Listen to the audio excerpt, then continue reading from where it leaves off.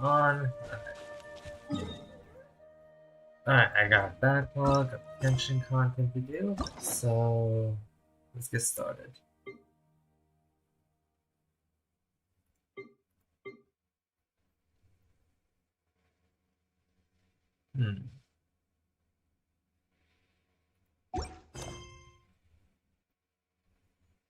No, sorry, no. Okay, I think we're doing the Nahita's quest first since it has a new boss.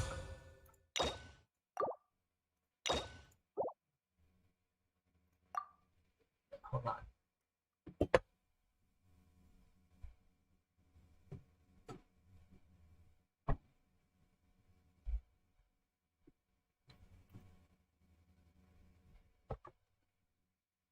Alright. Let's get started.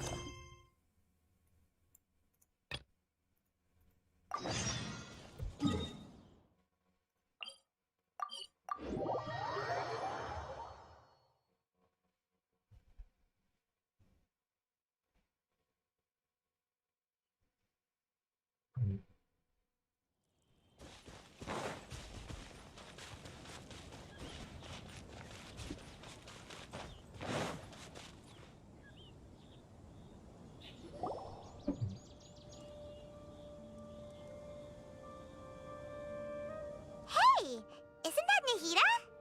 Nahida! Paimon didn't think we'd run into you here. Oh, hey there.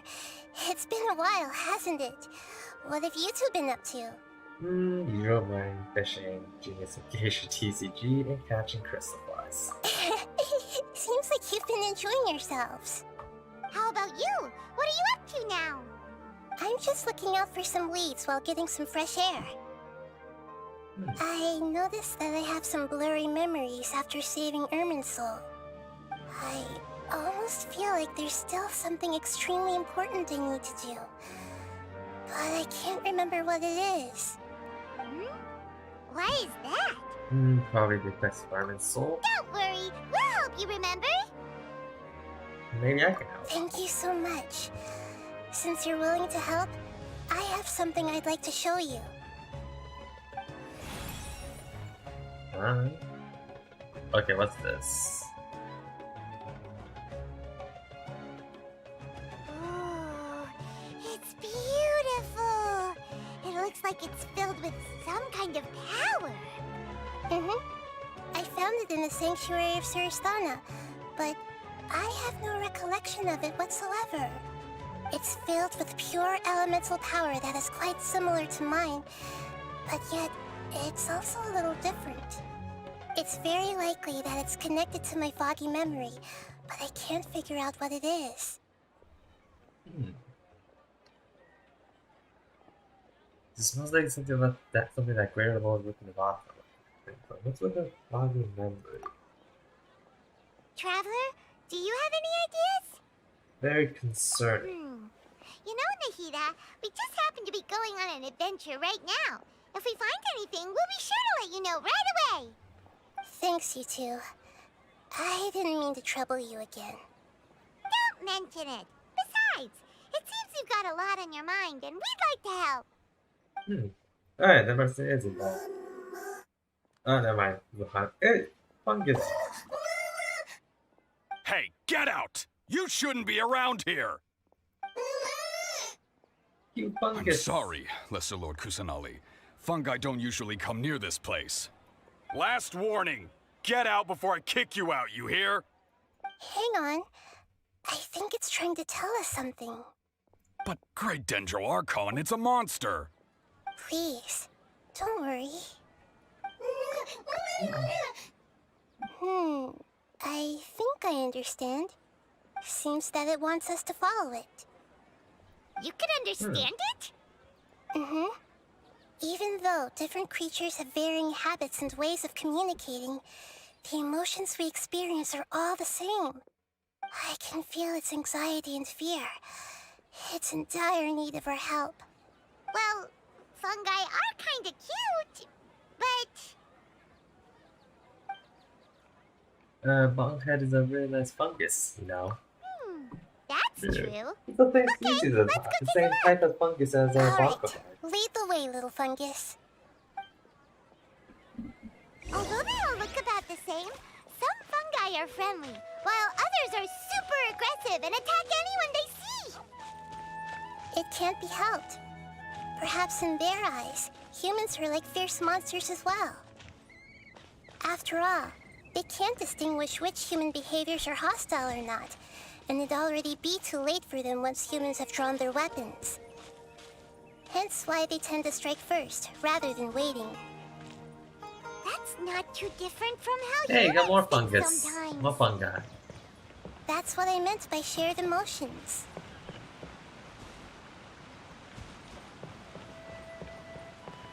The fungus okay?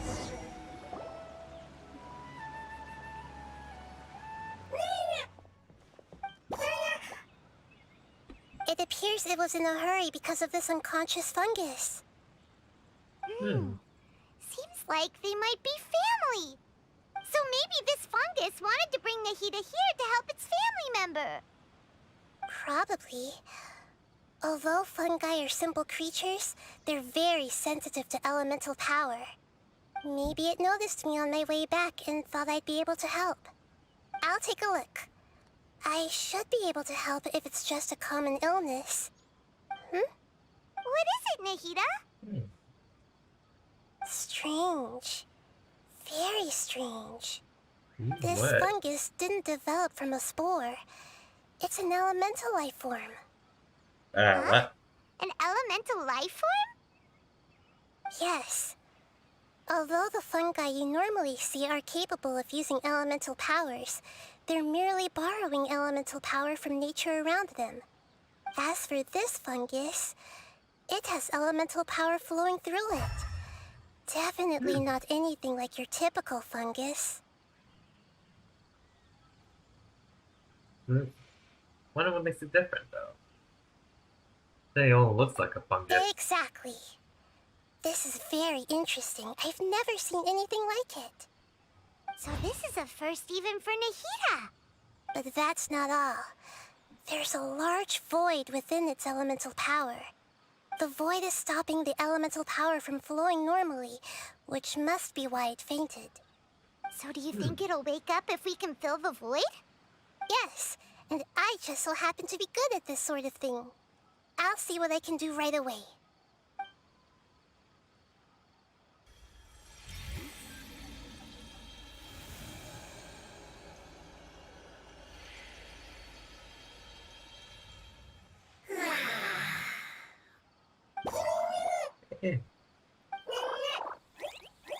My power was compatible.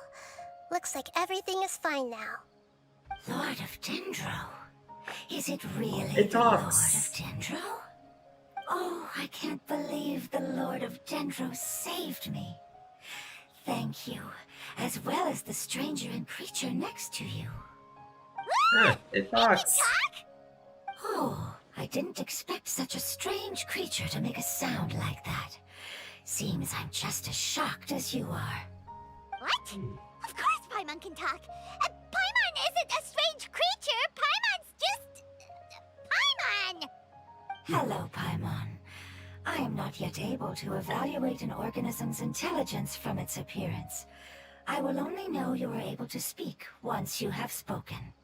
Oh, well, no need to take it seriously. It's no big deal. But does Paimon really look so dumb that people might think Paimon doesn't know how to talk? Yes.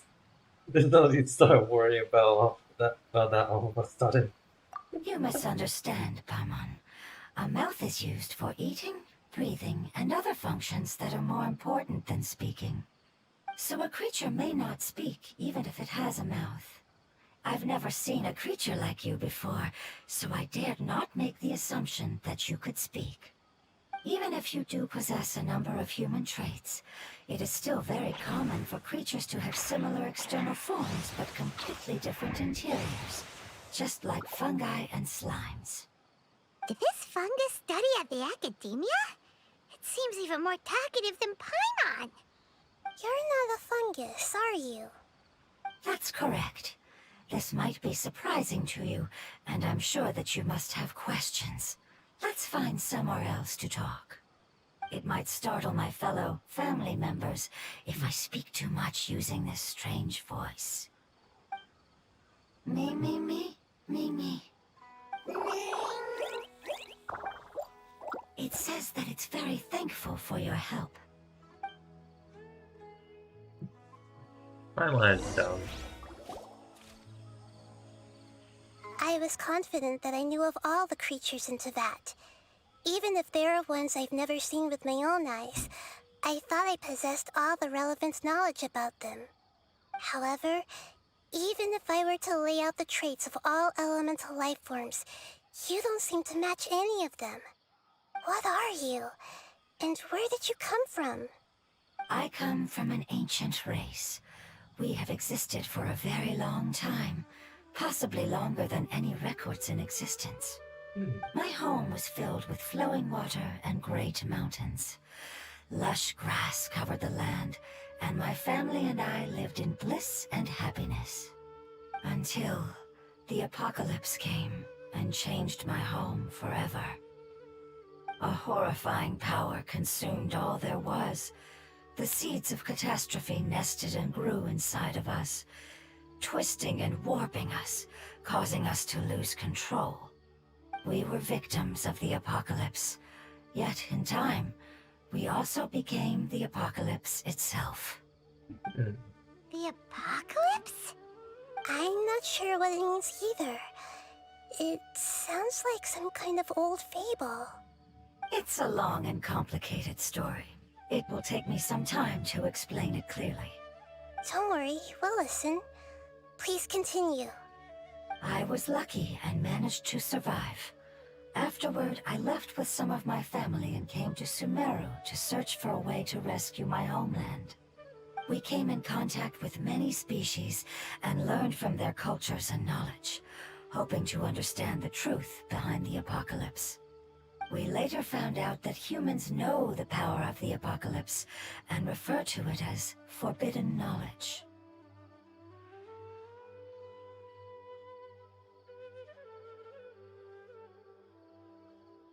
Forbidden knowledge. Your home was destroyed by forbidden knowledge?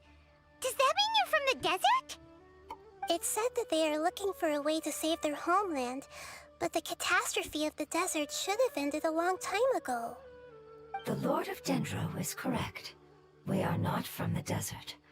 I would very much like to tell you the location of my homeland, but unfortunately, I've forgotten. That may sound a little odd, as it is very important to both me and my family. Yes, how could you forget? I am a life form that was contaminated by the apocalypse. A part of my knowledge and memory was taken away as the contamination inside of me was purged.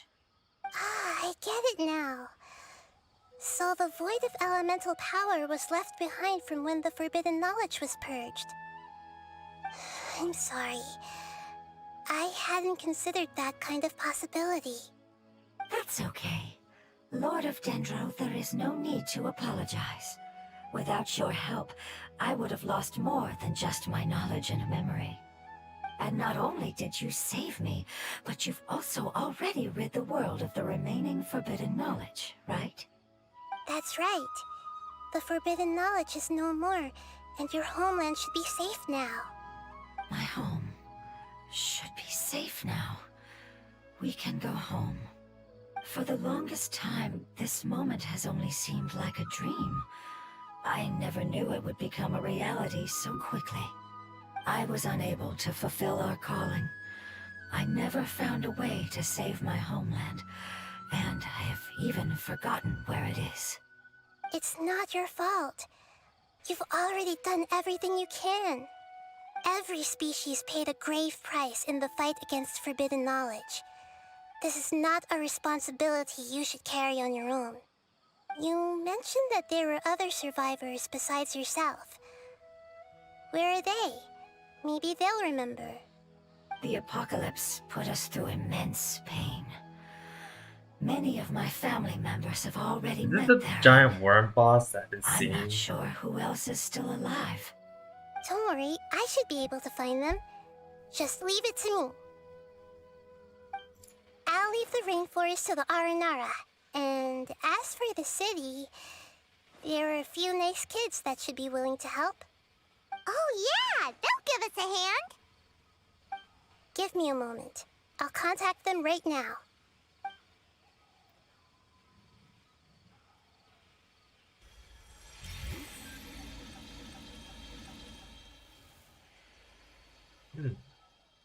That should do it.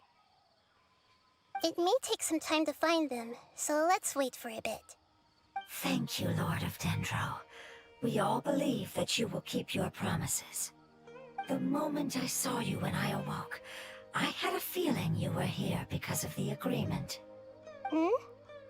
Agreement? You might not remember, but this is a prophecy that we deeply believe in. That the Lord of Dendro will bring us home once the catastrophe comes to an end. Ah, I see. I'm sorry. There are also some blurry segments in my memory as well. But I'm very concerned about your homeland. This is something I should help with. It's really no trouble to me at all. Would you all be willing to come with me somewhere as we wait? Yes. The more family members that can return home with me, the better. But didn't you say that you don't know where they are? Yes, but I know their end. I will explain it to you along the way.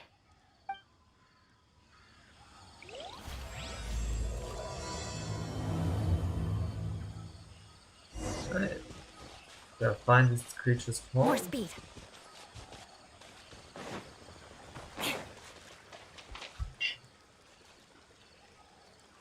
Beg for mercy.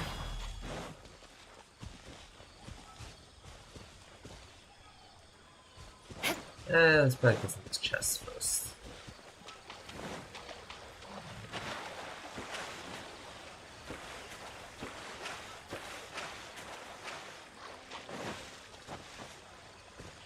Yeah, music.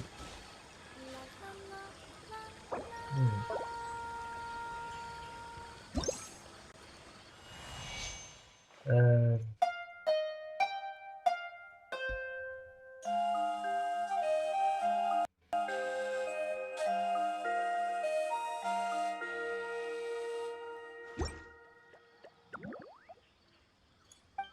back to the knockout.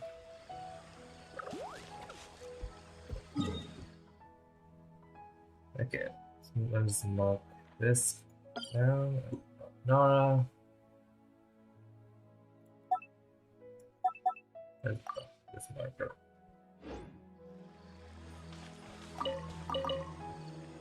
Hold on.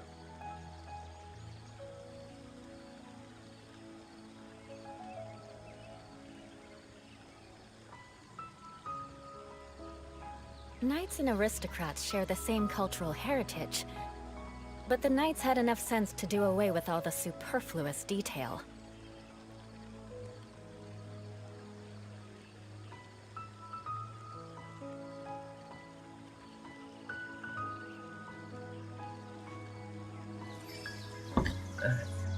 Got a chest here. Crush! To oblige! Dissipate! Obey! Where do you think you're going? You can't run! More speed. You want this? Shudder!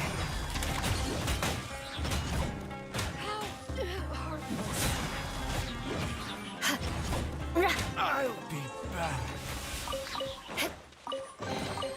I can put these to good Mark use. the chest here.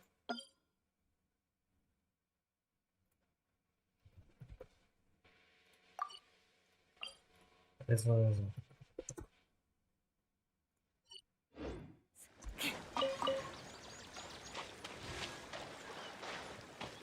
Okay. I really should get a Dendro team together. More speed. Fortunately, I don't have Nikita. But I see a challenge over there.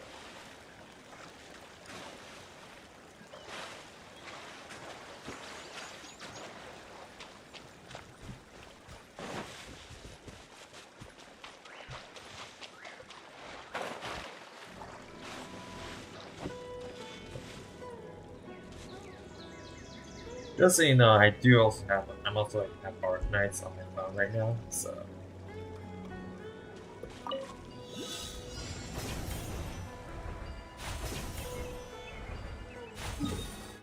So this.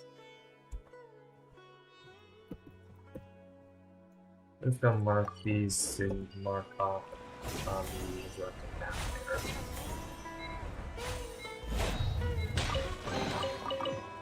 What do we have here?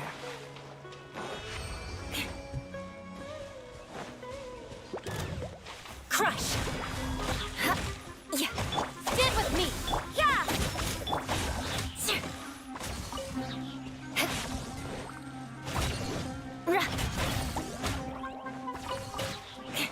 I should probably mark this one down as well. Time to scout.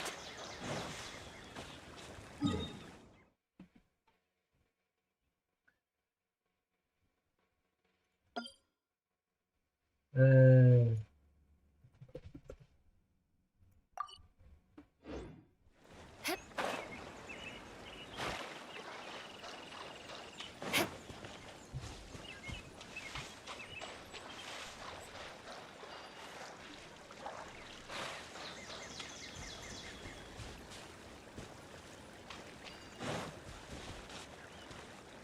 hmm.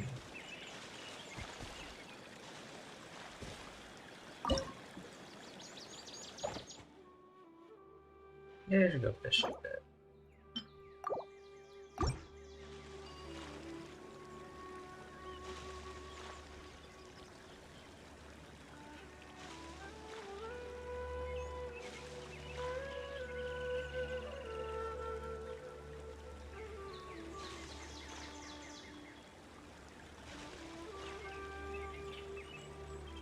Hmm.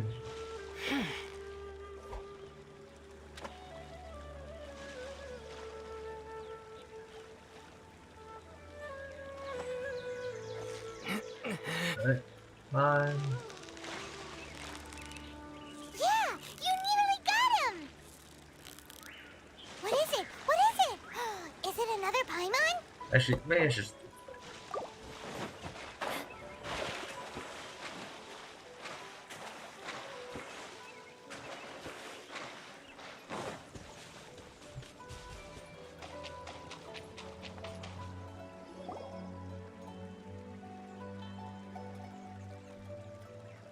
There's something that I'm very concerned about.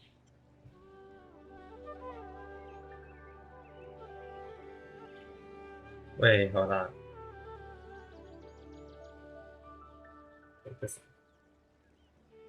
Oh, thank God, I got the fucking nights. Okay, there's something you heard about? Talking about your fuzzy man. Yes. I didn't mention it just now, but do you remember when I told you that the power in the crystal is very similar to mine, yet also different? The elemental yes. power inside the crystal is completely identical to that of the fungus. What? Hmm. The connection between the crystal and fungus. Exactly. The prophecy that it mentioned was probably an agreement that I made with an elemental life form that once represented its race. I had to deal with the forbidden knowledge to save their homeland.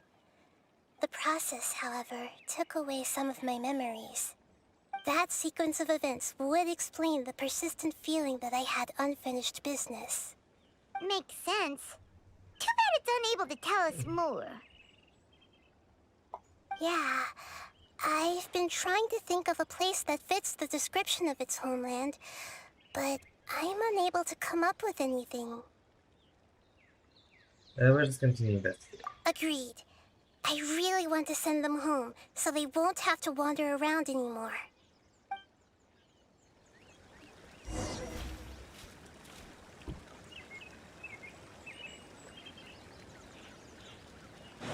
Just following it. The road here is a little rough. I'll lead the way. Don't worry, Paimon can handle any road. Ah! Enemies! You're up, traveler! Get some arrows.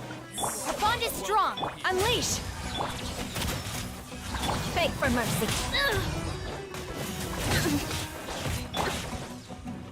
Do your master's bidding! Punishment!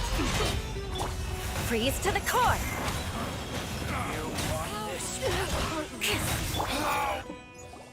Amazing.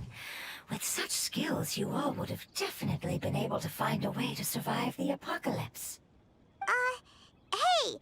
Paimon has been meaning to ask. You all didn't originally look like this, did you? No, Obviously, we didn't. no. The appearance of our kind will change according to the environment. After communicating with various living organisms in Sumeru, we discovered that fungi are the life form most adapted to live in these lands. Thus, we gradually took the form of fungi and became a part of their group. It's hard to believe that's even possible. The most important instinct any life form possesses is adapting to the environment. I don't think that should surprise you, Paimon. Your hand is shaped like that for a reason, so you are able to grip and use tools more easily. The reason why fungi absorb elemental power is to blend with the environment and fend off natural predators. We are dendro life forms, one of the most ancient life forms in this land. That is why we are so adaptable. So you mean, if Paimon wanted to, Paimon could change into a different form as well? Not as freely, I'm afraid. You would require a long time to make that happen. Although this is common sense to us, it is still extremely difficult to explain. Putting it as simply as possible, changing form requires energy, and energy comes with time. You cannot make a sprout grow into a giant tree instantly, nor can you force a tree to bear fruit overnight. I see. Humans have a term for this. It's called growth. Ah, you're so smart, Nahida! Paimon gets it now!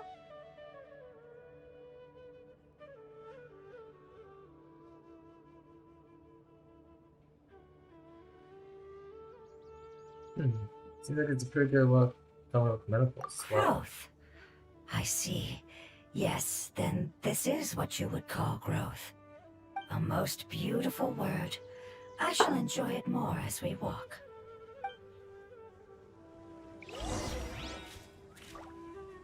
How much farther is it? We're about halfway there.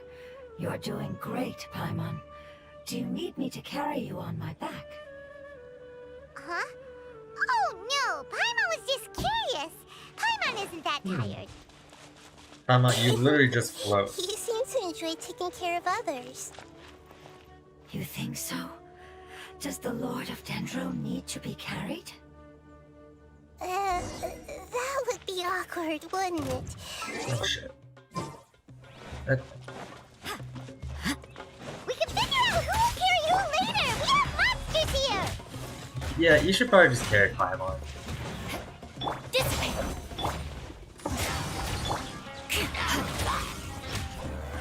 So, Rugadalata made a deal with these people. These people had to complete their land with knowledge. I Like the think fungus we may and have a different understanding of carrying someone. No matter whether it's tired or not, my child is always happy when I put it on my back and give it a ride. Child? You mean the fungi we ran into earlier? Yes, one was my friend, and the other was my child. Why can't your kid speak? Because it's just a fungus.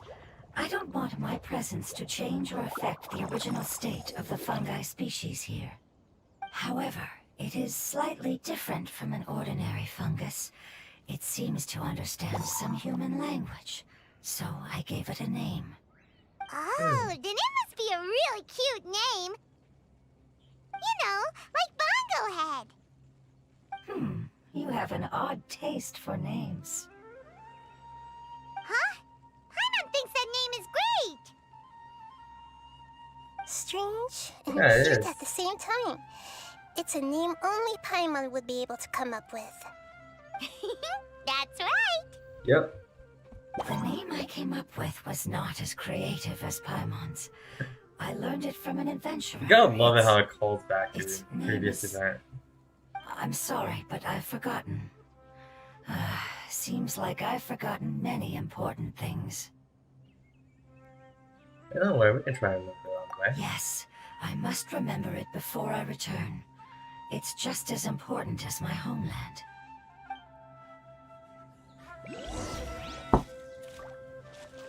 Where are we going? Yes, this way.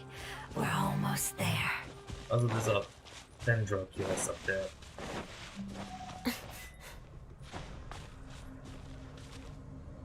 I forgot.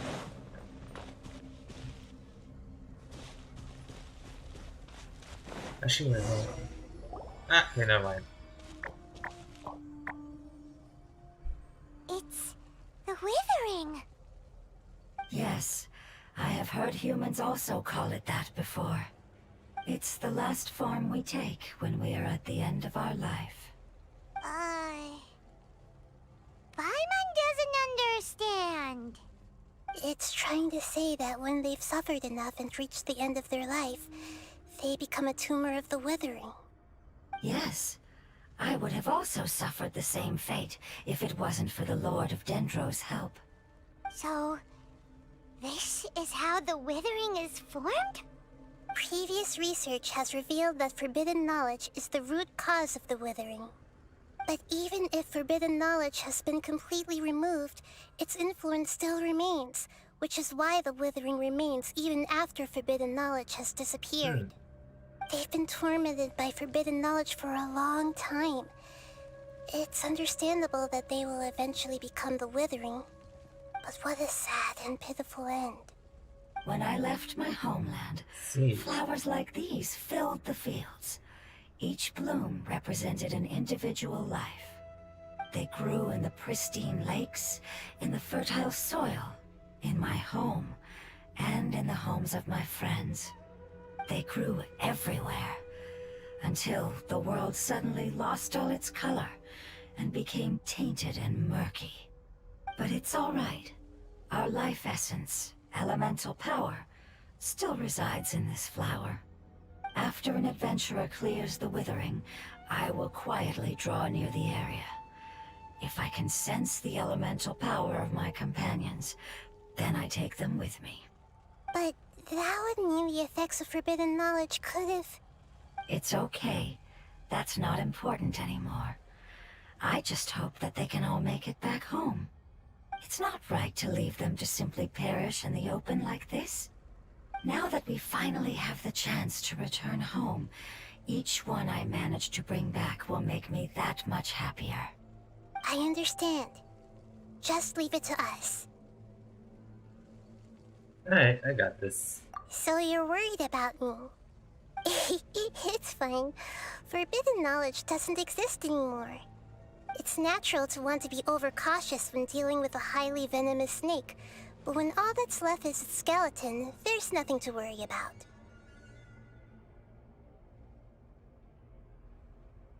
Yeah, I'd say so. Paimon doesn't get what you two are talking about, but we're all ready to go now, right? Then let's do this! We've dealt with the Withering countless times already!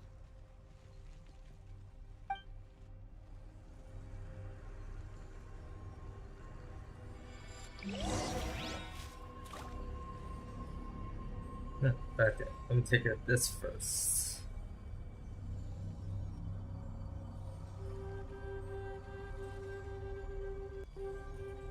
Alright. Okay, seems like maybe that Dendroculus might be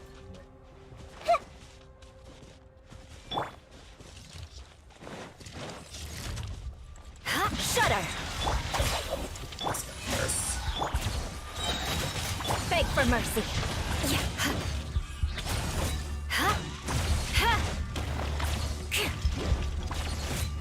Shudder!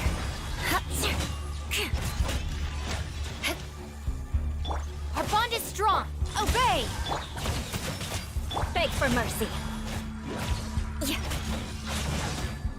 Shit. I condemn you. Alright. More speed. Now, finding things. This.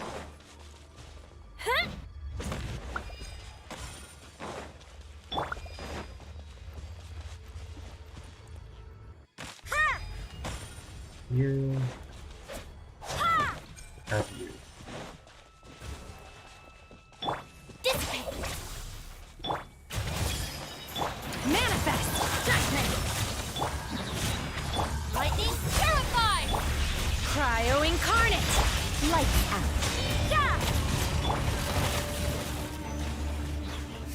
And let's take care of this.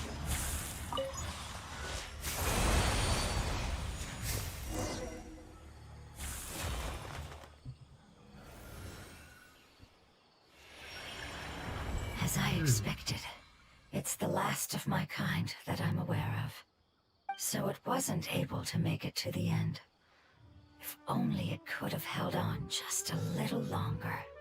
I hope that you will be free of this pain after returning home. Just thinking about how many elemental life forms have turned into tumors of the withering makes Paimon sad. It's okay. As long as elemental power still exists, then we will still be around. An external form is but a gift of time. Through growth comes change, and even abandonment of previous forms. However, our true nature is not so easily affected. It wouldn't have come to this if we were able to cure them earlier. But I will cure all of them. Even if it's just for the sake of the rainforest and all the life forms that live in it. Thank you, Lord of Dendro. It was a wise choice for us to place our trust in you and wait. Hold on. I think I got something.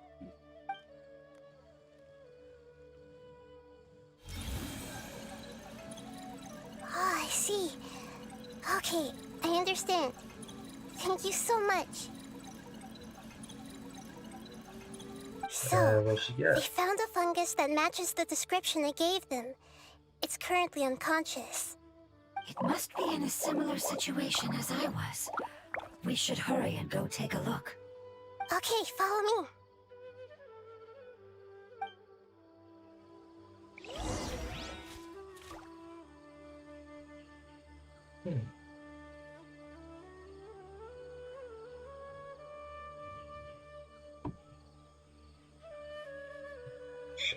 Shit.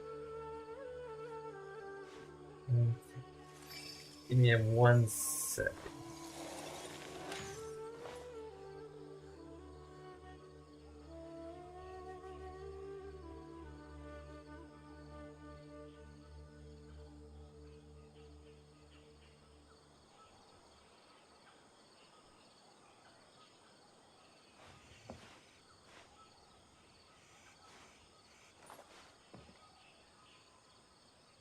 Oh, crap, he just gone.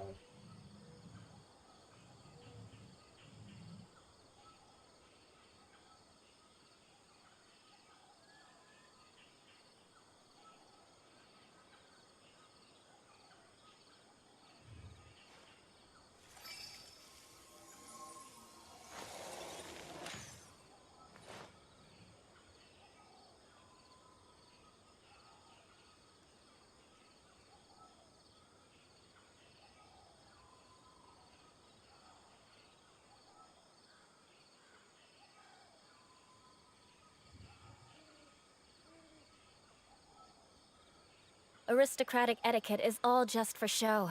Just smile and nod along. I was forced to learn all of the rules by heart, but even I don't take them that seriously. Come on.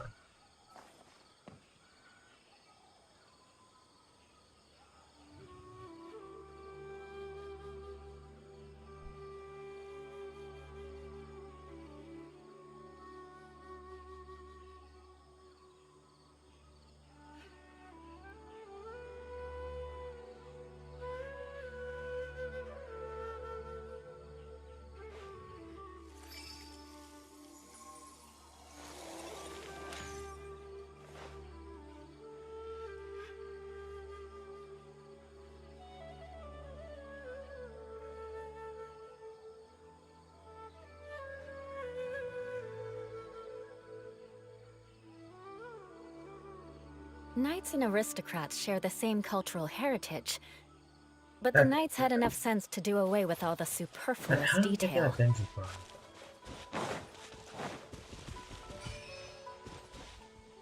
That just something.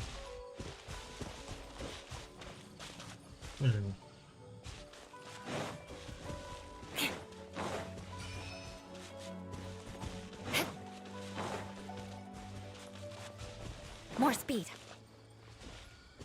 Yeah, I have no idea. Let's mark this area. And mark puzzle.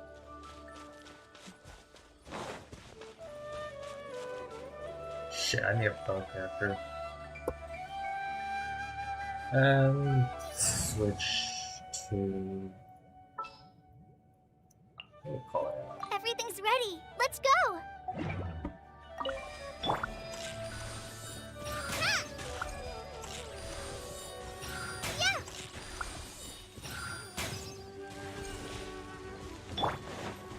Shudder! More speed.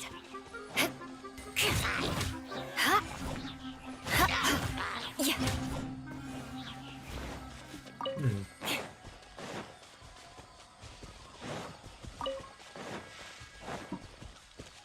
So maybe there's an order for it?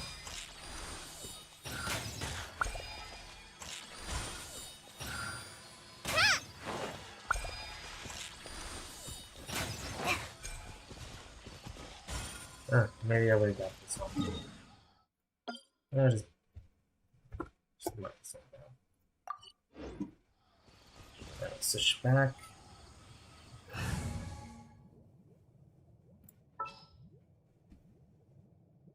Shinha. Understood. Back. Now go up here.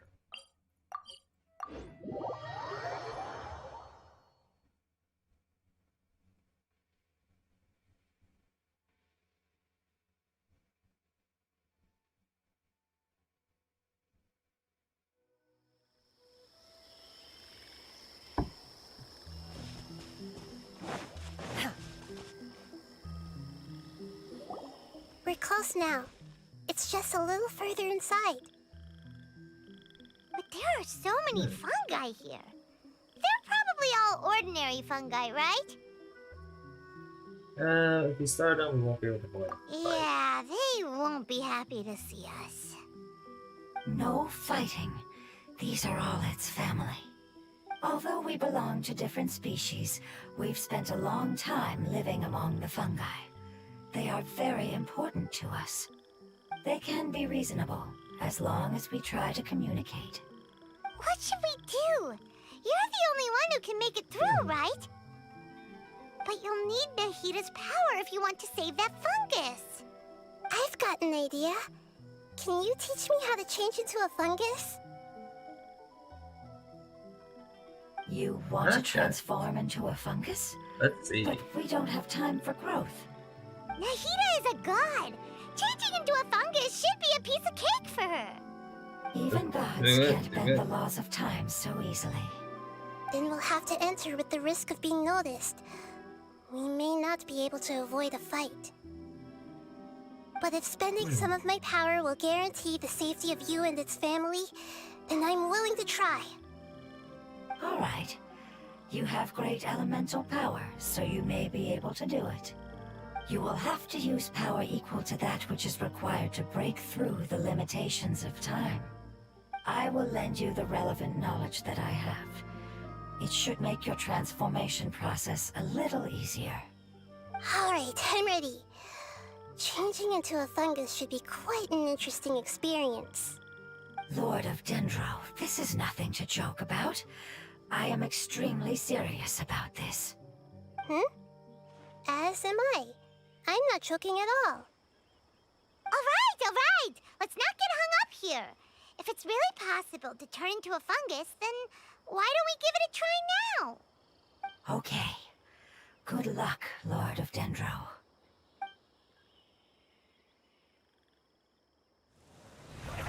Hey, she did it! Wow, you really turned into a fungus.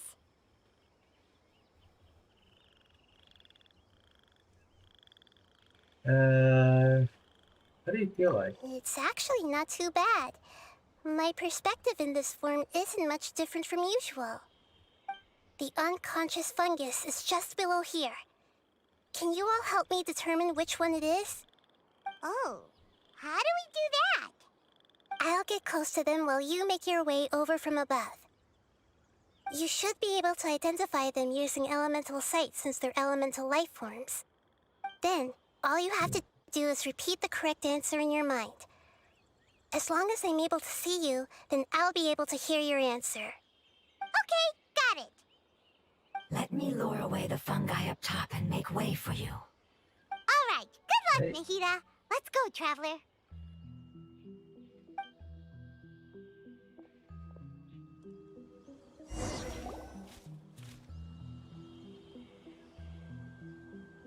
Let's see. Oh, we're controlling the fungus.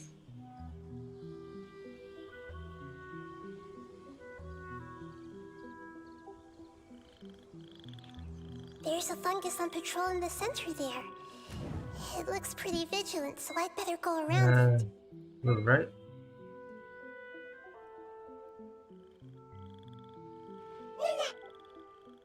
Why is it reacting like that? Uh-oh, the fungus on patrol noticed me.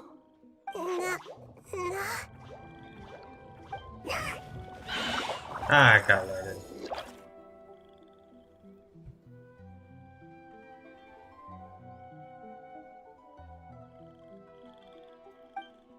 Let's try that again.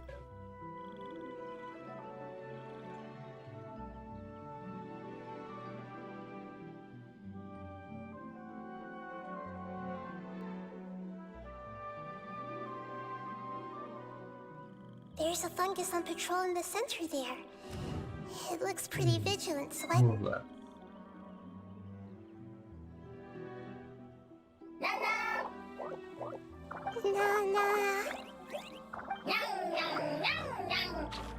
Nah.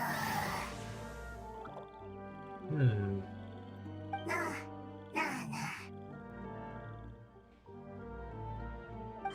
It seems they didn't notice me. It seems that fungus won't be moving for the moment. I should hurry and make my way through.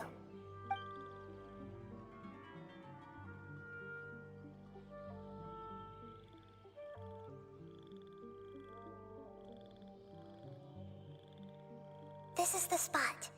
There are several fungi here.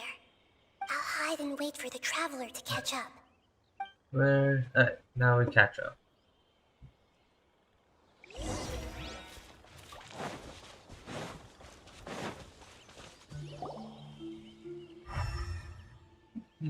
Let's see. Here. Ah, so this is the one. Alright. Understood.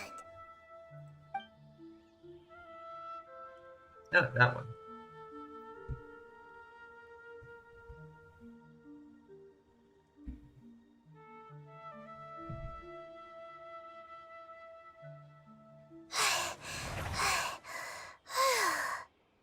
Nahida, what's wrong?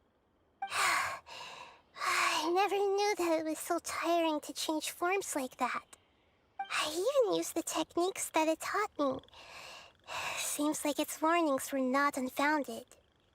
The power of time accumulates slowly and goes unnoticed. A great price is to be paid if you wish to perform drastic changes instantly. Thank you for everything you've done. All seems to have gone according to plan. Now, we simply wait for it to wake up. Who Got it. Are you? I apologize. Language is not easy. Need a long time. It's okay, I have good news. Let me explain it to you the fungi way. Well, later. Apocalypse ended? Go home now? Yes, unfortunately, I've forgotten where home is. I was hoping you still remembered. I remember. Really? That's great! Home, Dendro Dragon.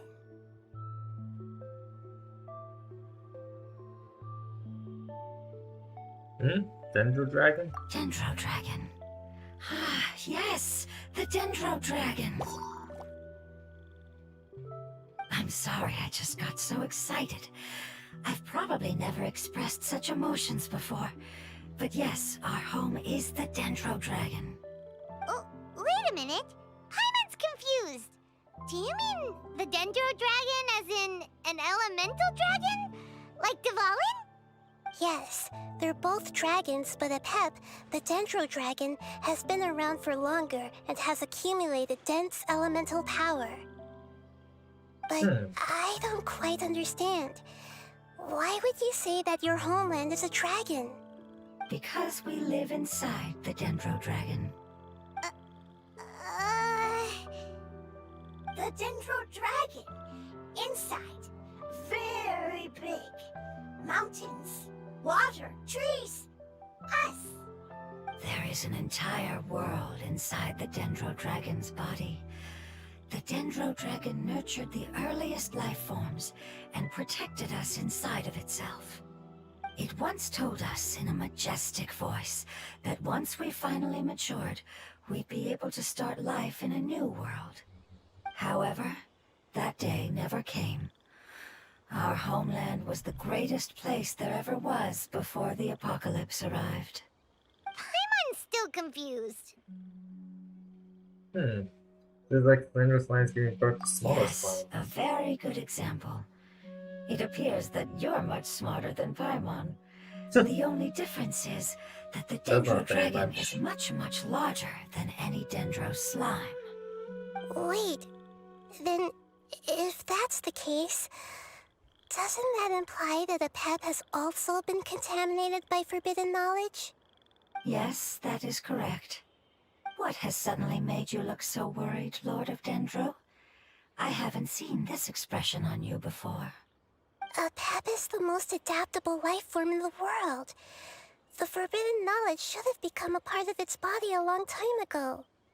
Which means that if all the forbidden knowledge has been eliminated, Apep then is a gone big too. void will also form inside the never mind. dragon. I'm afraid so. Its body and soul have probably been in terrible shape for some time now. No wonder I haven't seen Apep for so long. But how did it get contaminated? Was it due to the destruction of King Deshret's civilization? But anyway, Apep disappeared and has been gone ever since that time.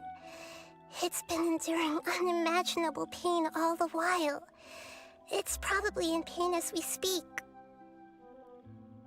Being the Dendro Dragon is an important thing to do. Yes! How could I have forgotten? If the Dendro Dragon fails to hang on, the elemental power inside it will no longer be able to maintain its form and will all be dispersed. Dendro elemental power of that concentration will cause the rainforest to overgrow. Giant trees will completely block out the sun. Plants and humans will fight over oxygen. Sumeru will no longer be suitable for sustaining life.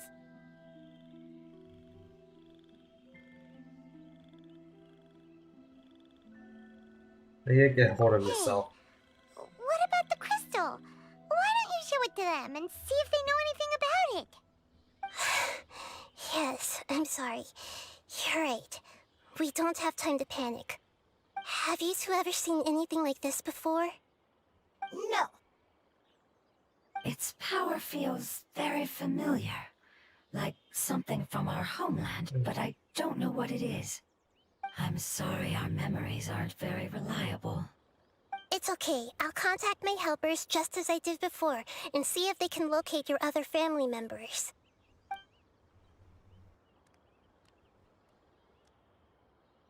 I'm counting on you all. Yes. Your info is crucial to us now.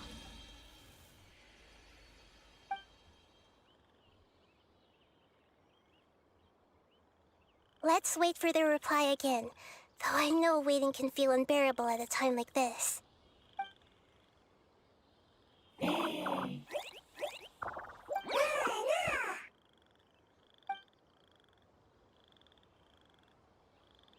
Thank you. Family bringing fruit. I explain to them that you aren't hostile. After seeing you save it, its family is very grateful to you. Go home. Leave. Hard decision. Don't know. They are weak. I worry. If waiting, then I hope. Don't worry. I understand what you are trying to say. Family is very important to us, no matter when we were actually family. It has done a lot to protect this territory and can't help but worry now that it's about to leave. Can you do one last thing for it while we wait? Of course, I can relate to how it's feeling. I need to organize my thoughts as well. Thank you. Thank you. Tend soil. Food. Don't like plant invasion. There are two things that it wants you to do. One is to look after the land that the food is grown in, and the other is to drive away the plants that are trying to invade the area. Soil. There. First. Seed. Here. Paimon understood that. No need to translate. We'll take care of it right away. Eh? Juicy. Yeah. Yeah. More speed.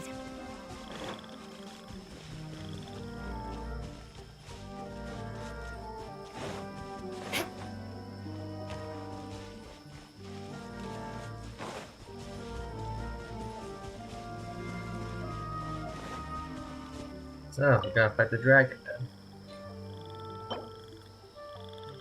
So that's you. Water. The hydro character.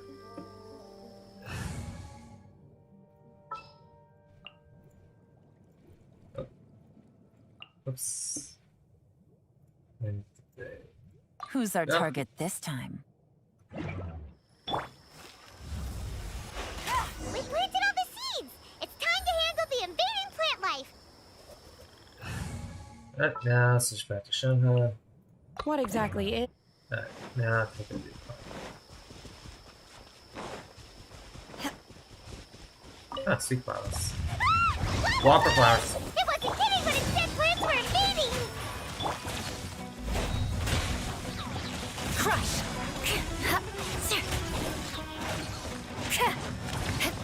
Shudder! Up. You can't run! Crush! Our bond is strong!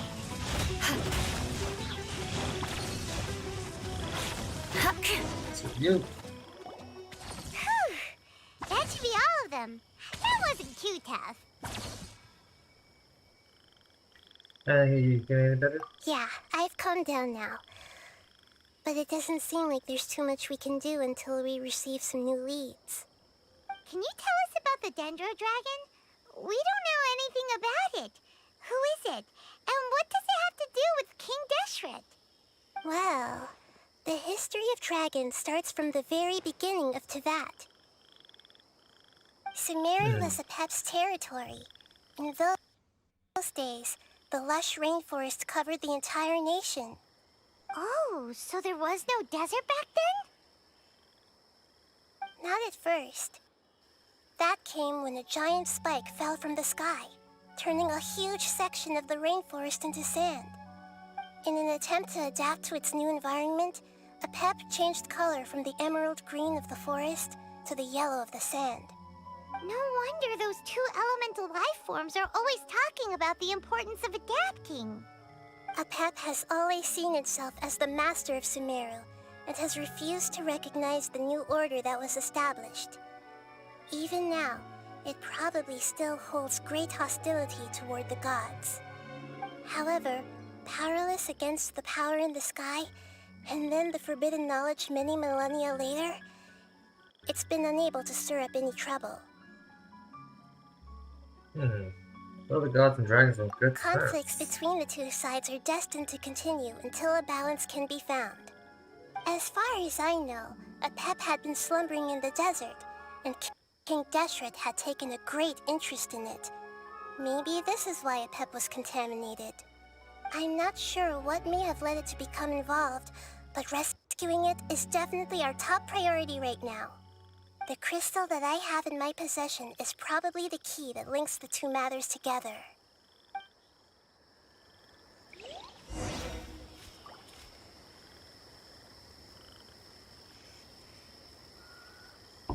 Okay. More speed.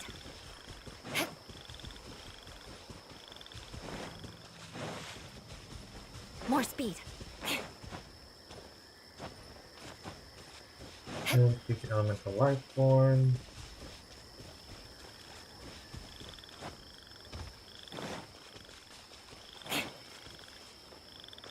There you go. And the mushrooms brought back Lord through. of Dendro. Family happy. You really like them, don't you? Family like. Do you not like your family? That's not what Paimon meant. It's just that you guys aren't actually the same species. Does that matter? Family likes me. Yeah, family is what you make of it. Family. Paimon doesn't quite understand. What it's trying to say is that as long as family members get along well, then nothing else matters. You place importance on appearances, but we do not. We find the experiences, knowledge, and connections we've made to be more important. These are all things that are more reliable than mere external appearances. These are the fruits of time, and the essence of what it means to grow. Oh, Paimon gets it now. Looks can always change, so what's inside of us is more important.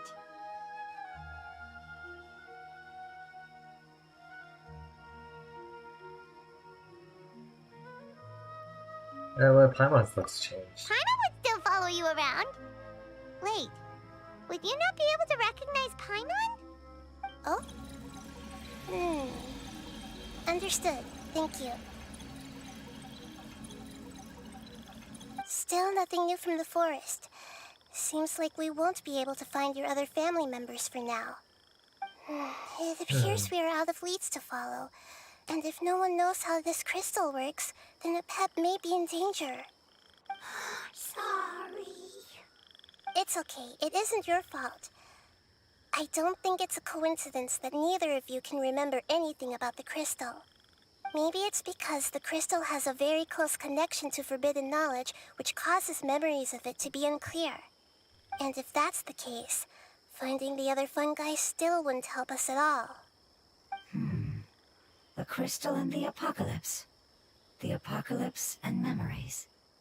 Lord of Dendro, do you still remember the prophecy? I do. What about it? The prophecy is a story that connects events of the past and the future. A family member once said that the apocalypse is a part of us, and that there is value in preserving it. The rest of the family did not approve of its opinion at the time, so it left. Preserving the apocalypse? Do you mean that there's still some that hasn't been eliminated? That's not very likely. The power of Irminsul covers every inch of the land. Did the prophecy say where that family member went? To the limitless depths east of Sumeru, a murky place that no one can return from. Yeah, that must be the chasm, right? But what is it doing there? It's impossible to preserve forbidden knowledge, but what if it can be converted to a different form? I'm sorry if I'm suddenly not making any sense. However, I do think it's possible. Follow me. I'll explain it once we find that elemental life form.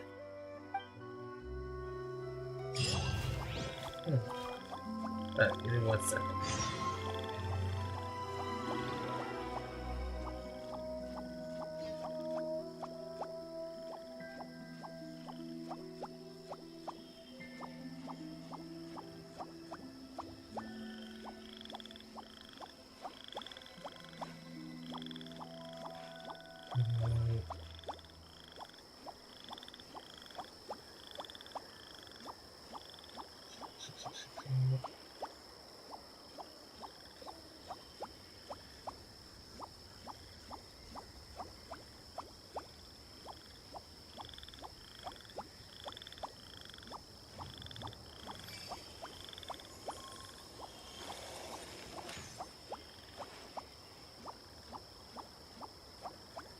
Give me 1 minute. I'm thinking of something first.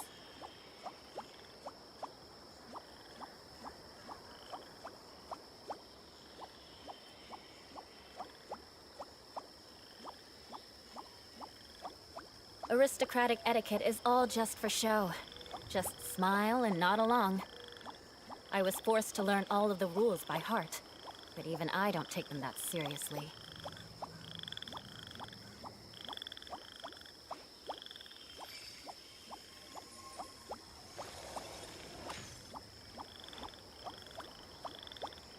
Ah, shit.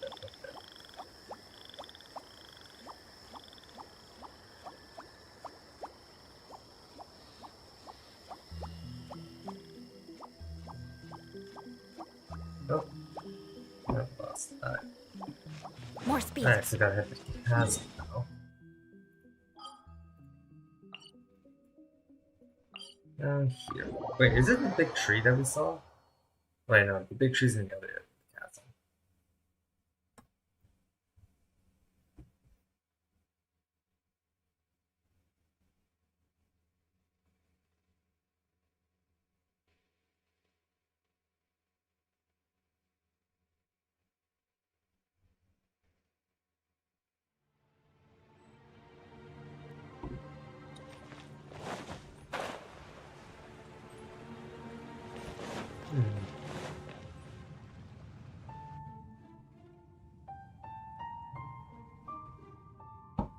So that elemental life form came all the way here on its own and spent a long time by itself? Wouldn't it already have become the Withering like the others?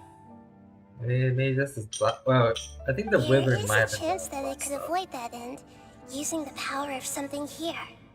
I'm referring to pillar. what was used to fight against the Abyss. It once repaired the rifts of Tevat long ago. It has the ability to purify and stabilize powers that shouldn't exist in Tevat. Forbidden knowledge that its light has shone upon is kept here forever in a different form. The oozing Yep. filth. It's just like soap bubbles that rise to the water surface. Another strange metaphor, but Paimon somehow gets this one. What the Lord of Dendro means is that the apocalypse was altered by the power of the giant spike and hidden within the oozing filth. Yes, and it shouldn't be far from here. Let's go and take a look.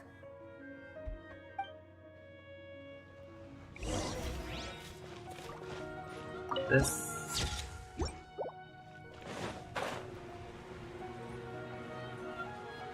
So maybe it's using the pillar to. Using the pillar? Okay, is there a way to teleport fire?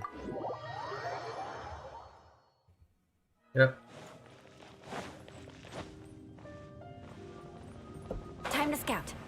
There it is. Got some ripped hounds down there too.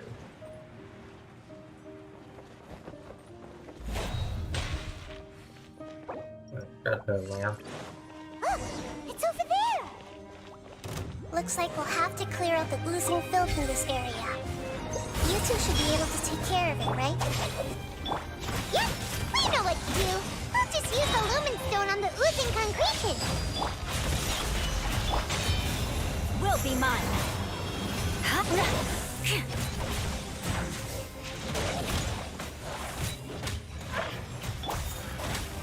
Oh, Oh, No, we no, sure. finally managed to rescue it. It should be the life form from the prophecy. That light. Wait, something dark is coming out. Something's not right! back up. What's going on? Didn't Nahida say it was purified? Maybe it's because such a long amount of time has passed. Although the power of the oozing filth is more stable than that of the apocalypse, it is still a form of dangerous power. It might have lost its mind after being soaked in it for such a long time. Oh no! But we still have tons of questions we need to ask. I should be able to purge it with my elemental power. This is definitely connected to forbidden But knowledge. this is our only chance. I said no, I need it. Can't go through that. Traveler, Sorry, I got a little anxious. It's okay.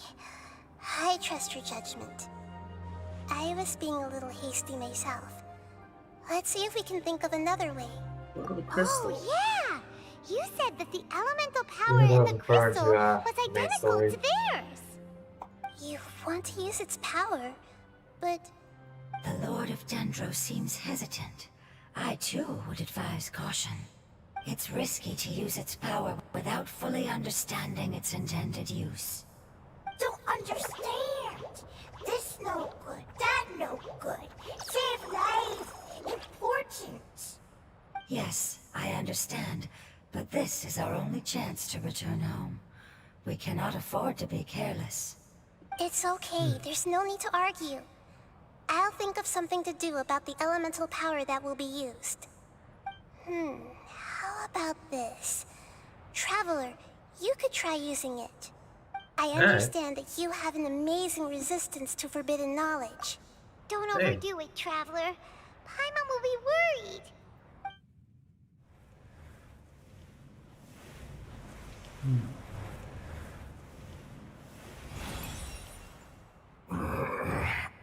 Hey, it worked.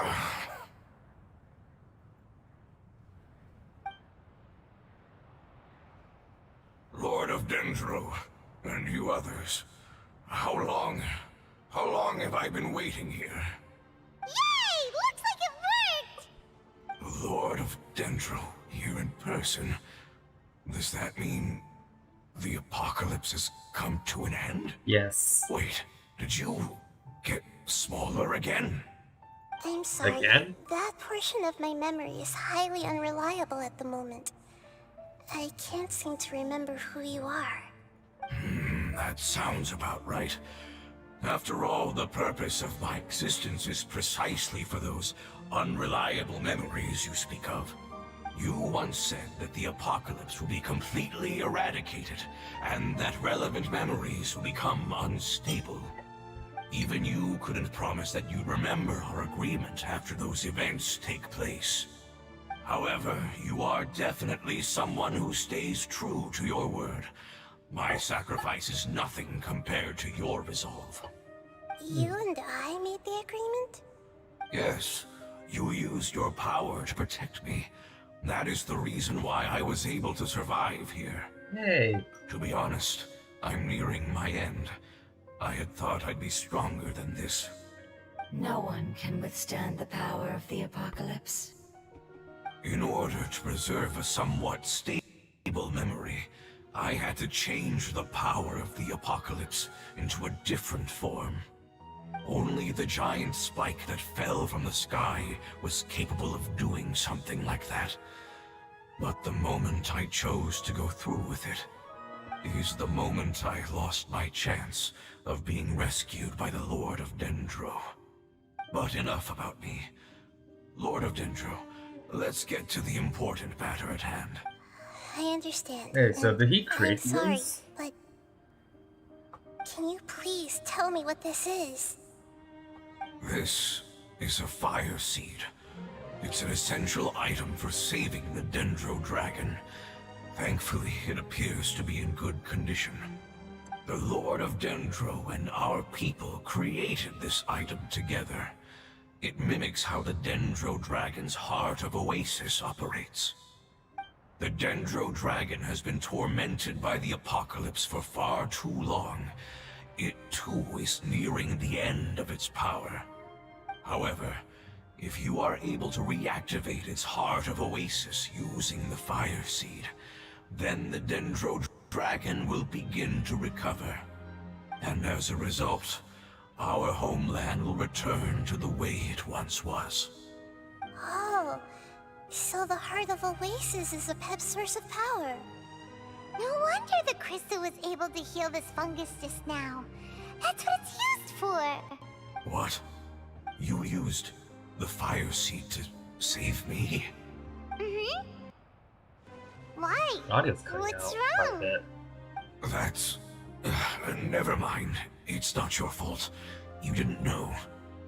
The fire seed contains a high concentration of elemental power inside of it. It's very powerful, yet fragile at the same time. It is not stable in its current form. To prevent any accidents, please don't use it again.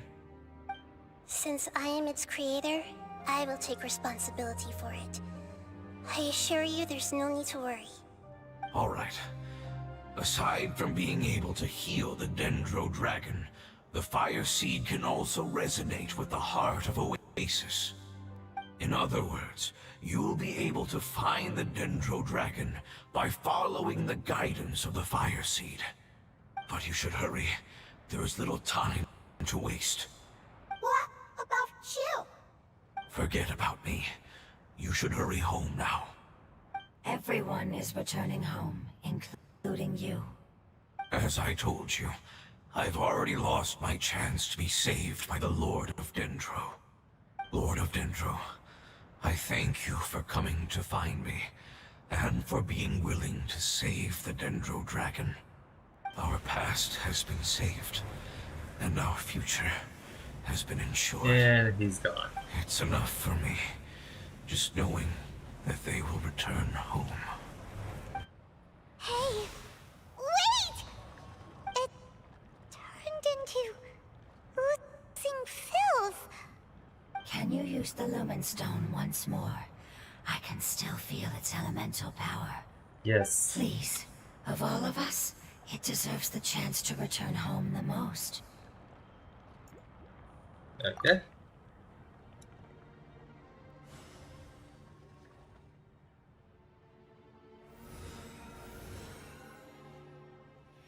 Oh, I managed to get its essence. This is a small ball of light that it left behind. I can feel it. I can feel its knowledge and emotions. It has all returned to its original elemental form and is becoming one with the other family members. Do not be sad, my friends. Its wish has come true, and it's very happy right now. Because its external form doesn't matter, right? Yes, because our external form does not matter, and our home has been saved. There is nothing more important than being together with family. Let's go! Let's go. Home.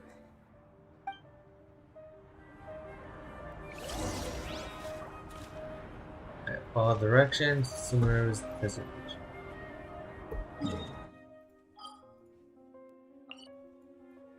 Where do we need to go? Yeah, I have no idea. Explore that area.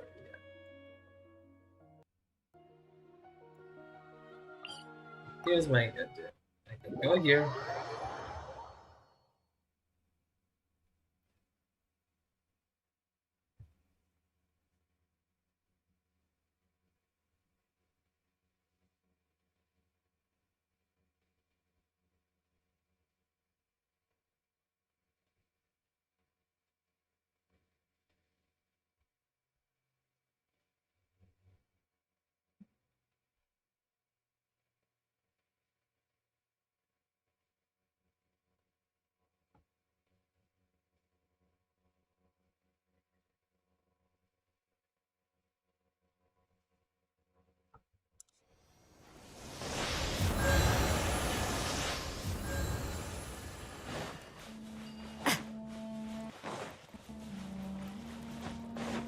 Getting a lot of audio cuts.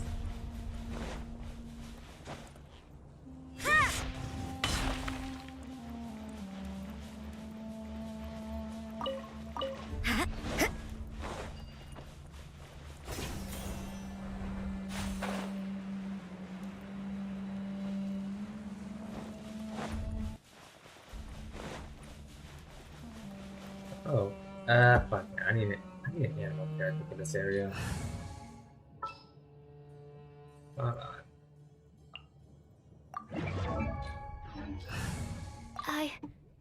I can do it.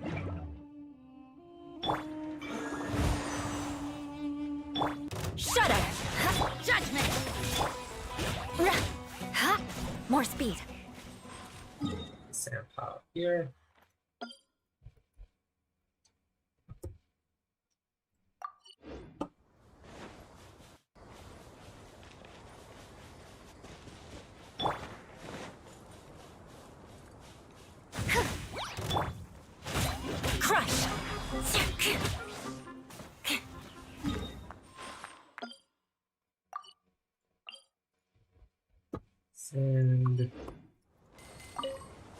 And chest over there.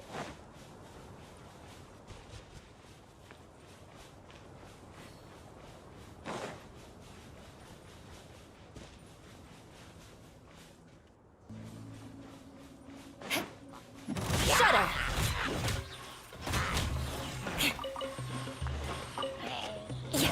Beg for mercy. More speed.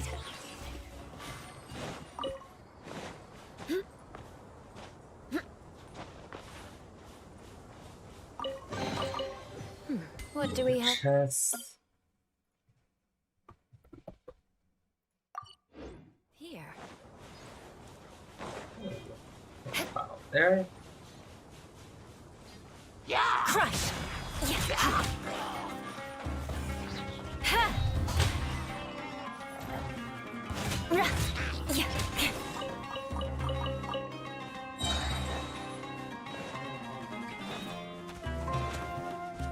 Shudder!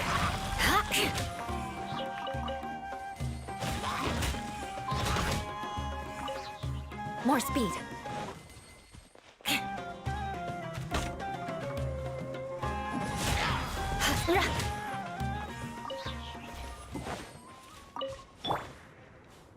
Sample. That's a lot.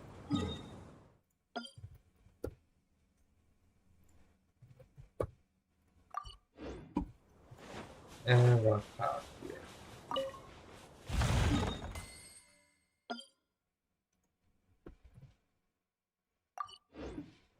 More speed.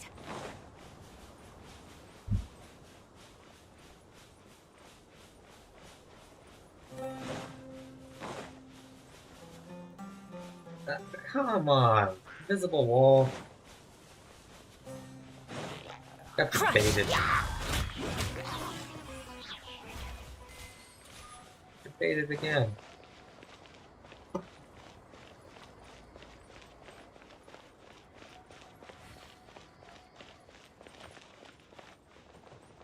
All of that's just for a common chest. At least. Good luck doesn't discriminate by clan.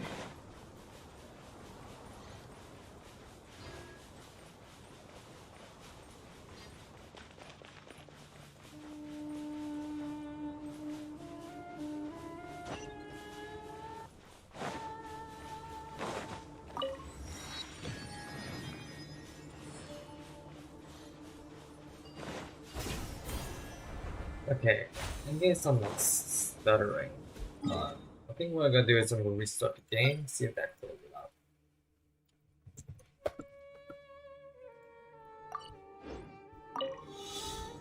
Where's the other this?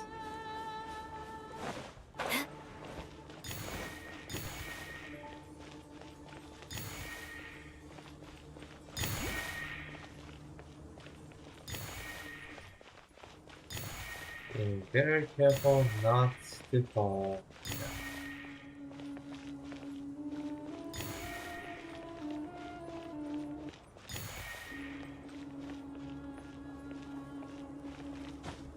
Go.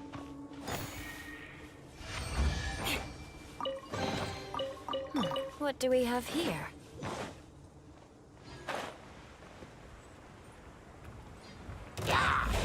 Beg for mercy.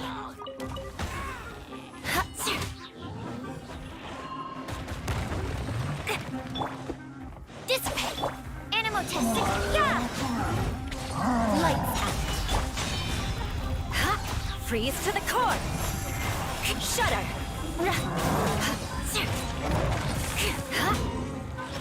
Rack and ruin.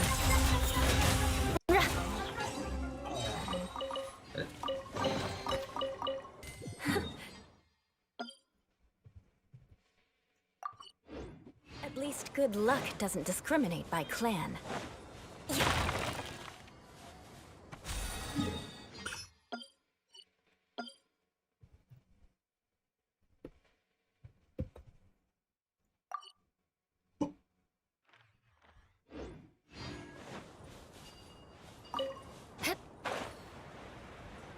That's been another chest over there.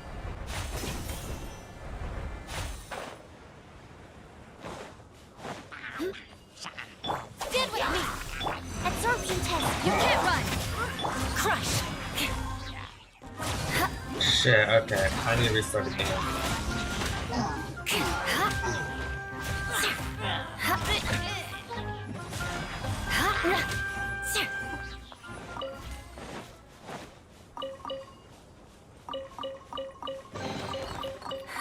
At least good luck doesn't Right, chest. discriminate by clan. Okay. Good.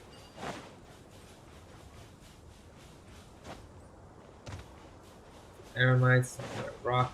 Time to scout. Our bond is strong! Judgment! Shudder!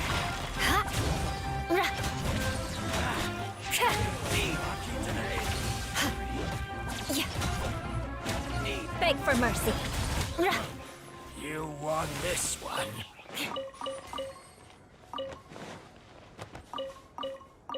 More speed.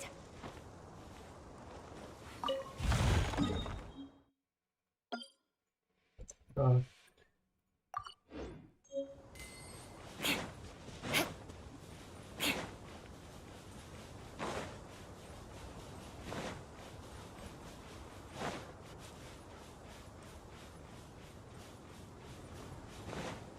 More speed.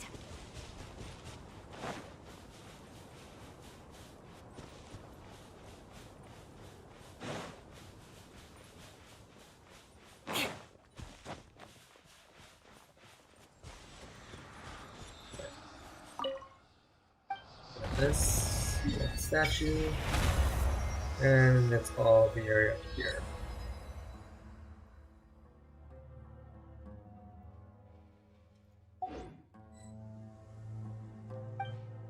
Oh shit. Awkward.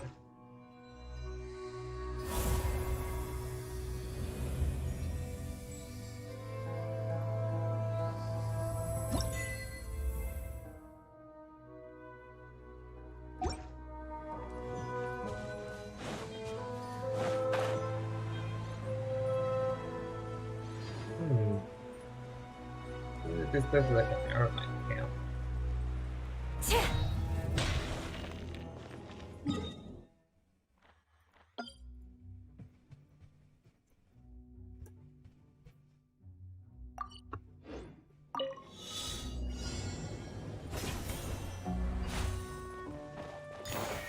More speed.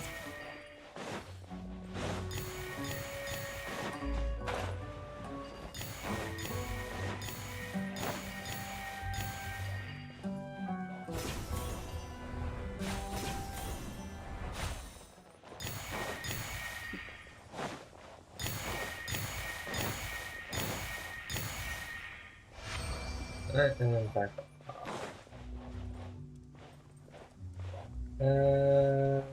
Jump here. Yeah, there you go. Should be a bit good. What do we have here?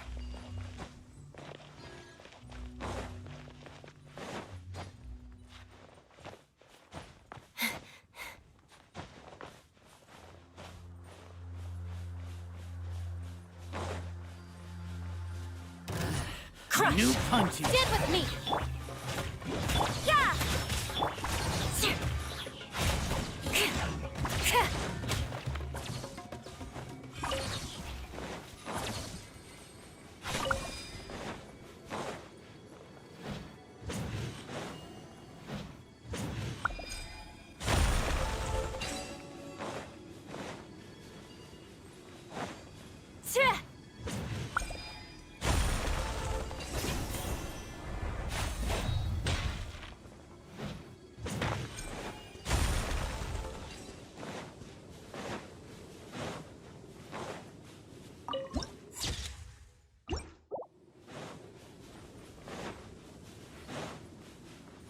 More speed.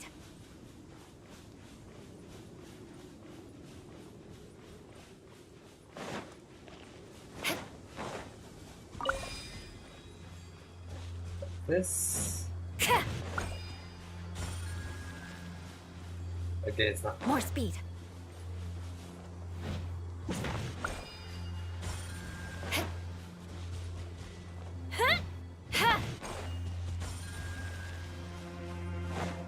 And grab another. And bird.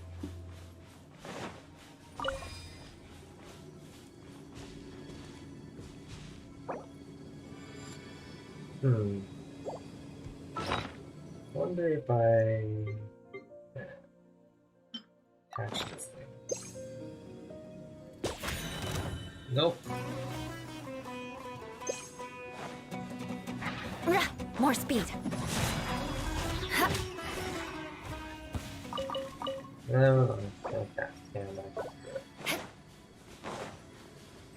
More speed.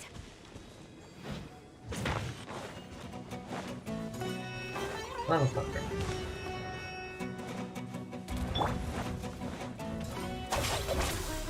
Stand clear. Judgment. Shudder. Touche. Punishment. I'll settle this. Crush.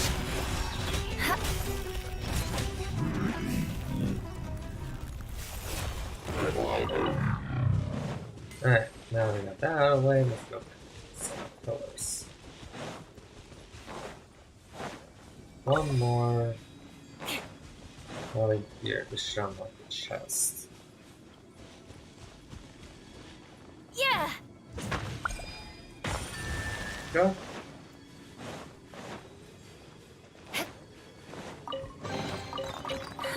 At least good luck doesn't.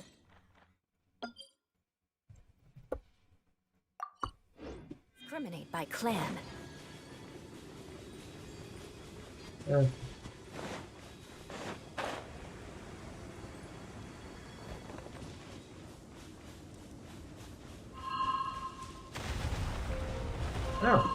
pep. Must be a pep with its tail. This thing. Our bond is strong. Yeah.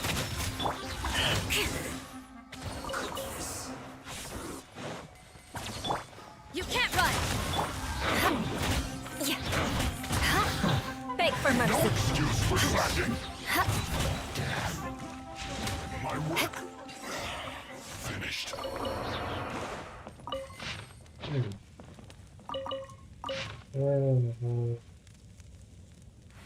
Okay.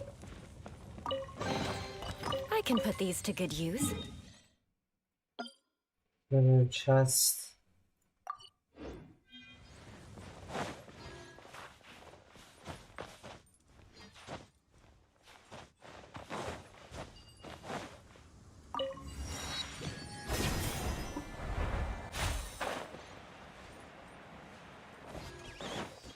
What is this one? When the sequence of ancient characters will find a corresponding location, using path changes the display characters to make two groups of characters the exact same.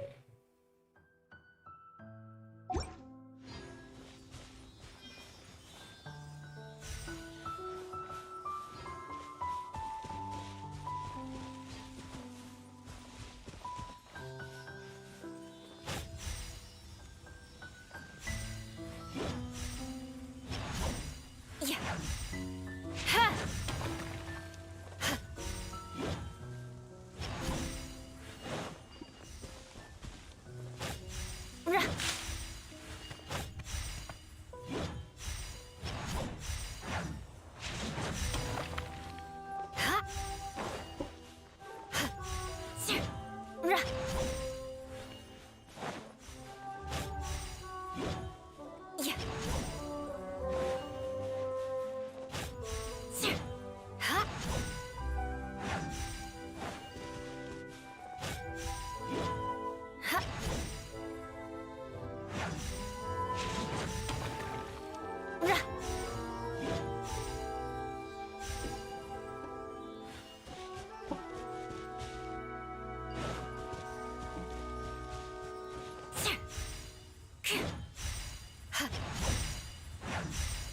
Similarly, Wave.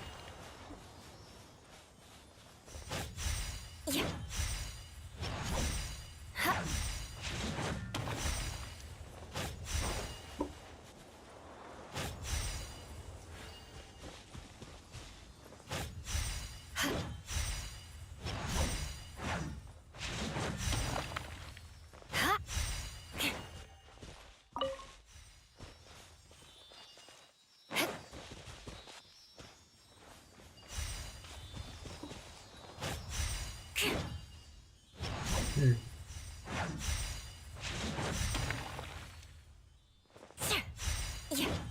One, two, three.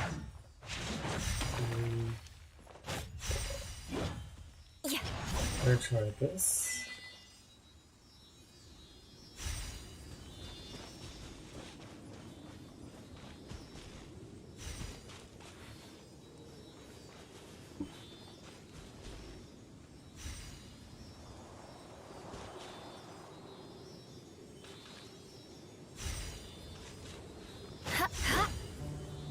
It changes back one.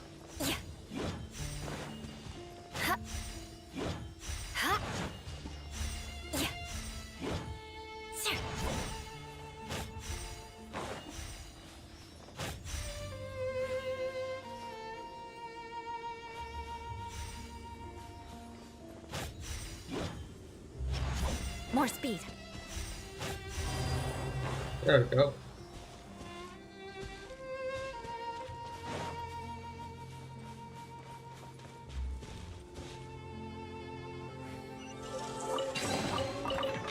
What do we have here?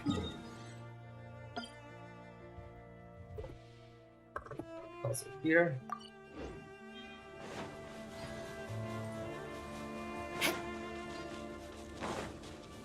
More speed.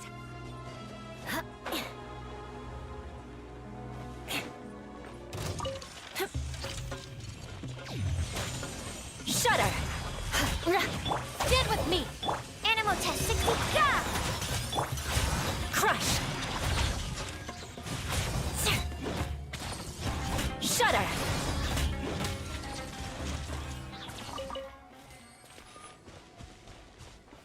I think there's something down there. Grab this first. I need pyro for this one.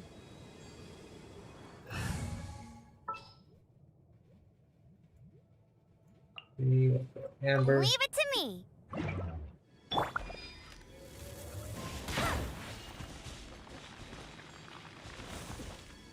Alright, switch back.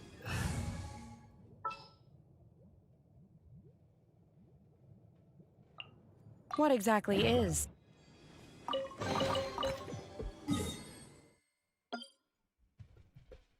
Chest here.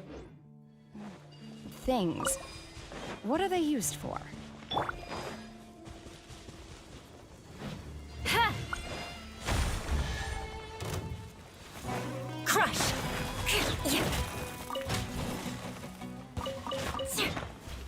Stones. Chunks and down here.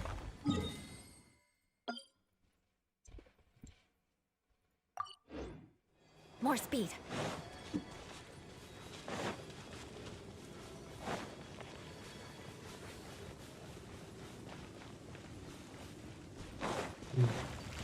Shudder!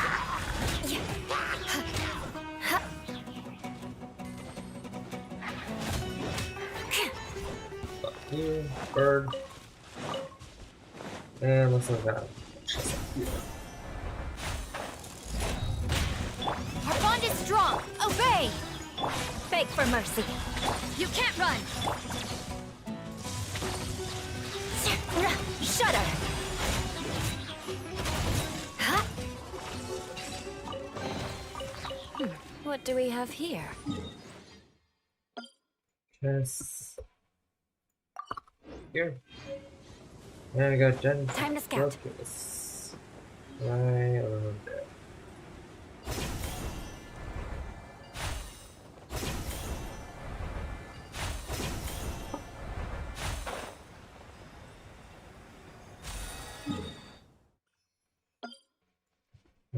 Focus.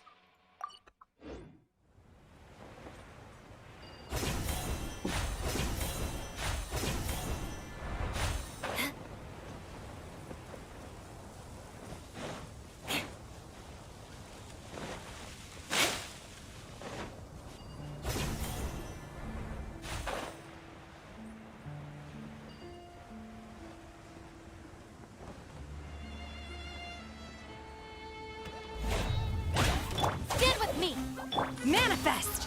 Judgment! Yeah. Rah. Ha. Yeah. Ha. Rah. More speed. Crush!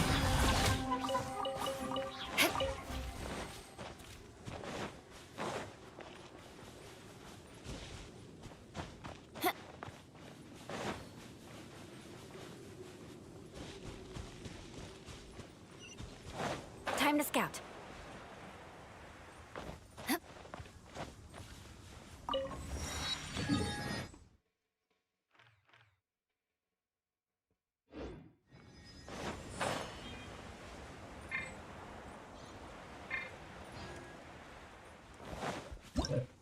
Where the guy was. Anyway, here's the sense where I'm going with this bit. Okay, so I guess that's gonna be there for like the entire. There's not really play the same storm then.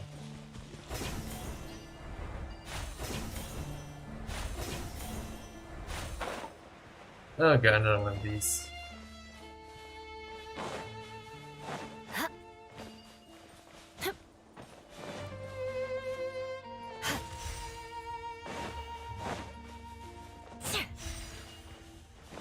More speed. Rah. Yeah.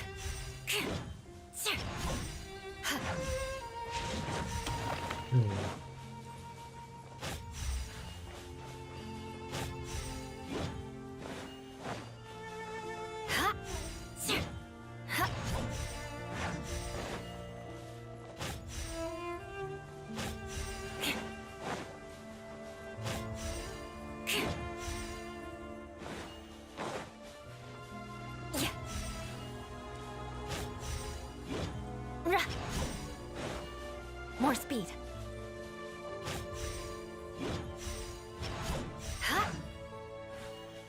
Am I just too low IQ for this?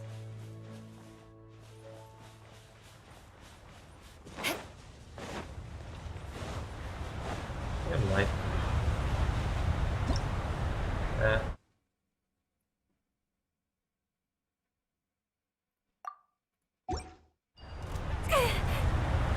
Nope. Shudder. I'll be back. Yeah, crush. Rah. I'll be back. Yeah. Ha. I'll be Shudder. Rah.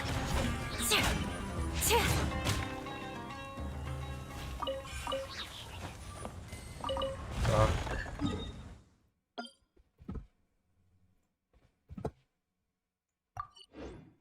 Alright. Yeah, I'm too low IQ because I'll do those puzzles later.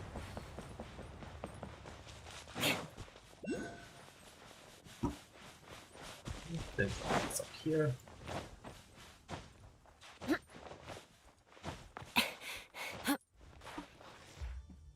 Stamina.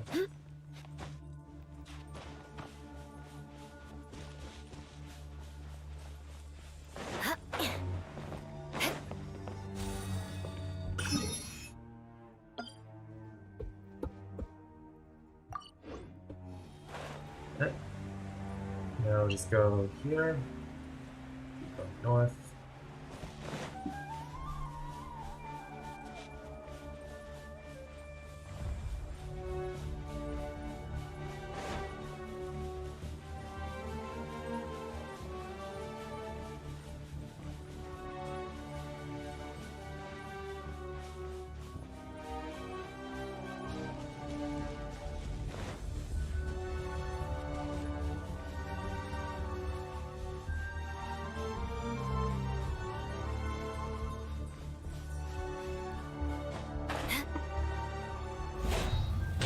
Crush. More speed. This room. More speed. Not sure it's a good idea to eat that.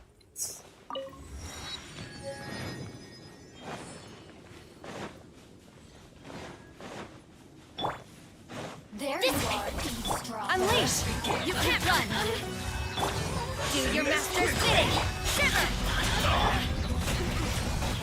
Vengeance will be mine. I just wasted my ult.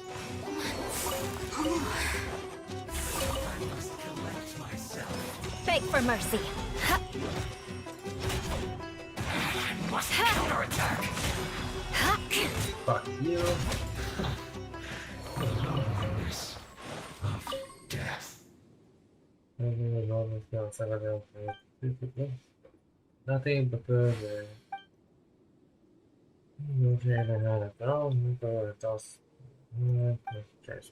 Okay.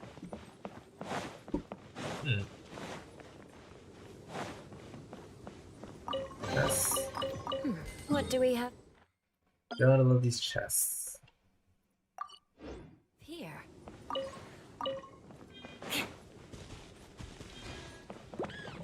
Shroom in the. There's shroom here. I'm sorry, little one. Kill the shroom.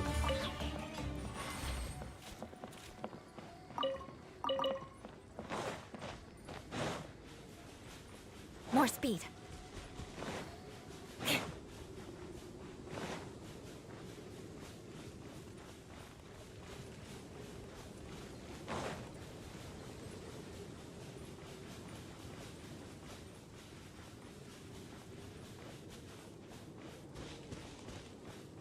Got a chest over there. Yeah. No, I don't want to cook. Shudder! Yeah. More speed. Our bond is strong. Obey. Beg for mercy.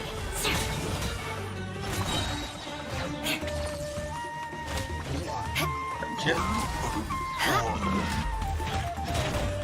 Judgment. Manifest. Crush. Dissipate. Beg for mercy. Good grief. Time to scout.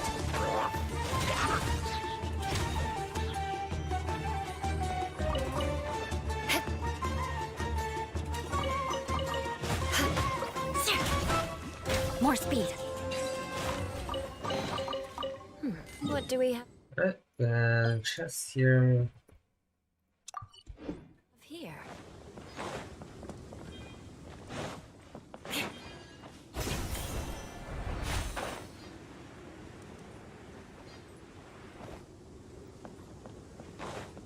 Oh, they arrived. It's not much further.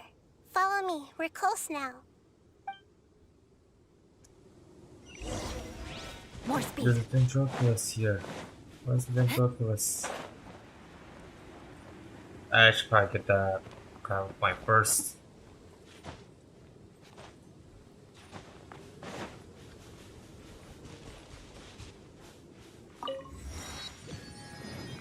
Now we get the Dendroculus.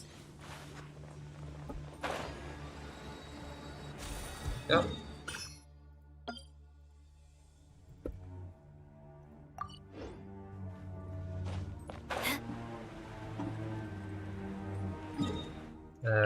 Top back up here. Up here. And go this way. Here's the challenge.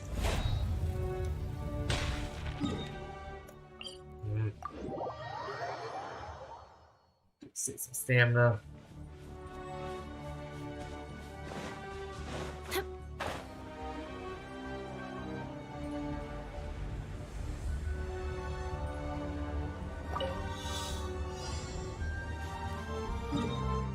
Challenge here.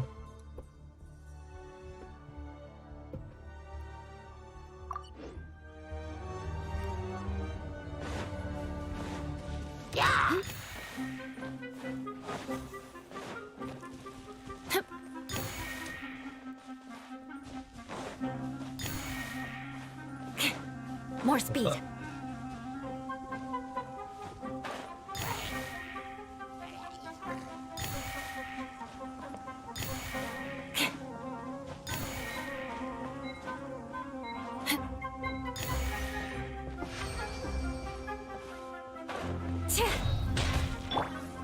Stand with me! You can't run!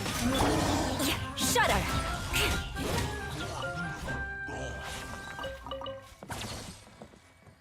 Got a room here.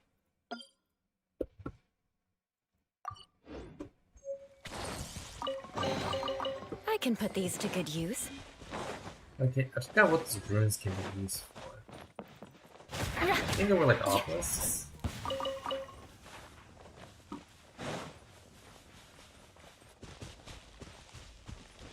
Yeah, I think they were like obelisks to use like runes on. I can feel its power lingering and shifting around us. Sometimes it feels distant, but other times it seems close. This is its way of warning us. It has already noticed our presence. More speed.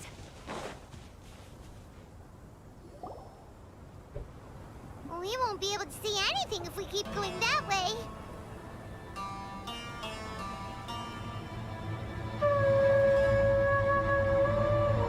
Hey, look! Something's over there!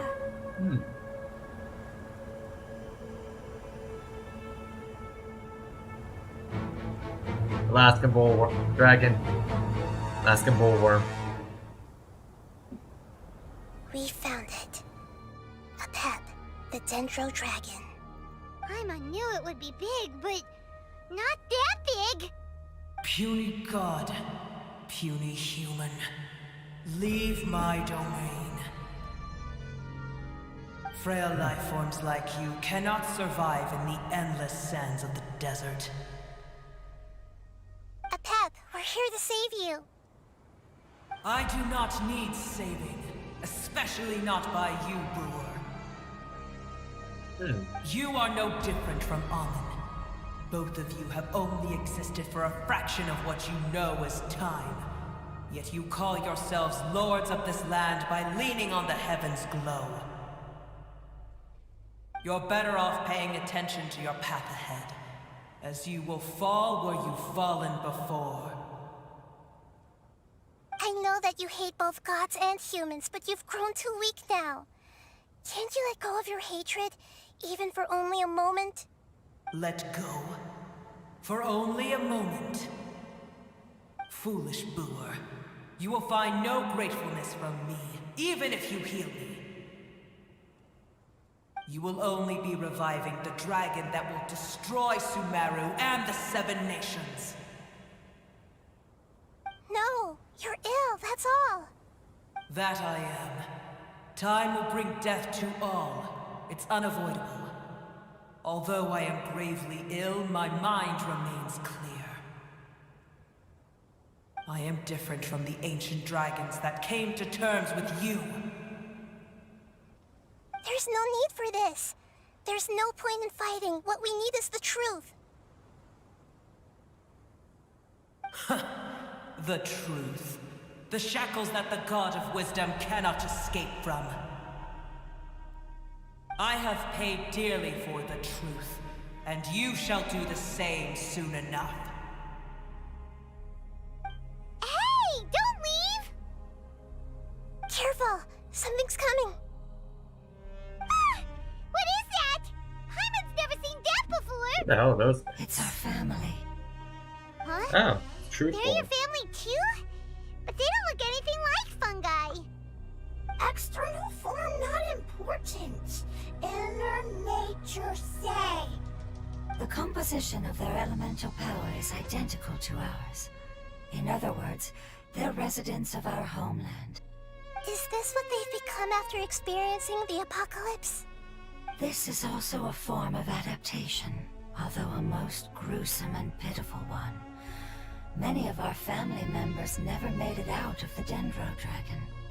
They've gradually taken this form in order to survive the apocalypse. Is there any way to avoid fighting them? Hey! Can you guys talk? We're here to rescue you! We're going to fight them.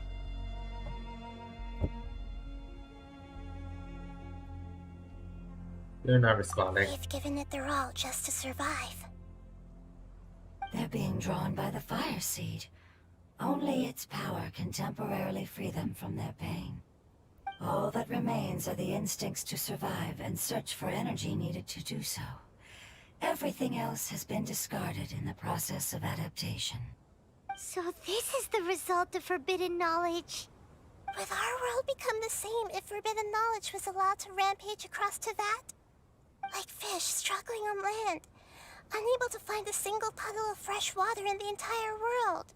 Let's deal with them first. Yes, but please try to be gentle with them. They are not evil in nature. All they want to do is survive.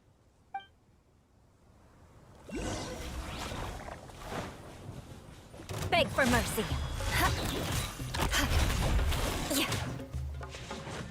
Dissipate. Obey. Crush.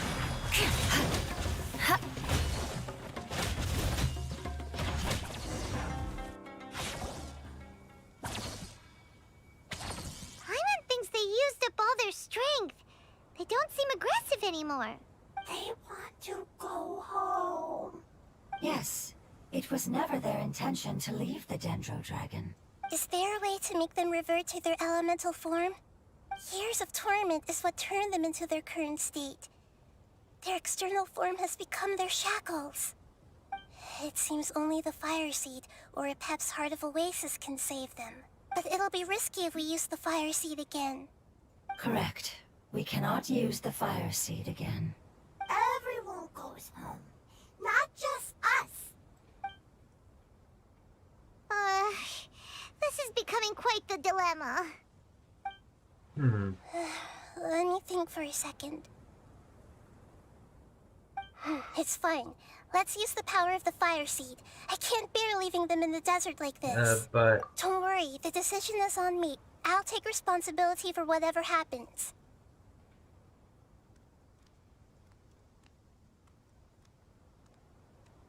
It won't require much elemental power. I'm just worried that it'll become unstable. But as long as I use my elemental power to stabilize it a little, it shouldn't be a problem. Thank you. Sorry. Stubborn. Thank you, Lord of Dendro. Returning home is the most important thing to you. I've come to understand that during our travels. I'm not doing this just to protect you, but also because I hope to use you and your experience and try speaking to Epep again. After all, that giant Dendro Dragon is also your family. Maybe it would listen. I will stand with you, Lord of Dendro. I will never forget your kindness. Yes. Yes! Thank you. Alright, here it goes. Family. We will all be able to go home soon.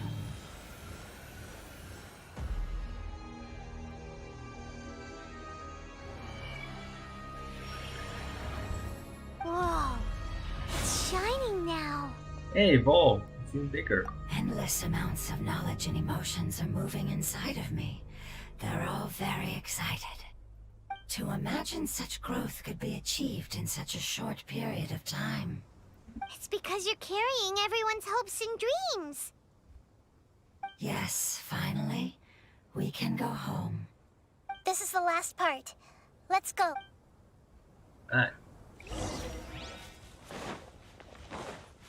And there's another Dendro to us up there.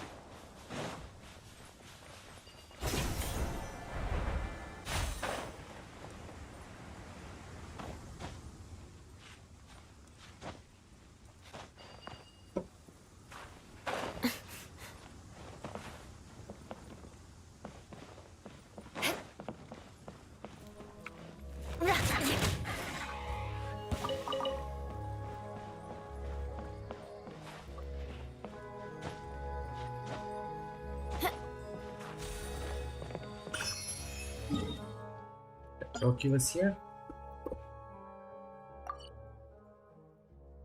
Just gotta keep heading north.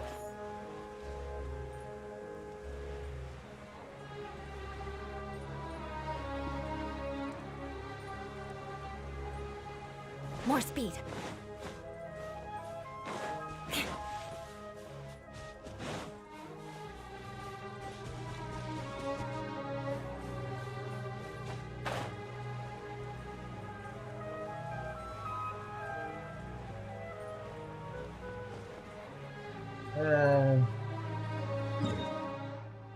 How much fun? Okay, it's not good then.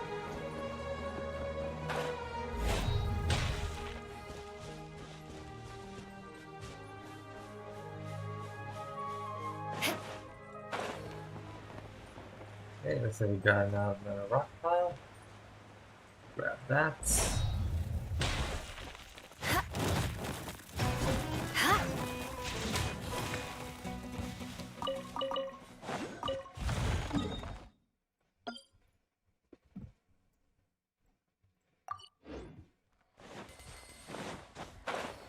Oh, the joker was More over speed. there. And a room.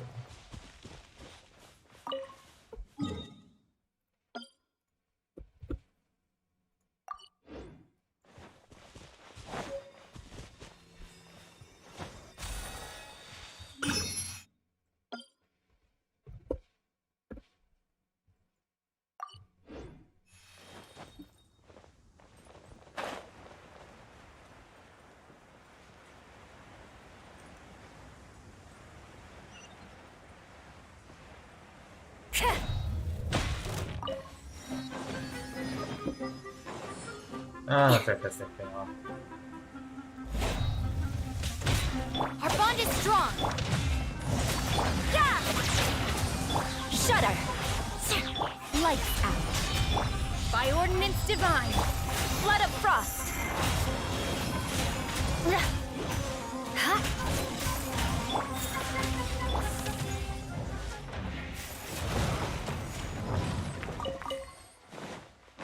Okay. That one. Now, chest up there. More speed.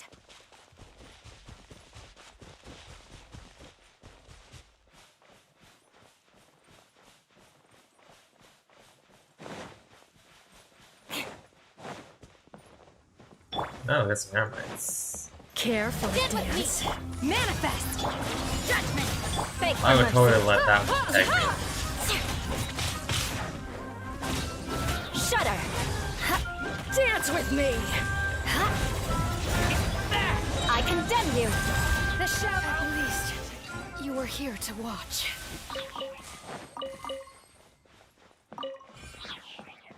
If evil, by I can put hearts. these to good use.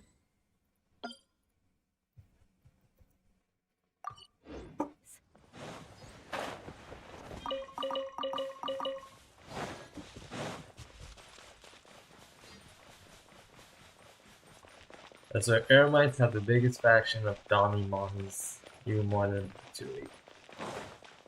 And we have seen the other bands. We have kind of like cave.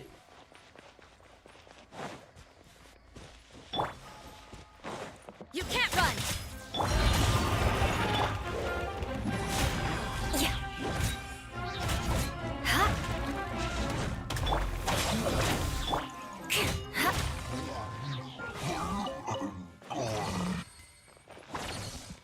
Yeah, what we can find? More speed. Is that just the boss lair or something?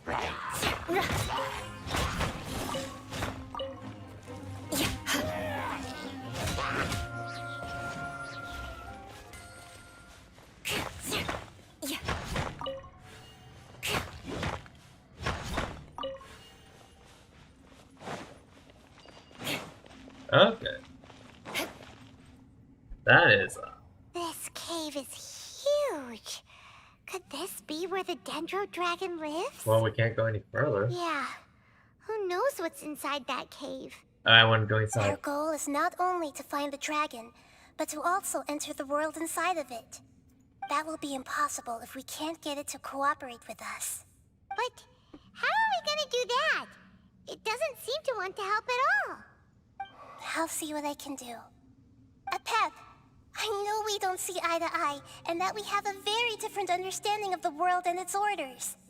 However, we are both born of elemental power, and both suffered the torment of forbidden knowledge. We are not that different. And right now, we share a common enemy. We should not let our differences get in the way. Wonder if the Dendro Dragon's even willing to listen. I don't care about what you believe in who you hate, or what you've done in the name of hatred. Nor do I expect you to be grateful. I'm here to save both you and your people. My people. They've been searching for a way to save you ever since they left their homeland. They yearn for a chance to return home. And now that everything is over, all the hatred that you harbor has lost its meaning. Rather than continuing to fight, you should consider the life you've produced. Nothing. No response. Your eagerness to survive means that you haven't given up on that world yet. If you claim to know so much more than I, then why don't you truly think about why you want to survive? And why you're so vengeful? Still nothing. Still no good. Ah shit, okay, never mind. Grab onto me. Please keep everyone safe. And send us to the homeland. Alright, looks like we're going to the boss fight.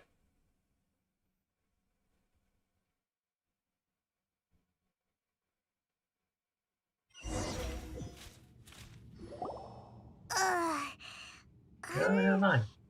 Nahida, where are we? Where am I? And what about the traveler? Where'd he go? I was only able to ensure that we made it here safely. It's possible we arrived at different locations. Well, then let's go have a look up ahead. Paimon's feeling really worried. Yep, let's go. I wouldn't worry too much. The traveler's no pushover. Paimon knows that. It's just that Paimon isn't used to not having the traveler around. Let's hurry. He might be just up ahead.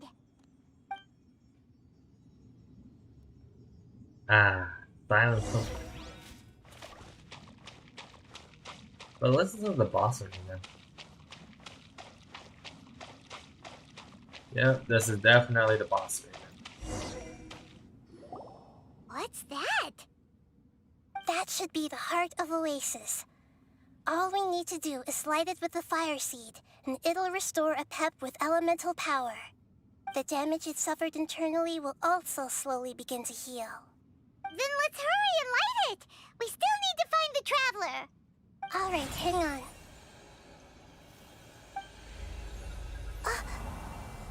Wait! The fire seed! What happened? It shattered.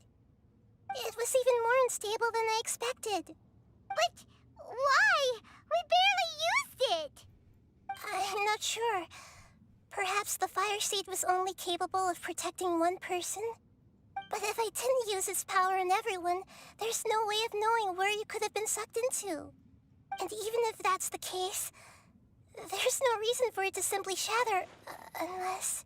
Unless what? Unless I was already in a weakened state when I created this fire seed.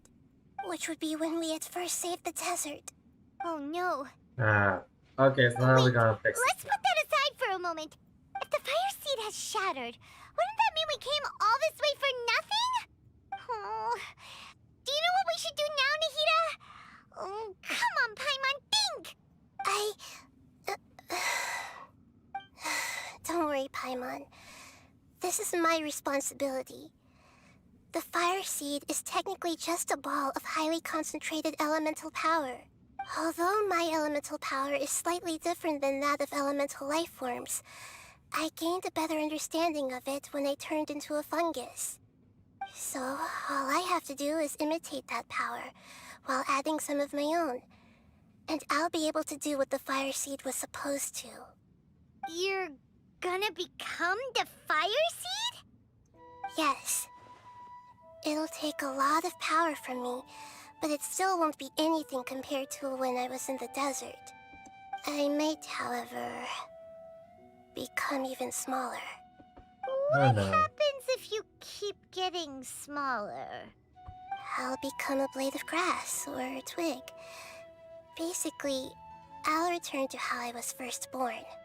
I will be able to unleash power beyond my limits if I can reverse the process of growth.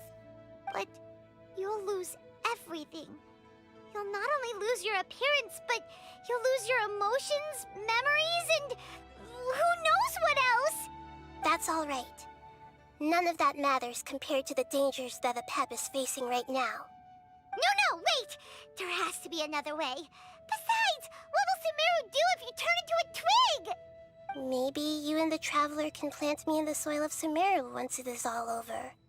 I can still communicate with the world through the forest. It's just that you won't be able to see me for some time. Okay. You can't be serious. If the Traveler were here, he definitely wouldn't let you go through with it. I mean, as long as we have another If option. this was how you were going to take responsibility, then we never would have agreed in the first place. I'm sorry, Paimon, but we're out of options. Not all eagles who have fallen to the ground can soar in the sky once again. But if no risks are taken, then the eagle will be grounded forever. No. Please, no, Nahida!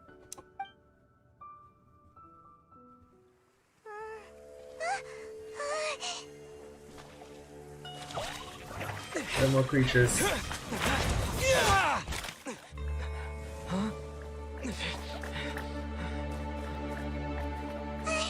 fire seed shattered, and she's... I know. A sacrifice must be made, but not It'll be by the Lord creature. Dendro. We've all grown on this long journey. No, not Shroom Buddy. If the purpose of that growth was to return home, then our wishes have come true.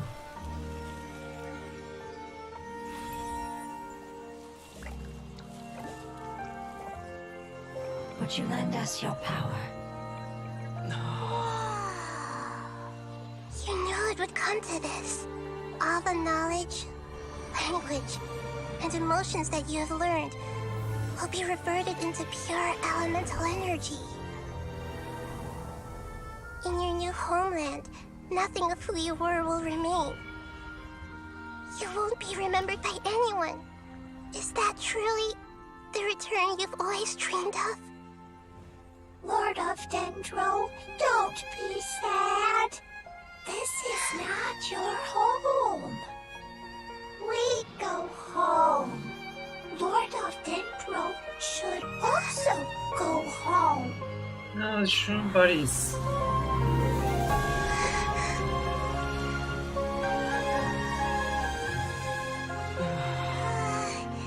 Hear us, please.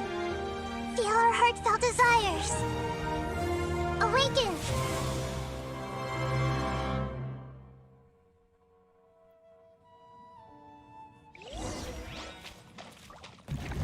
Crap.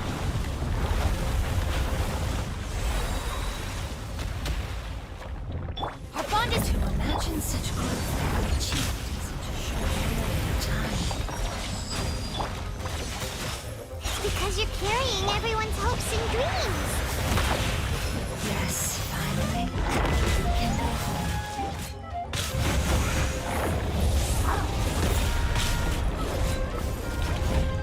Easy. Oh, wait, we got the second phase.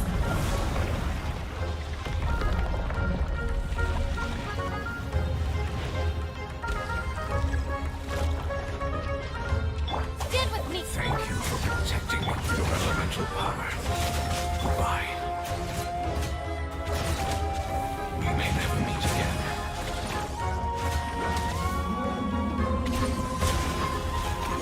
Oh.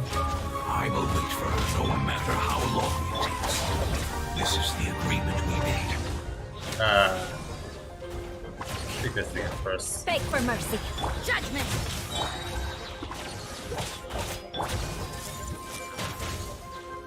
Obey! By ordinance divine! You can't run! Shudder! Flood of frost!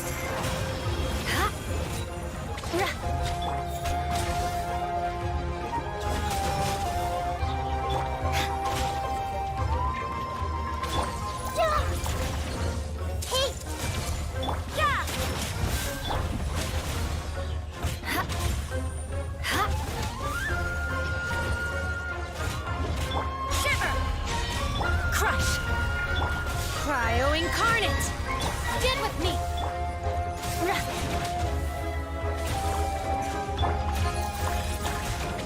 I see everything.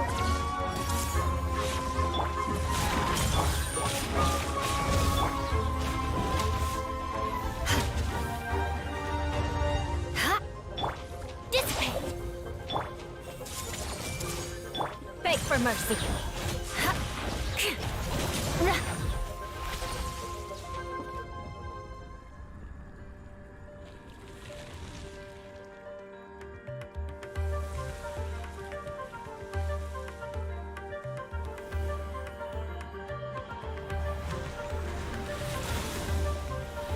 Hey, we did it.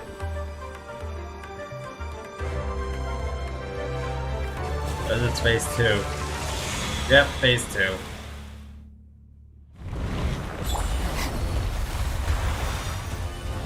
Our bond is strong. I learned a wonderful word. Smooth, which means flat. It will be your name. That's a shield. A shield. Oh, there it is.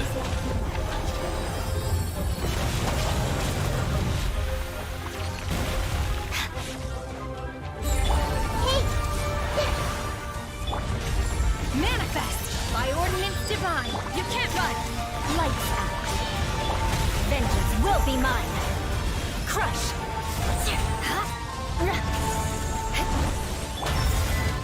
No! I want to listen more to it. I'm suffering from success. Can you hear Paimon? Say something! You fungi said that your form didn't matter, right? Then let us know that you're alright. Oh, Paimon, I know you're sad. Their knowledge, memories, and emotions have been reverted to elemental power and released. They are no longer able to respond to you. The guardians that have accompanied me for countless eras have also transformed into my elemental power, just as they did. They will be born once again now that they're one. There's nothing to be sad about. But that's different! They won't ever be the same. Paimon, we will never understand it, and it will never understand us. That's how it's destined to be. But as long as you can be healthy again, then nothing else matters to me, Apep. Samara will be free from threat as long as your health is maintained. I thought that my rage would be kindled once my power returned to me. However, what I feel now is a feeling that has long eluded me. The feeling of peace. The forbidden knowledge influenced you ever since you were contaminated, greatly amplifying your hatred and rage. Yes, there's no denying that. Although my hatred for that usurper from beyond the heavens still stirs deep within me, destroying you and your people serves me no purpose. Be that as it may, my position still stands, and I will have nothing to do with you. When you inevitably perish due to your ever-expanding curiosity, I will still sneer and mock you in my heart. What an asshole, dude. Yeesh! Who can put up with you? I respect your decision, and with time, I will prove to you that we will not repeat our mistakes. Before you begin resting, there is one last thing I would like to know. How did you become affected by forbidden knowledge? It's a long story. We all once believed in the distant past that only forbidden knowledge could give us enough power to defeat the heavenly principles. Huh. The Dragon King acquired the power of darkness from outside of this world, and led us in a fight against the order established by the outsiders. Dragon King? An unimaginable war took place into that, causing destruction on an unprecedented scale. The world itself was on the verge of The Archon collapse. War. In war, the victor would inherit the right to shape the world, while the losers must turn into ash. But I didn't give up on searching for a way to turn the tides, even after the death of the Dragon King. As I attempted to collect more forbidden knowledge from the corners of the world, as it was on the verge of collapse, I was stopped by the giant spike that fell from the sky. Sand dunes arose where there was only forest, and it was as if even Sumeru itself was trying to tell me that the era of the dragons was over. But you still didn't give up, did you? Because of Amun al-Ahmar. Yes. Al-Ahmar eventually obtained this power with the help of Nabu Malikata. His ambitions continued to grow, and he planned to establish a powerful kingdom in my domain.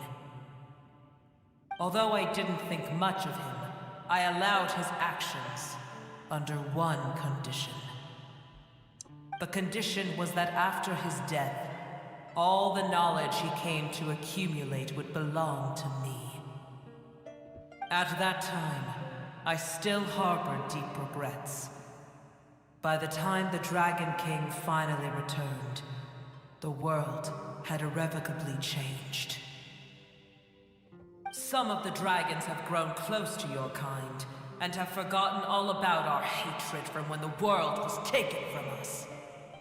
And some died, leaving behind nothing but their bones, while others chose to flee after experiencing pain and agony. But for me, the scales and will of the Dragon King still shine bright in my heart. Even to this day, I will follow it until the end of my time. You really are insane. When Al-Ahmar's proud kingdom collapsed, I swallowed him whole as I get over agreed it. and absorbed his elemental power. However, what I gained was no benefit. No. I gained the apocalypse. I used up all my strength just trying to keep the pain under control. I had no energy to analyze the knowledge he had accumulated. But even then, I still believed that his insanity was far greater than that of my own. So that's how the apocalypse started. I admit that I fell for his trap. I was like a final failsafe in his plan. Tiny Booer, and the rest of you, continue forward. I shall keep a watchful eye. How far will a life so dear and precious to the heavenly principles be able to go? I wonder.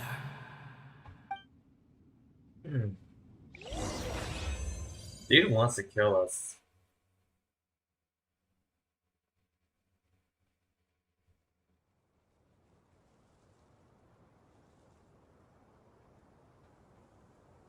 An asshole. Try to help him and help us still hates us. Hey! Looks like we've been sent back out! Still in one piece, too! The dragon will need to rest for a very long time before it is fully healthy again. It's not as ruthless as it was before. Curing the dragon of its illness has seemingly made it more open to reason. Nobody's in a good mood when they're feeling sick. Even though we accomplished something really important, Paimon still doesn't feel happy for some reason. Everyone at home was supposed to be a happy occasion, but it seems to have lost some of its meaning. Indeed. Although they'll still have the chance to be born again, they've lost their memories of their journey and their feelings for their homeland. Each opportunity for growth is unique in its own way. Perhaps the immense power we released was the pouring out of all these irreplaceable emotions that had built up over time. Can you really call a place with no family your home? Family. Right! The hydrofungus left behind its family. Those No. two fungi might be waiting for it to return. Oh, yeah! Let's hurry and go take a look! Huh. How are we No, going to the explain all the fungus. complicated things that happened? Oh, we're gonna explain to the fungus what happened to him. No.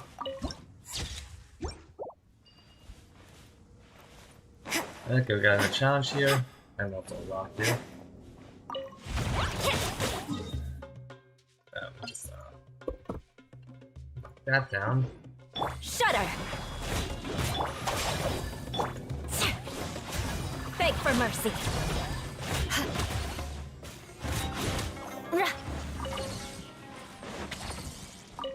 More speed.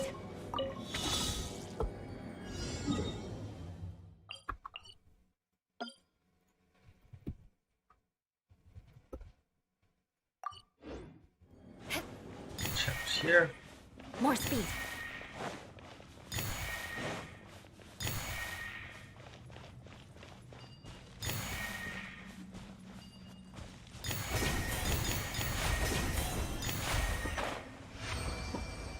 Yeah, it seems it's like a confused cave.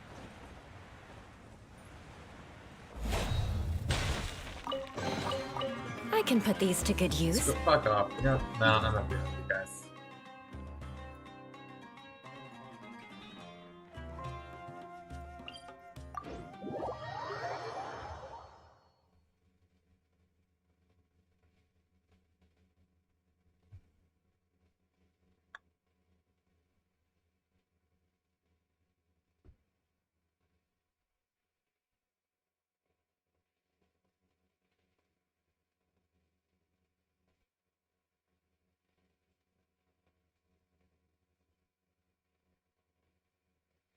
That guy's like thinking, well,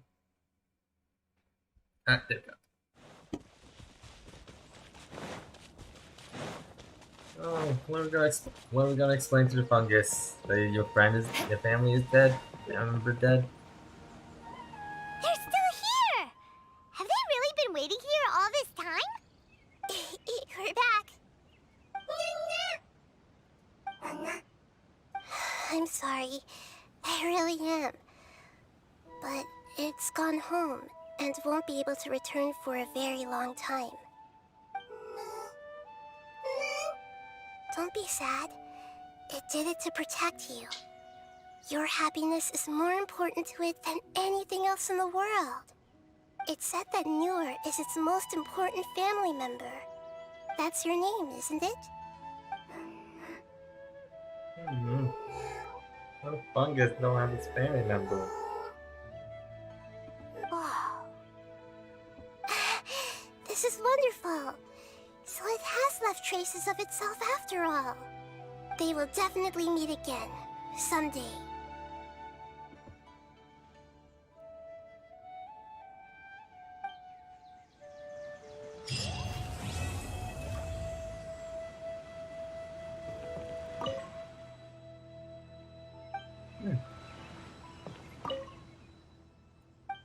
Get around.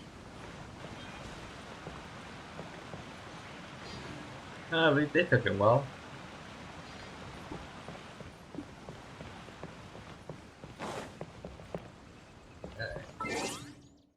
Different achievements as well. We're heading straight into meteorological health. Is there anything to be attacked by aftershocks and pop? Yeah, it probably helps I just kill it faster than I can even do the thing.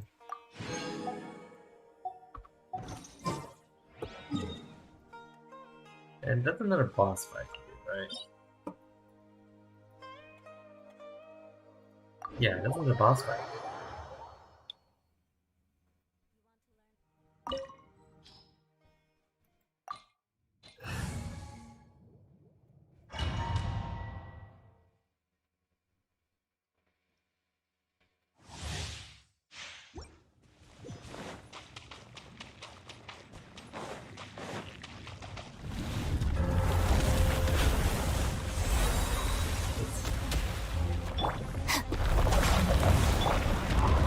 Obey!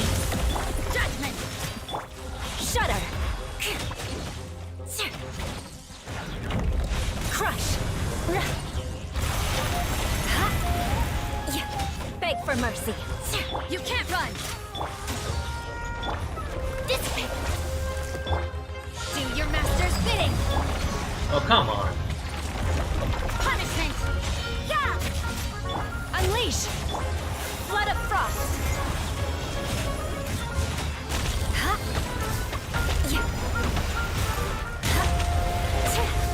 Crush! Stand with me! Shudder! The odds are against us.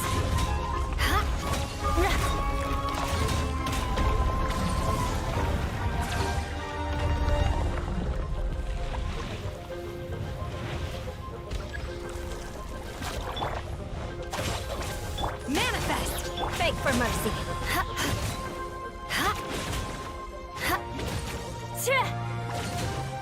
More speed. Shudder. Obey! You can't run! Crush!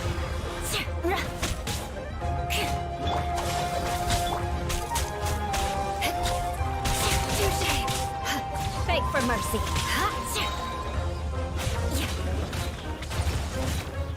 Eye for an eye.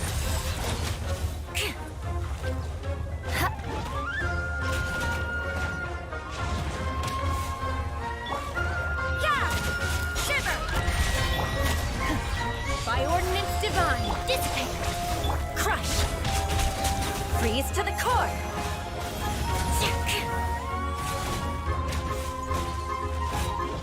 Shudder. More speed.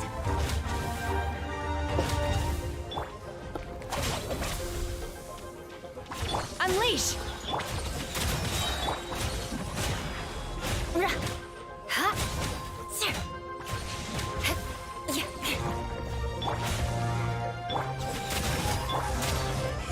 Crush!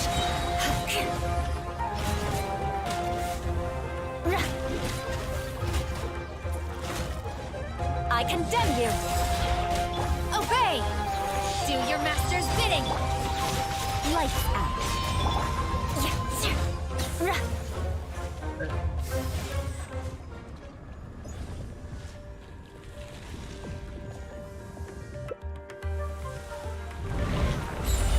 The bond is strong!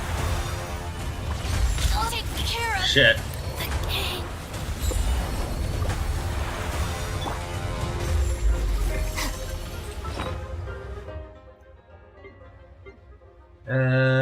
Let's do some healing on her. She could be. Manifest! Judgment! Oh, there you go.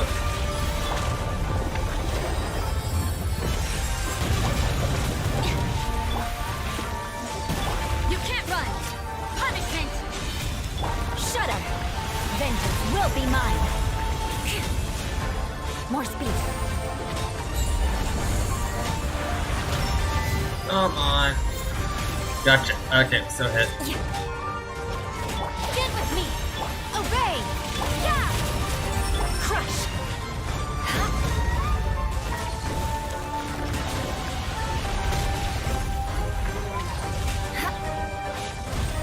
Shudder! Our bond is strong! Manifest!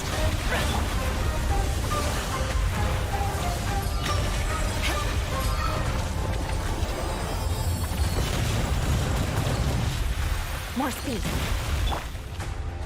Stand with me! By ordinance divine, judgment! Lights out. Eye for an eye. Freeze to the core. What a sorry sight. Huh. Well, okay. That. Okay.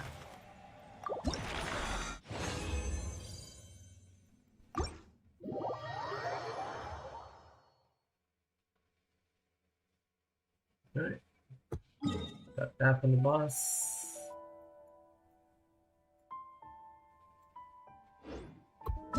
Got other stuff to do. What's it do?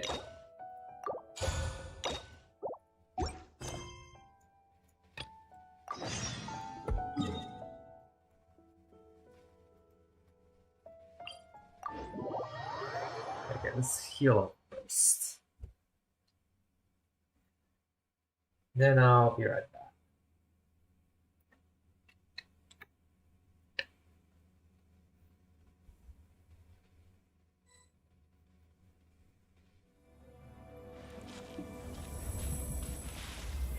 Okay, I'll be right back. Gonna grab a snack.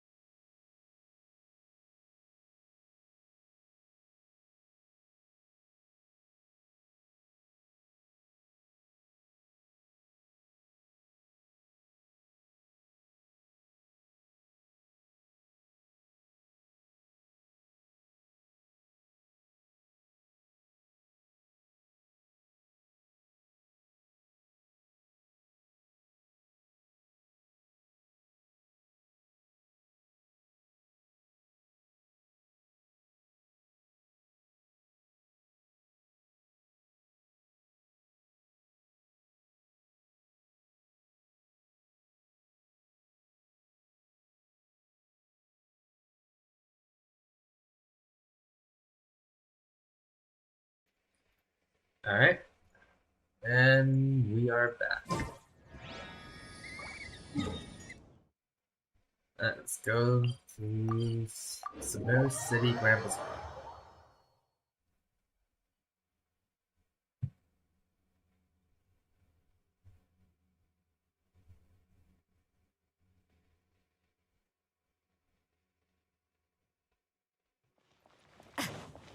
Right here. Ow. Oh shit. Our bond is No strong. problem.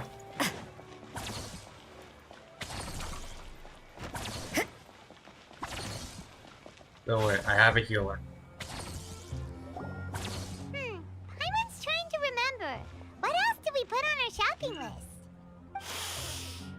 Oh, what a mouth-watering smell. Paimon would know the aroma of biryani anywhere. Let's go get some. That wasn't on our list. We can still add it to the list. Well, if it isn't the Traveler and Paimon. Hey, Wasn't Dungeons are expecting to there. see you here. Hello there. Oh, it's been quite a while. Huh. So you two are still hanging out together. Dia, didn't you say last time that you were gonna head back to the desert? I said I was going to resign from being her bodyguard, not that our friendship was over. We're still the best of friends. The Homayanis also still post jobs from time to time. Their pay is always generous, so me and the other mercs never pass them up. I told Dia to just stay at our place when she took one of those jobs a few days ago. My parents were delighted. They even said that it always felt like we were missing someone whenever Dia wasn't around. That sounds like something they would say, all right. They're always so welcoming. Anyway, the job is already taken care of, so I was gonna head back to the brigade as soon as I finished a little shopping. But the master kept insisting, and I ended up staying for another day. You can stay for as many days as you want, Dia. Father hasn't even gotten around to treating you to his best dishes yet. You know I'm not the kind of person to stay put in one place like that, my lady. Don't worry, though. There'll always be next time. But she said they'll treat you to the best dishes. Paimon can't believe you can still refuse that. But wait. The roommates. Didn't you say last time that you would take me on a trip to the desert? Why don't you just take me with you today, when you leave? There are so many places I still haven't visited yet. I'm sorry, my lady, but no can do. There's still a few things I need to take care of back at the brigade. Besides, the desert hasn't exactly been the most peaceful place lately. Oh, come on. Not this again. That's also what you said last time and the time before that. I know, I'm sorry. Just give me some more time, and I promise I'll plan the best trip ever for you. All right, fine. To be perfectly honest, it's not that I wanted to go, it's more like I feel like something is off about you lately. Ever since you first set foot on the estate a few days ago, you've been acting anxious and even paranoid. Have you been delaying our trip because you've run into some kind of trouble? Nah, are you kidding? You're worrying too much. Would you swear on that? Friends shouldn't lie to each other, you know. I wouldn't pry any further if you're willing to swear on what you just said. But if something really is bothering you, then just tell me. You know I'll help you however I can. He's hiding something. Looks like Dunyarzad was onto something. You're too perceptive, my lady. Seems I can't hide anything from you. I just thought that nothing good could come out of telling you about the messy happenings of mercenaries. Knowing too much only leads to more trouble. Mercenary life is a dog-eat-dog world where Mora reigns supreme. Everything operates on a completely different set of rules.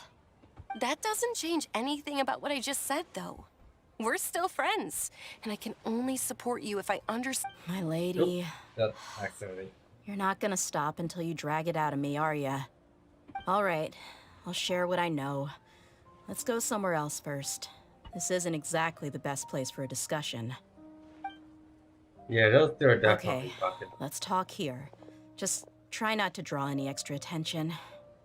As you may already know, the Eremites have both a lot of mercenaries and a complex organizational structure. Many mercs are no different than me, Just going around looking for jobs to earn some mora. My brigade is called the Blazing Beasts.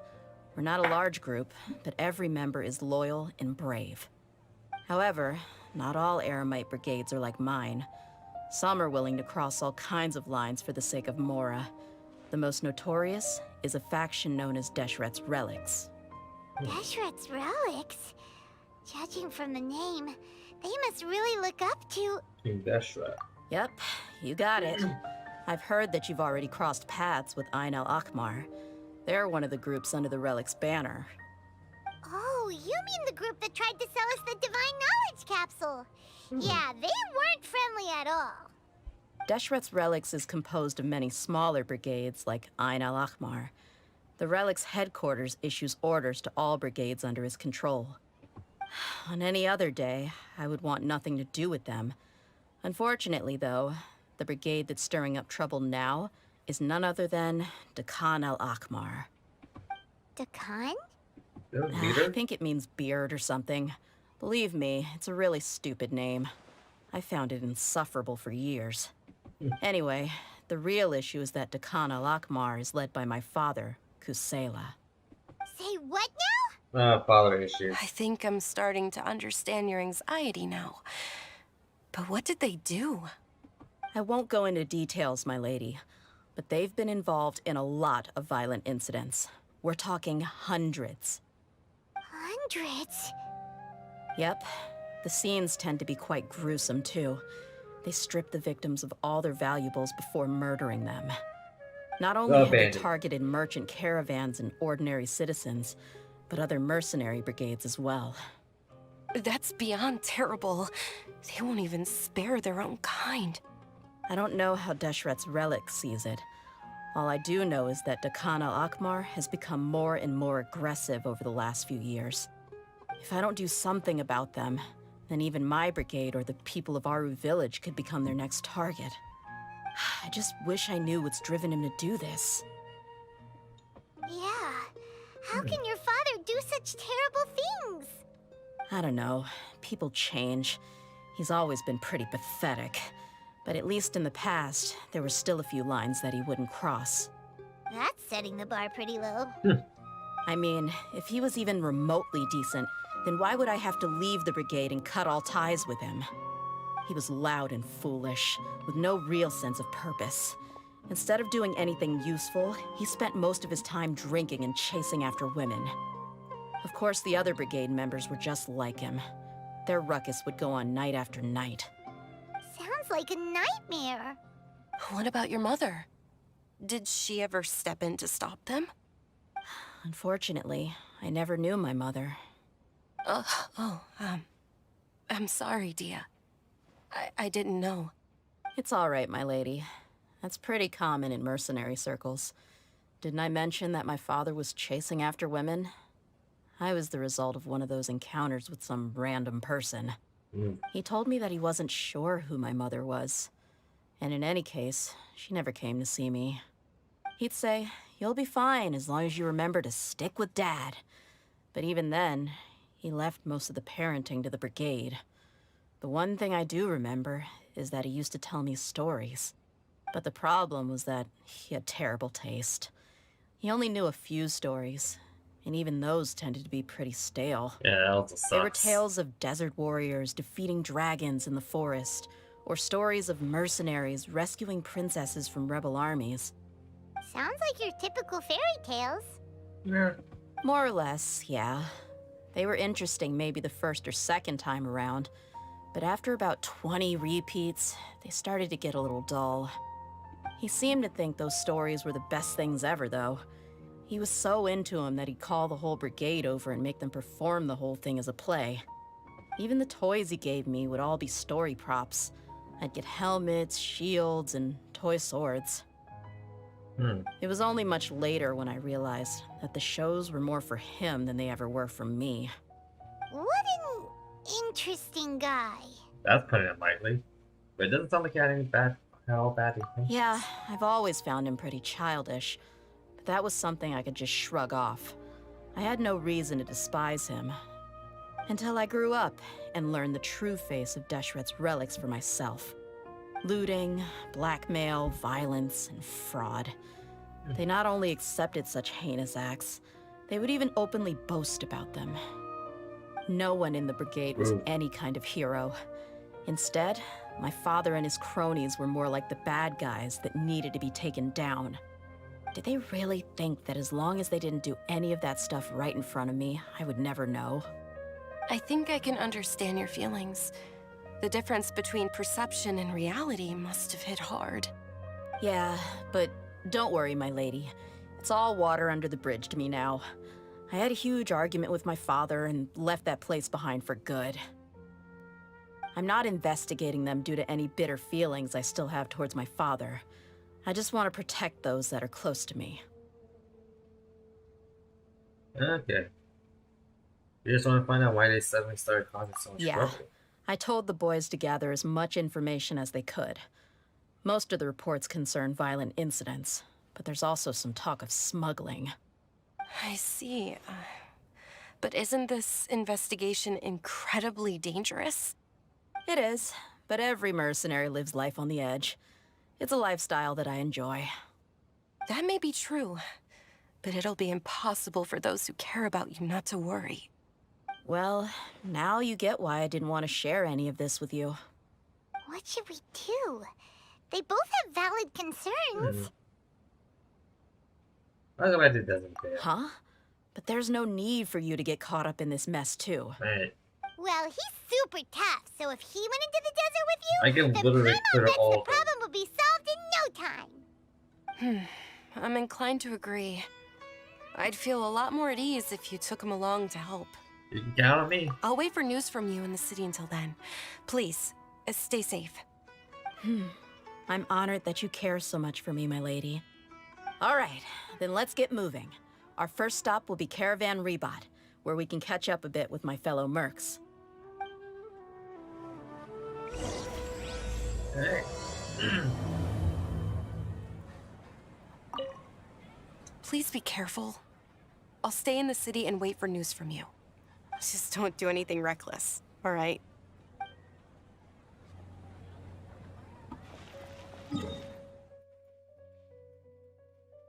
I still don't know what this section is for.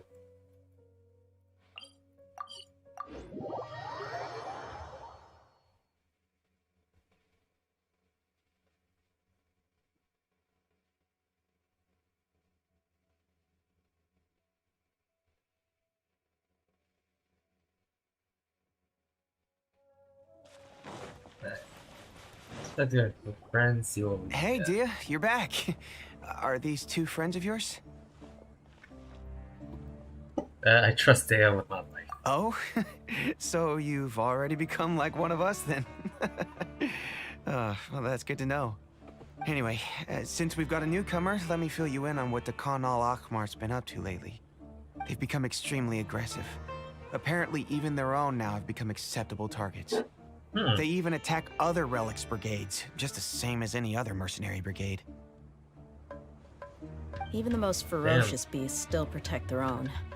And it sounds like they've thrown that straight to the wind. That's right. Once they've collected enough loot off the other mercenaries, they sell it off to a different brigade, or turn to merchants on the black market. A portion of their profits is immediately exchanged for more food and weaponry to be used in their next violent operation. That's terrible! Yeah, and it really makes you wonder why they're so desperate for Mora.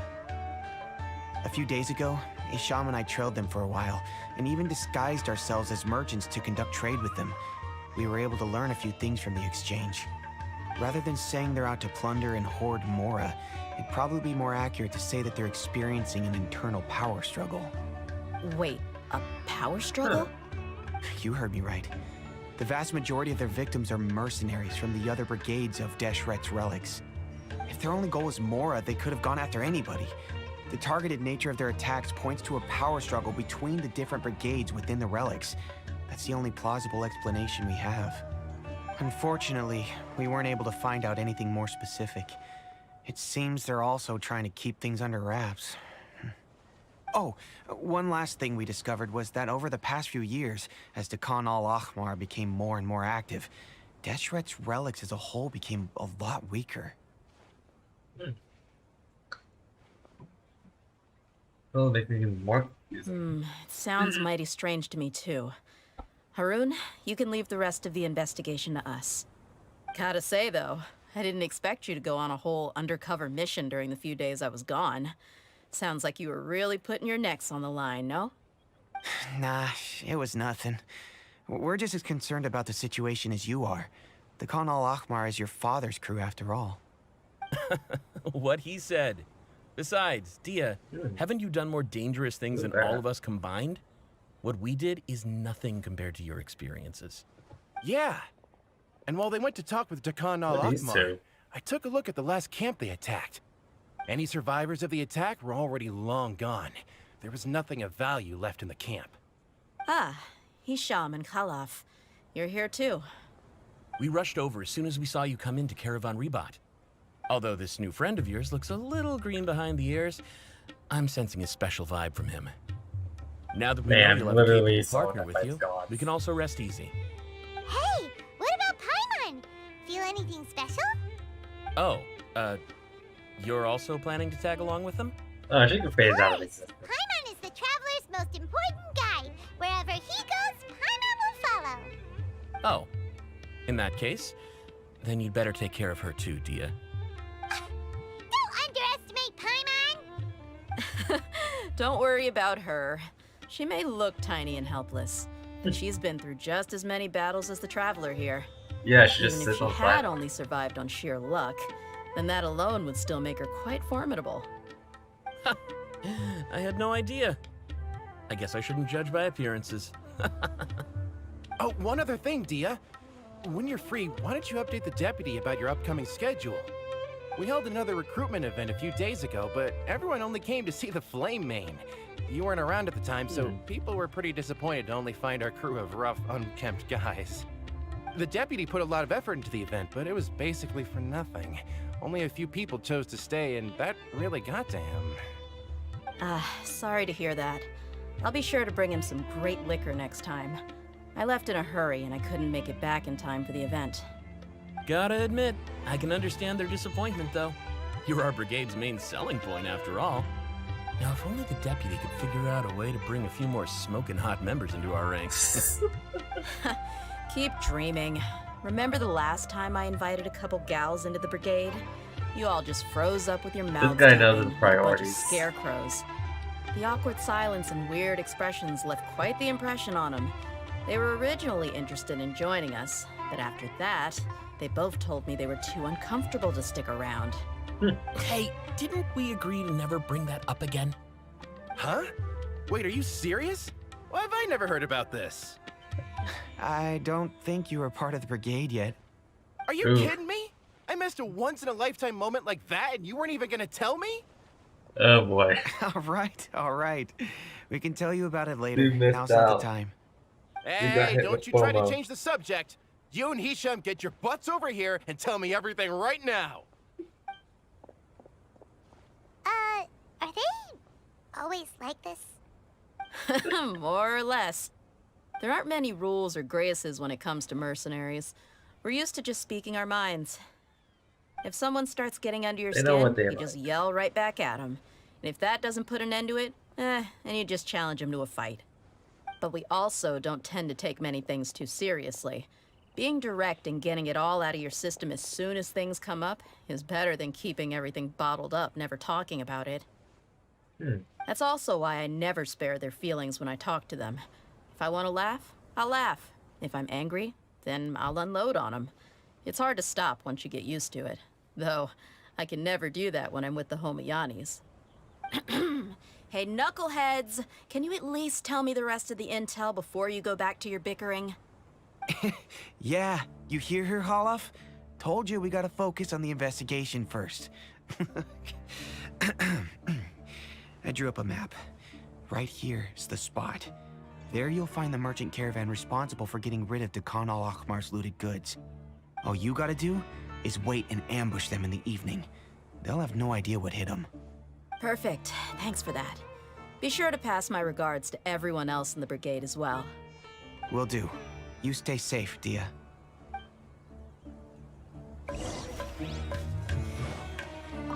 like I said, the two ladies Dia brought with her were also like super mercs. I'm talking same level as Flame Main here. Well, You they should have should have seen it. The aura of the two of them when they were standing together, it was incredible. I was just at a loss for words, that's all. Ah, so pathetic. Hey! Shut up! I gotta love these two with their priorities. That could be a clip. Head over here.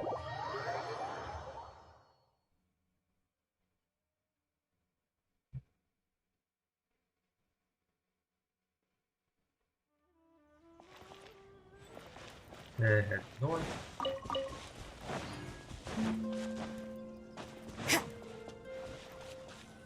Sushi Sea Boss. This should be the place. Let's find a spot to hide and bide our time. It's gonna come down to a fight one way or another, so let's all be careful. No need to worry. He knows his way around a fight. I'm not worried about that. What I meant is that we probably shouldn't go too hard on the enemy. After all, we still need to get information out of him.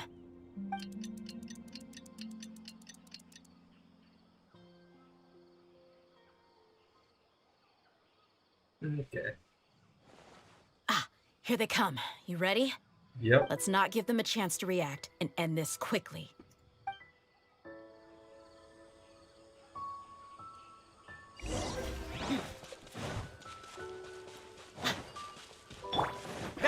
Not feeling lucky today. You can't run! Crush! Take that! Where do you think you're?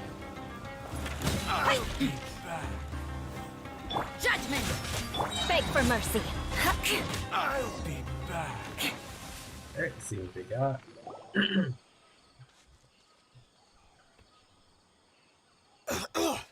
Huh? You're the Flame Main. Good. Yep. That saves me an introduction.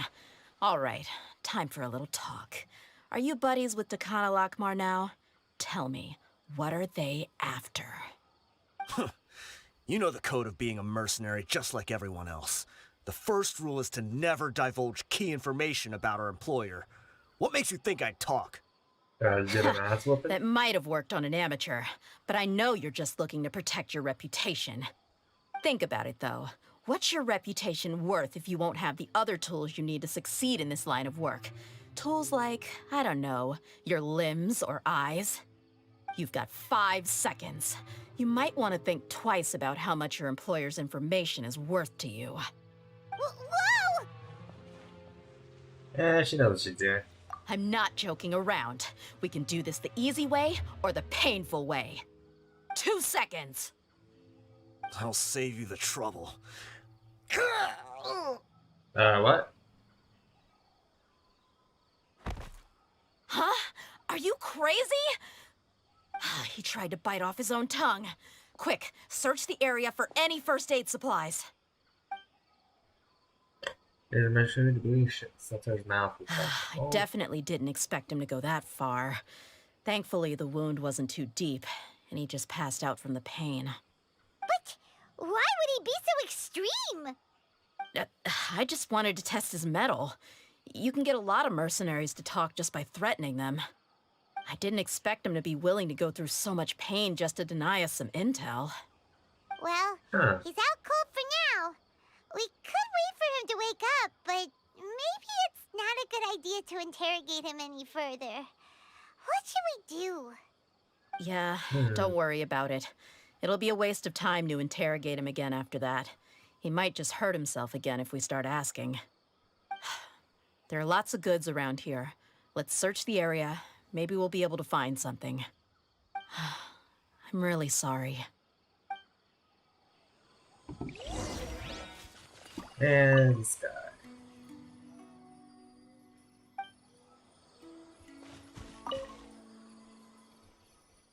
This is good. Yeah, for a while I was doing found something. We found a piece of paper with a bunch of names on it. Maybe it's a record of something. Let me take a look. If this really is a merchant caravan, they should have a record of their transactions. Yep. I see an entry for Dakana Lakmar right here.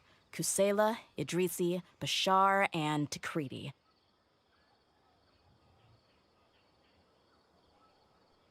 All familiar names. Dakana Lakmar has been trading for a hefty supply of food, weapons, and medicine. It seems that in the past, they used to receive some canned knowledge as well. This caravan is just one link in their logistics chain.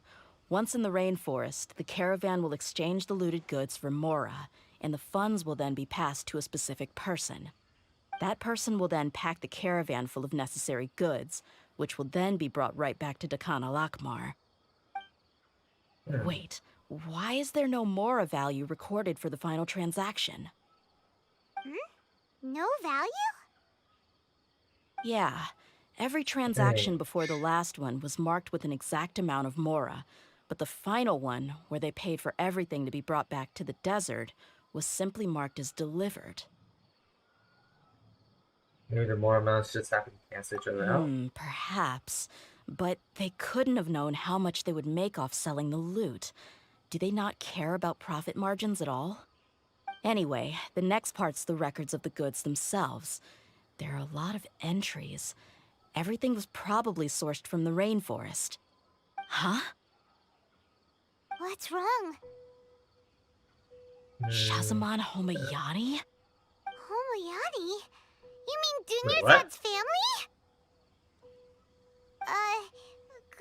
Could it just be another family with the same last name? I'd be surprised to find someone with the exact same first and last name. Shazamon Homayani is Dunyarzad's father, and the head of the Homayani family. Just what the heck is going on here? Okay. Let's analyze the situation I'm first. sorry. You're right. I'll consider what we found and not jump to conclusions just yet. But what this piece of paper confirms is that the Homayani family has been providing goods to Dakana Lakmar. What if the Homayanis have been kept in the dark and don't know they've been trading with Dakana Lakmar? That's a possibility, but if that was the case, why is this caravan specifically named Shazamon as their person of contact? They could have just as easily bought goods such as food and medicine directly from Caravan Ribat or Port Ormos. If Shazamon was actually murdered, then perhaps he'd been supplying the brigade's operations the entire time. Yeah, funding violence and looting. The brigade gets the goods, and he is paid the proceeds from the sale of the loot. But why would he do something like this? It's not like the Homayanis are in need of money. I honestly have no idea. I've been to their estate many times, and I've never noticed anything suspicious. The only potentially large expenditure I could think of would be the treatment costs for Dunyarzad's Elazar. Maybe they borrowed a lot of Mora in the past? But that's still just a speculation. I don't think the Master would stoop so low to make Mora. I think Dunyarzad knows anything about this either. You're probably right. I know my lady's personality, and she wouldn't deliberately keep something like this from us. But what should we do now? All we found is just another mystery.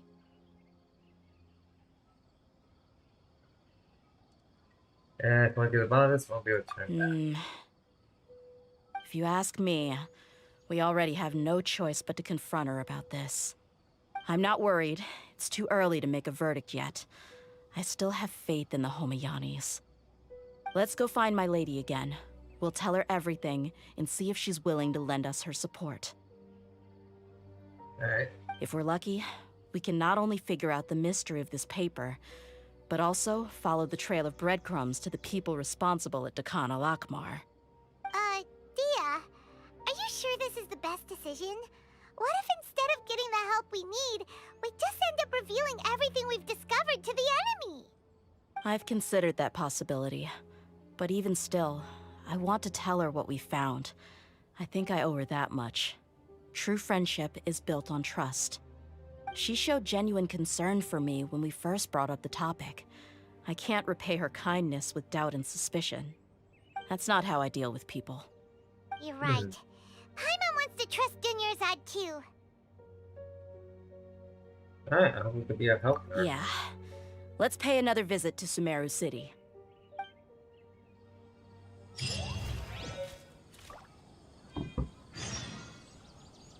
Alright, Sumeru City.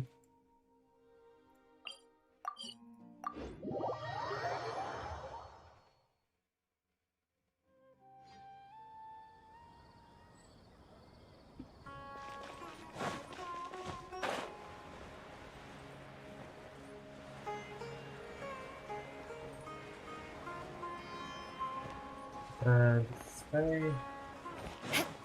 There she is. We're back, my lady. Oh, you're back a lot sooner than I expected. You mustn't have run into any trouble then. No. Well, how did it go? What did you come up with? Actually, we're still investigating. It's just that we've discovered something strange. I see. The clues you found have led you back here, in the city? Something like that, yeah. You all look a little dispirited. Whatever you found must not have been very encouraging after all. Why don't you discuss it with me? Maybe I'll be able to say something to cheer you up? It's okay, my lady. It's not so much about me being upset with my father or anything like that. How should I put this? So something is wrong. Even the Traveler and Paimon have been uncharacteristically quiet. On any other day, Paimon would have already waved to me with a smile and shouted, "Dunyarzad, we're back!" So tell me, what happened? Well? My lady, please prepare yourself for what we're going to tell you next. It concerns the Master. The Master? You mean my father? Okay, I understand. Don't worry about me.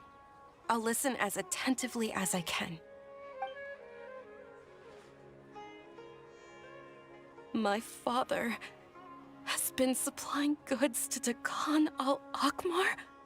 Yeah, it makes as little sense to us as it does to you.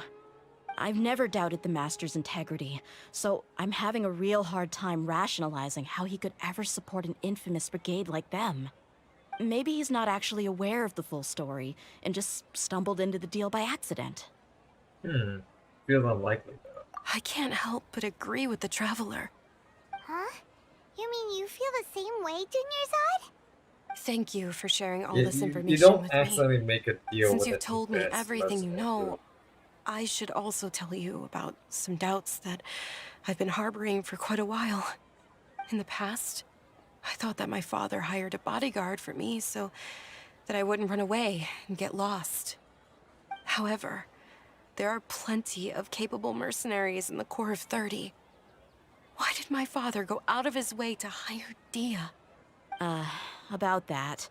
Well, the Homayanis really needed bodyguards, so they reached out to the Blazing Beasts. Later, the Master told me that I was one of the best mercenaries he'd ever seen, and that I should stick around to become one of his bodyguards. He offered me a pile of Mora, so I just signed on. Well, but that didn't really answer my question. Just think about it. Why did my father specifically reach out to the Blazing Beasts? Maybe the Corps of 30 just didn't have anyone available, or maybe someone recommended us. I've never given it too much thought. I think I get what you're saying. You'd think none of this was a coincidence. Precisely. At first glance, nothing seems strange or out of place. But there are many parts of the story that don't actually make any sense. If my father had always been in contact with Dakan al-Akmar, then it would make sense for him to bring Dia into our house. You mean the goal all along was to get Dia to be your bodyguard? No, that's too much of a stretch. I cut all ties with my father a long time ago. He has no control over my life anymore. But that still doesn't rule out the possibility that your father has still been trying to influence your life without you knowing. So, the Master was not likely an innocent victim in all of this? That's what things looking like at this point. Sorry we put all this on you so suddenly, Dunyarzad. It's okay, Paimon. I should actually be thanking you. Regardless of his reasons, if my father has truly been funding a violent group of mercenaries, then it's my duty to bring him back to reason. But is that really the right thing to do? My father has committed many atrocities and deserves all the punishment that he has coming to him. I have zero sympathy for him. You may call me an ungrateful child, but my feelings will remain the same. However, the Homayani family has treated me with nothing but generosity and kindness. If we decide to investigate this further, we could end up implicating the entire Homayani family. I would be biting the hand that's fed me over all these years. Tia. It's all right, Dia. If anyone were to ask, you could always just say that I'm the one who instructed you to get to the bottom of this. You don't have to do that, my lady. I'm not conflicted because I'm afraid of taking responsibility. Besides, you're the one we should all be worried about right now. Hey, it's still too early to give up hope. What was that thing about friendship again? True friendship is built on trust. Right, yeah, trust! You said that yourself, Dia. Besides, there's no point on getting all riled up before we've confirmed all the facts. If Trust has been fighting, he probably has many conflicting feelings as well. Thank you, everyone. That makes a lot of sense. I guess I should always remember the trust that I've placed in people. In which case, my lady, could you ask the Master to come out and have a chat with us? Sure thing. I also hope he'll be able to give us a logical explanation.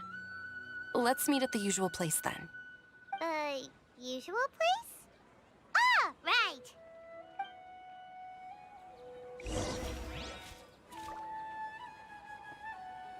Alright. That will be the inn, I believe. Yep. Tavern.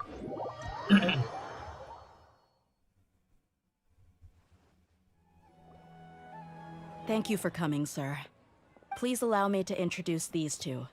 This is the Traveler, and next to him is his travel companion, Paimon. Ah, yes. My daughter has mentioned them from time to time. It's a privilege to finally meet them in person. But we may skip all the pleasantries for now. What is the important matter you wish to discuss with me today? Well, we wanted to bring this transaction record to your attention. There's something on this record that we're all pretty curious about.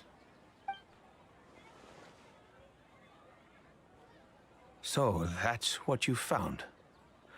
Huh.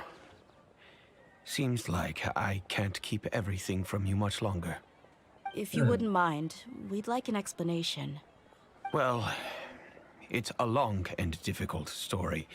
And to be perfectly honest, I'm not sure if I'm doing the right thing. What I do know, though, Dia, is that the truth will bring you no solace. If anything, it will likely cause you a great amount of anguish. Wait, me? Yes. I understand perfectly why you came to see me. And I am touched by your collective commitment to do the right thing. But knowledge always comes at a price. And sometimes, as they say, ignorance is bliss. Your father, Kusela, and I both believed that. Of course, you have the right to seek and learn the truth, but I must warn you. The facts of this matter may reduce everything you've built for yourself into sand, blowing in the wind. If you must proceed, then Kusela's heartfelt efforts will also fade into the wind like a fleeting mirage. His heartfelt efforts? I'm sorry, sir, but I'm not sure I follow. I've made it this far in life without a single drop of my father's support. I have my own ideals and ways of looking at the world, as well as people and causes that I've chosen to cherish and fight for. None of these things have anything to do with him. I came here today to support you as the head of the Homayani family. No warning will change my stance on that. Alright. I understand. Then let me tell you a little story. Our family once needed to take a trip to the desert when Dunyarzad was just a baby. Along the way, we were attacked by bandits. They had superior numbers and quickly overpowered our bodyguards.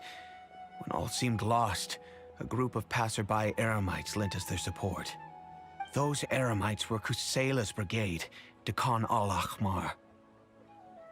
Kusela's men told me that the attackers were Eremite mercenaries, just like themselves.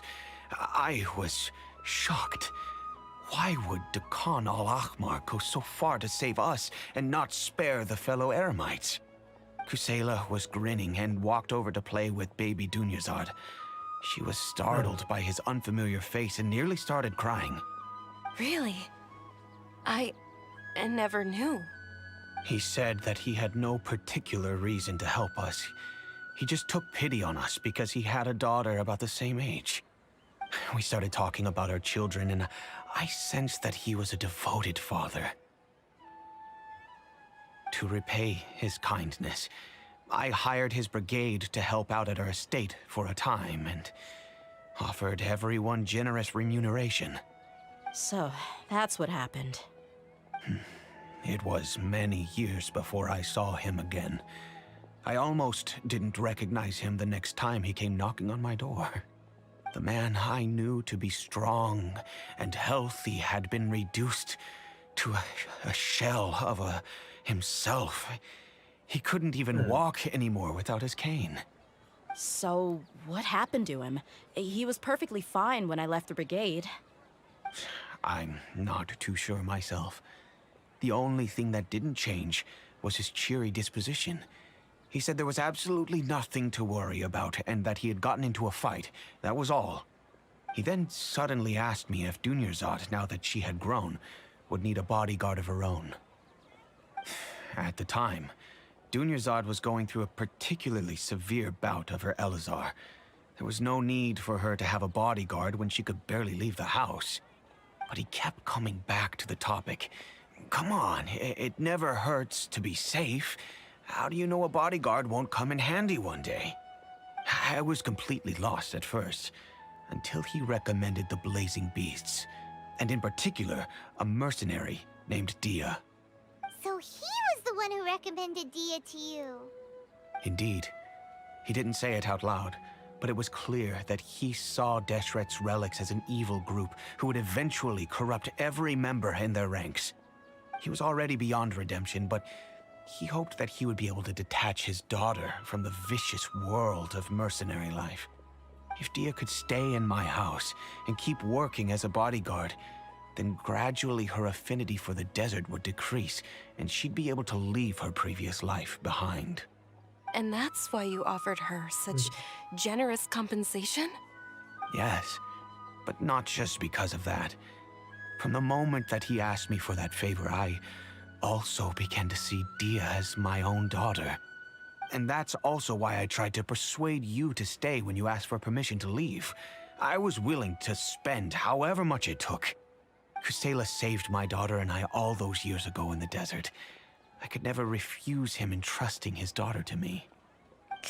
He was always like that, acting like he's oh so smart and self-righteous. Kusela said that he'd reimburse me for a portion of Dia's fees. I refused to take any mora from him, but he'd always send me funds anyway. Eventually, I just accepted them as a token of his gratitude. And that went on for a while until I received another letter from him a few years ago. The letter contained a request to help him buy food, weapons, medicine, and even explosive materials. Wait! Isn't that around the time that Dekan al-Ahmar started becoming more aggressive? That's right. When I started to hear some nasty rumors, I became wary. I wanted to meet him face to face to discuss things. But by then, he was no longer receptive to my requests to talk. If I had to guess, it's probably because he doesn't want to put Dia at risk. But at the same time, he should have also stopped attacking the That thought occurred to me as well. I figured that he probably came to me for help because he had nobody else to turn to. After some deliberation, I decided to send him some food and medicine. I turned down all his requests for explosives and weaponry. I am aware that even such a reduced gesture of support could lead to others coming to harm, but I could not simply reject his plea for help. In the end, it probably was the wrong decision. I plugged my ears to the rumors and just chose a solution that made me feel least guilty about myself. If you can, please tell me where he is now. None of the things he's doing right now make any sense if he's just trying to keep me from getting tangled up in his world. If all he wants to do is steer clear of me, then maybe he shouldn't have brought me into this world in the first place. Oh no. Dia, please don't feel that way. I'm just angry because I can't wrap my head around any of his actions. Maybe there's another way of looking at all this. Another way? I don't know. I knew him, and he was nothing more than a childish brute. I can't understand what's going through his head. But I guess you do have a point. We haven't uncovered the whole truth yet. We still need to figure out his exact actions and reasoning for these last few years. I'll do my best to help. Of course, anything between the two of you would need to be resolved between you and him alone. I don't know Kusela's exact whereabouts. Outside of supplying his brigade with some goods, I tried my best to avoid getting involved any further with him. However, there's a man on the list named Jawed. He used to be a mercenary in the desert and is now a member of the Corps of 30. He's responsible for supplying weapons and liaising with the Dakan al-Akhmar's merchant caravan. I think he should know Kusela's whereabouts. I've heard that he likes to have a few drinks alone and enjoy the cool wind at night outside the tavern. Maybe you'll be able to find him there. Understood.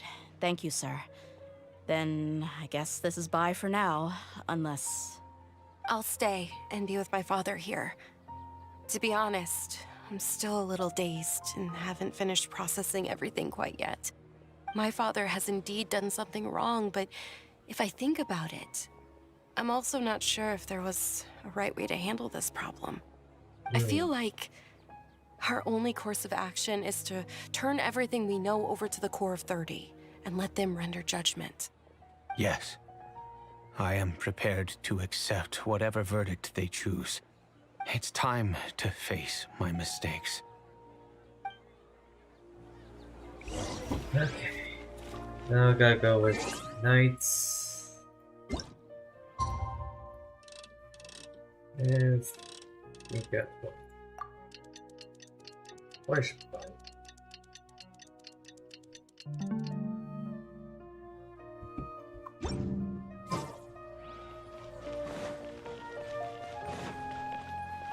There he is, Jamal. Huh? Who are you guys? I know They what you've been up recognize to. us? Smuggling weapons to violent brigades in the desert while working for the Corps? Pretty bold, if you ask me. Shh. Keep your voice down. How do you know all that? Come with me. We should take this elsewhere. I'll be happy to talk things over once we're somewhere private. What's you up to? This place should do. All right. Back to my question. How did you all know about me? Don't worry about that for now. You know what kind of punishment you'll face once we report you to the Corps, I assume. Wait. There's no need to jump the gun. Let's talk this out. What are your terms? No. So what's No in it for terms. you anyway, Mora? Well, I was a little tight on money at the time, and Kusela took good care of me in the past. I weighed it in my mind, and I couldn't find a reason to turn the opportunity down. I wouldn't only be helping my benefactor, but I could also make some quick Mora. Let me tell you how it is.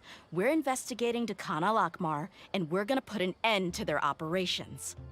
If you provide some help for us, then we might just put in a good word later to reduce the terms of your punishment. Hey, why don't we discuss this a little first? Listen, I made quite a bit of Mora from my last run. Just give me a number, and I'm sure we can... Shut it. My patience is running out. You should know when a mercenary is after something other than money. All right, sheesh. Dude, But you gotta stop promise you'll warming put in up some there. nice words for me later. They're always on the move. Here's the spot they were at the last time I made my delivery to the desert. Feel free to go have a look. I'm just telling you, though, it's not on me if they're not there anymore. Sure. And then you can forget about any nice words from us. Hey, come on. Now you're just being unreasonable. Really? And how do I know you're not leading us straight into a trap? Don't forget, you're the one with no bargaining chips. All right, I get it. Why don't you go take a look, and if they're not there anymore, I'll try to figure out something else for y'all. Now that's more like it. Let's move. And as for you, try to stick around the city until we get back. You don't want us to call the folks from the Corps and have them drag you back to the city. Ah, this guy. Dude.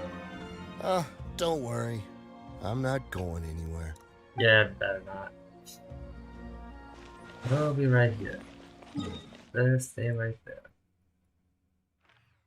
Okay, we gotta go down here. Okay, it might be a bit of a long walk.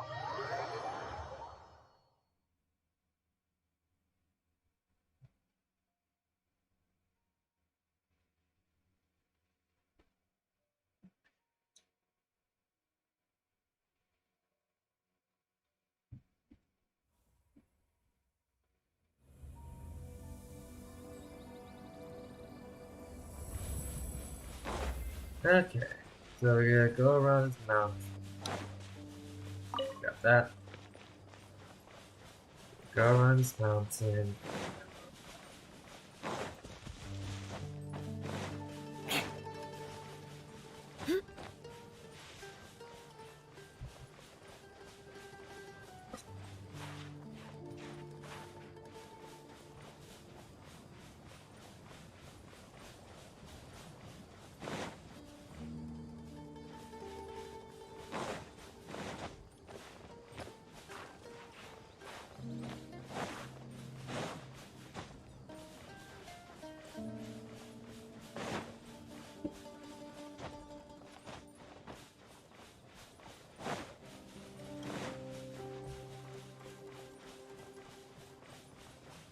And up here.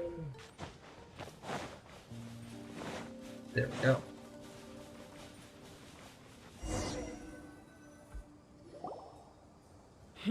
Seems like we're in luck. That should be their camp right up ahead. Let's go. We'll finally get to the bottom of this ourselves. I'm here to see Kusela. Tell him to get out here. Tia, why are you here? Shiver! Shudder! Huh? You out. Take that! Haven't you all done enough? Oh, so are you also here to stop us? Stay out of this. It's got nothing to do with you. Yeah, how about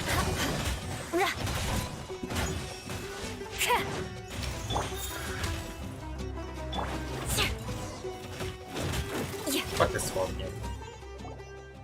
No, she's so strong. Enough fighting. We all know each other, and I don't want to take things too far. Just bring Kusela to me. There's no use hiding him anymore. Did you understand a single word I just said? Or do I need to bash your skull in some more? All right, everyone, let's all just calm down for a second. Dia, the boss can't come out and see you anymore. He died a long time ago. What? Seems like you've been out of the loop for a while. Guess that's for the best, though. At least, that's what the old man wanted. When did he die? What happened to him? A few years ago, Kusela broke up Dakan al-Ahmar and went to the Deshret's Relics headquarters by himself. So is that when you guys started acting up? We would prefer to call it taking revenge. Every last person in Deshret's relics must pay in blood for what they did. So that's why you're telling each other. A little more about revenge. Let me start from the beginning. Dia, do you know how the head of the relics maintained order internally? Overwhelming strength and unquestionable authority? Those were a part of it, yes. But just those on their own weren't enough. They had another tool at their disposal. They called it a person's record. Regardless of whether they joined by their own will or were coerced, every person in Deshret's relics were forced to leave a record of themselves at headquarters. Whether it be their deepest sin, some unforgivable act, or their most immoral exploit, the record served both as a symbol of loyalty and the perfect material for blackmail. So you mean Kusela thought there were no escaping the That's records. precisely it. Every one of us have a record. Me, Bashar, Tikriti, and all the boys who grew up with Dia and ended up joining our ranks.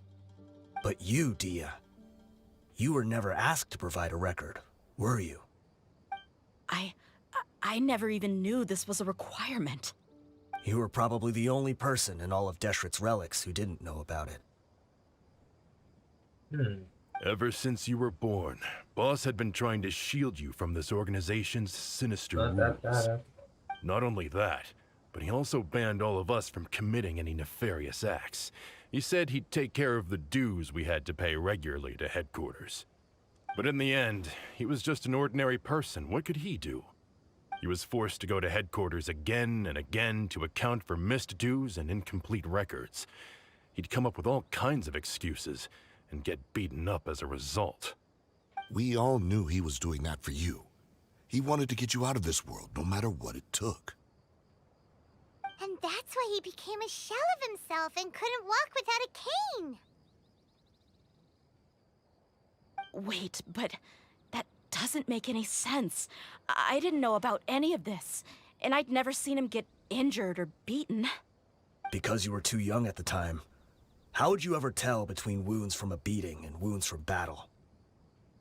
When you left home after that final argument with him, he seemed to age by a decade overnight. Even his hair went gray.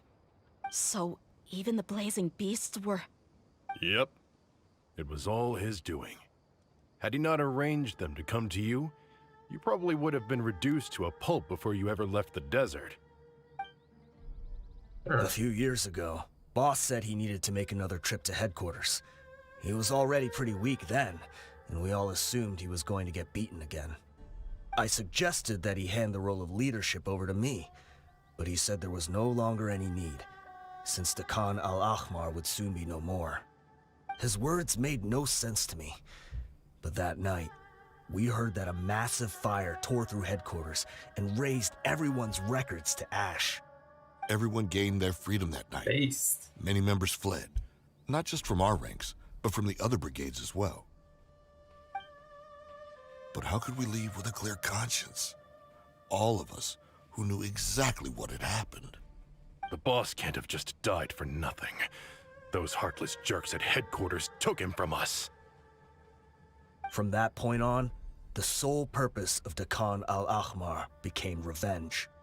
The big fire that Boss started was quite a blow to headquarters' strength. It's given us the opportunity to launch our attack. Even though we're outnumbered, we vowed to see our revenge through to the very end. This just for us hasn't been known victim. There were people from headquarters who changed their names and went into hiding. Some fled to other brigades, and others escaped to the rainforest. But we won't let any of them escape our wrath. They'll all pay for what they've done. We've suffered plenty of losses as well. To keep going, we need an enormous amount of supplies, from food and medicine to weaponry and explosives. All we can do is exchange our loot from Mora, and then use that to get supplies. We forged Boss's handwriting and sent out many letters to his former friends. Thankfully, many people were willing to come to our aid. We were also able to attract many mercenaries who shared our goal. We've endured unspeakable pain to win many impossible battles. Deshret's relics have become weaker and weaker, and now We finally have an opportunity to directly strike their headquarters. Paimon doesn't know what to say anymore. Do you have any idea the amount of damage you've done? We do know right from wrong, but we were sinners from the very beginning. We do not deserve the freedom that the boss won for us with his life. Boss always loved his old-fashioned hero stories. Those tales about sacrificing yourself to save the world. We used to always laugh at him for it. But in the end, he really went and lived those stories out himself. As for me, I never considered myself a hero. We're all the lowest of the low. We have no right to even imagine such an existence. But maybe those hero stories he liked foreshadowed everything that was to come. The spirit of the hero touched all those he had saved, and more people joined his cause. Maybe we were all just acting along with the play in the beginning. But as we acted the parts and recited the lines, we were drawn in. And now, we want to see the story through to the end. I'm sorry, Dia. I know you always found us insufferable ever since you were young. Just think of this as a madman ranting. I'll go with you. Huh? Dia? You wanna go with him? I grew up with these guys, and I know they're not bad people. It's just that some situations get so bad that it's difficult to tell good from evil. All I know is that Deshret's relics must be destroyed. Furthermore, I want to go see the place for myself. I want to know if my father is still there. I know you don't want to get involved in this, so there's no need for you to tag along. I can do this on my own. Yeah, we're tagging along. Any possible users? Yeah. Paimon feels like we I wanna only see this regret it through. if we don't see this through to the end. Thank you. We'll be a lot stronger together with you. I bet Boss would lose his mind if he ever knew you'd join us at the very last moment like this. Considering all the losses and injuries we sustained, we can't afford to turn down someone as powerful as you. He can think whatever he wants. But the fact is, I owe him this much.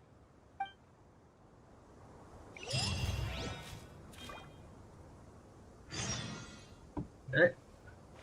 I'm gonna grab that teleport point first. More speed.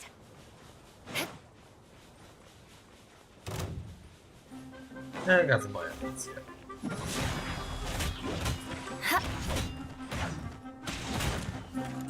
Need more.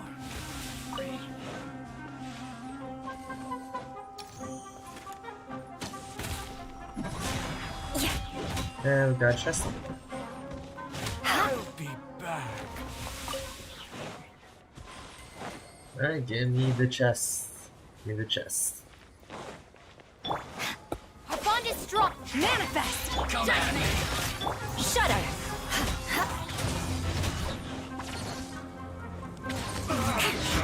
Looks like I went too far. Finally, so quiet. Exquisite I can put these chest. together. Marquise. Use. Yeah, I take care of these guys as well. Stand with me. Another Obey. test subject. You can't run. Beg for mercy.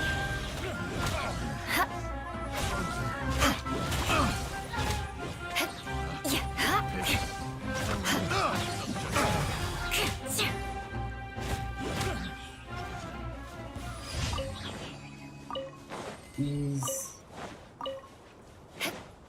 More speed. Sealy.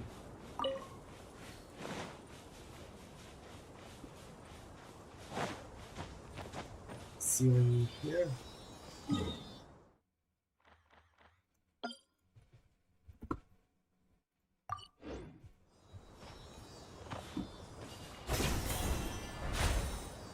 Let me grab this first.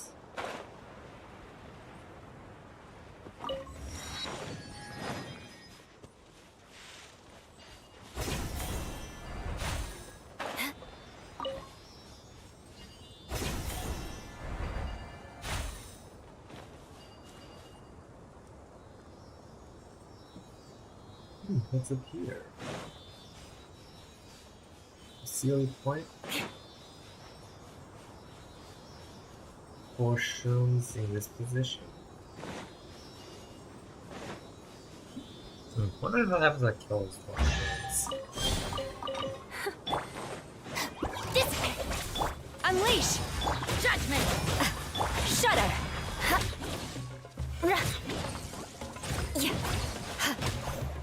Crush! Shudder!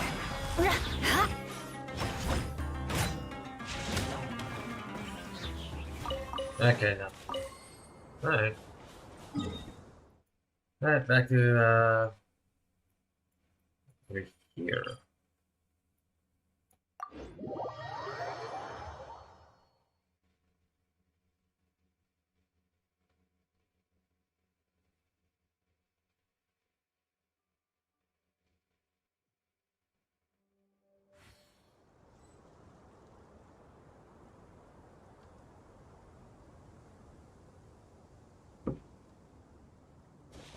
Okay, this guy over here.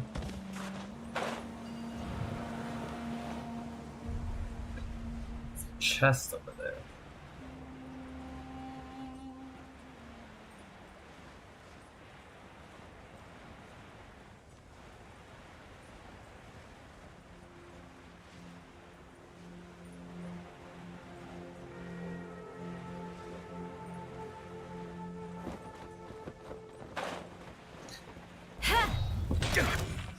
Crush! You want this one? Cryo incarnate! Punishment! Yeah! Flood of frost!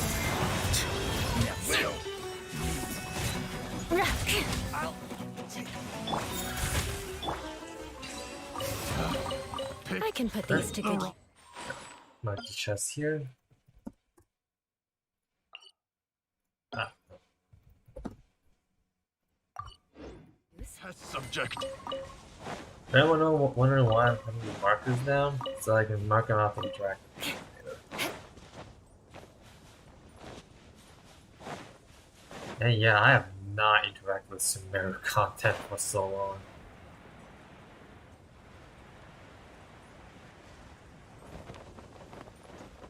Time to scout.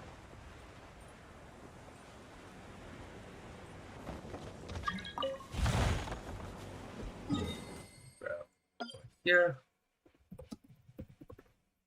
Rocket challenge.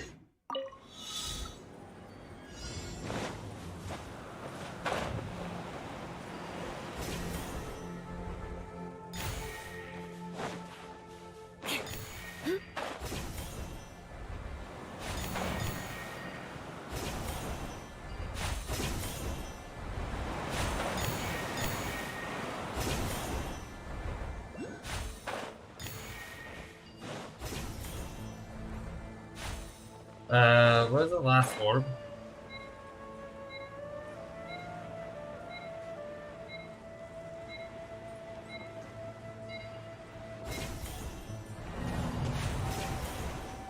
Wait, where was the last orb?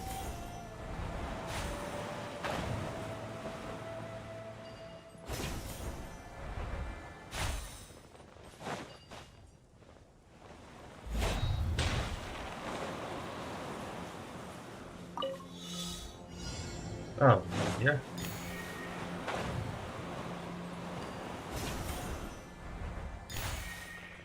More speed.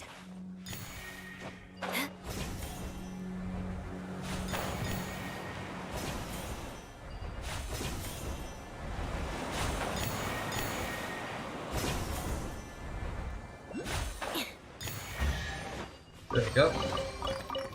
What do we have here? Now we got Dendroculus.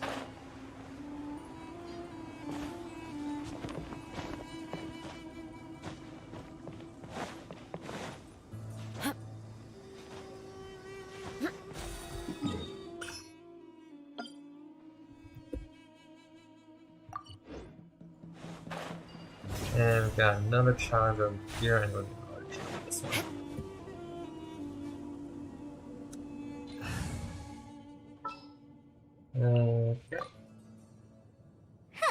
Nick.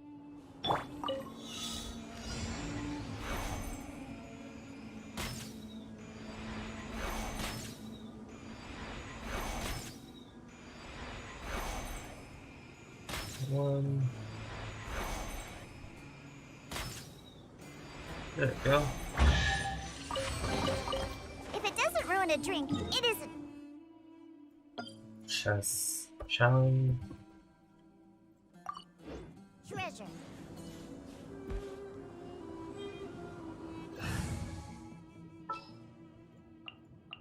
Understood.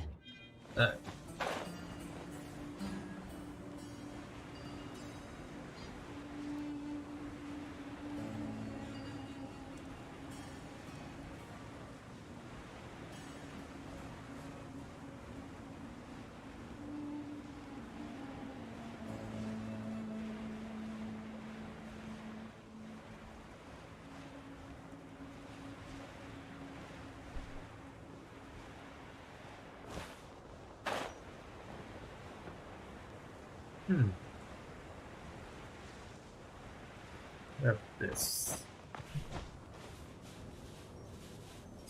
Second.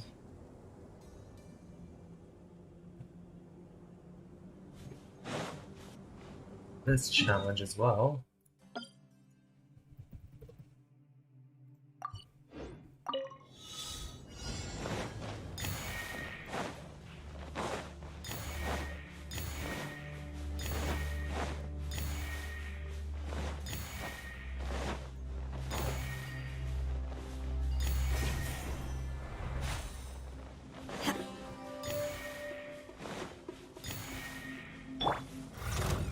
Stand with me. Obey. See, just no chest and a By ordinance divine, you can't run. Shiver. Alright, fucking wrecked my Beg for mercy. Vengeance will be mine. Shudder. Ah, shit. Challenge, got the challenge.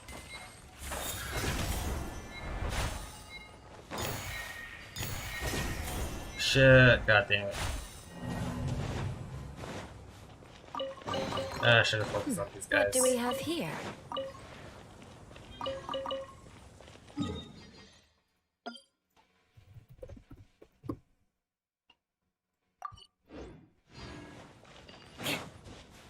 Alright, back to the challenge stuff.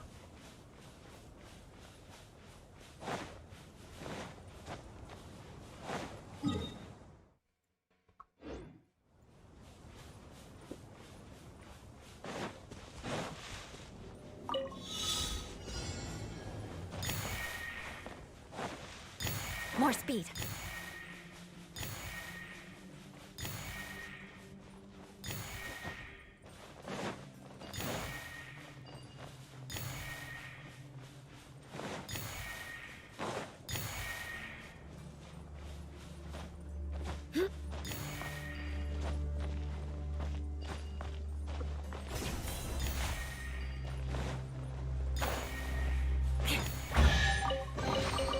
I can put these to good use.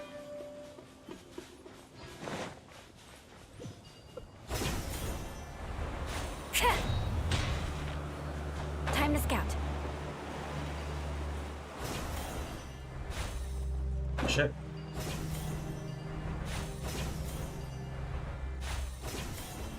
Is this the entrance? We sure didn't run into much trouble on the way here. Should be. I don't think they have enough manpower left to post guards and defend their perimeters. Let's go. Yeah, we should be fine.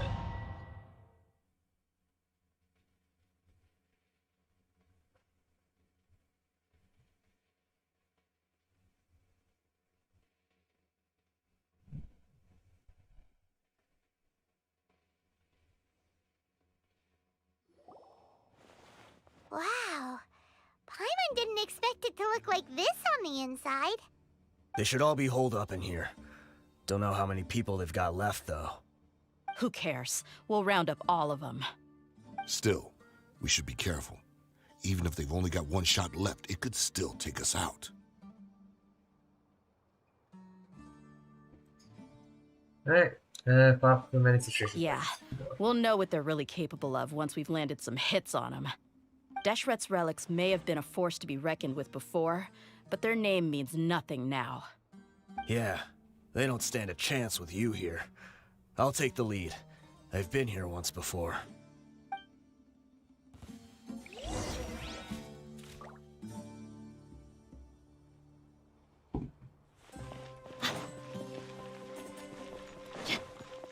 Alright, let's get both guys. You are not welcome here. Manifest! Crush! I'll be back. Punishment!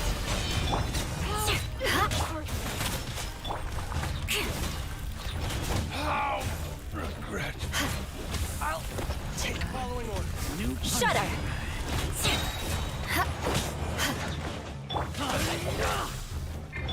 Buckle up! Hi! Crush!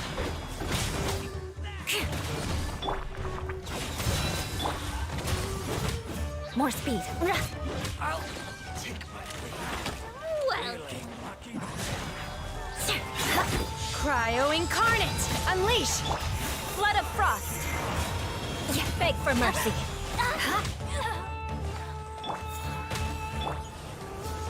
Crush! Alright, that's all of them. This way, follow me. We're almost there.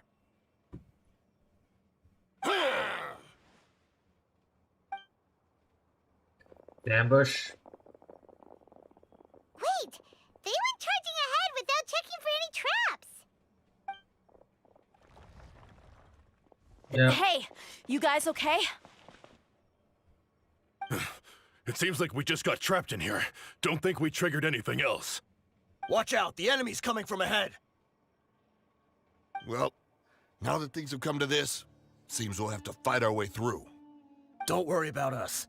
We knew something like this could happen. Go and take a look around. There could still be another way through. Let's go! We can't let the boss down! Let's check if there's another way! The sooner we can make it through to help them, the better! Let's see. I think I see a way through over there, but it's being blocked by something. Let's try our luck with that mechanism. Okay, let's go!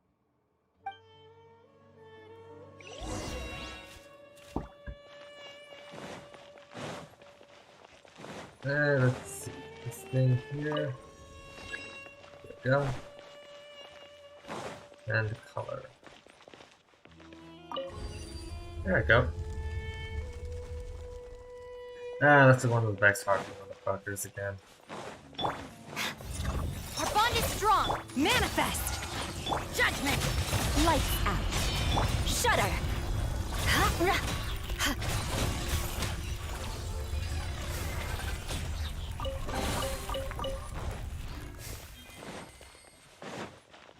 Another mechanism like the one before, but this one's being blocked off in the middle. We just need to adjust it a little.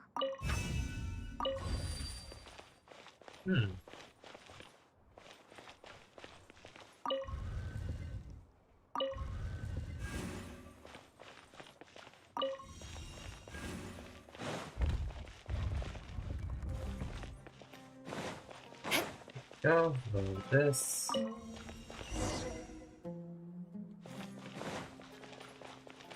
More speed.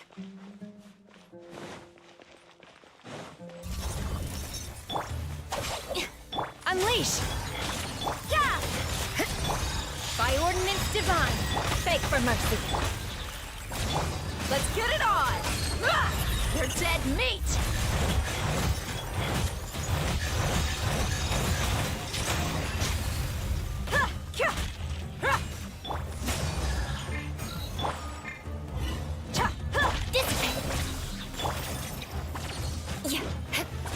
These are all looking up in the box.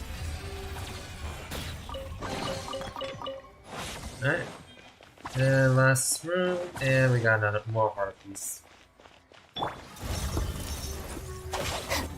Obey! Judgment! Punishment! Crush! Vengeance will be mine.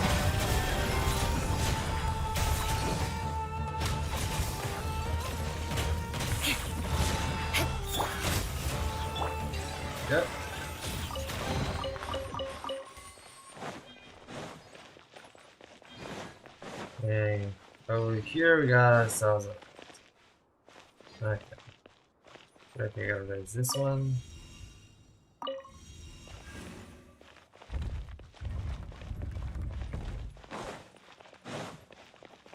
More speed. I'll change this one to purple. This one.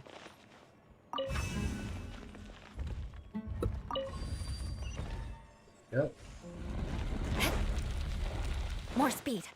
And we're in the final room.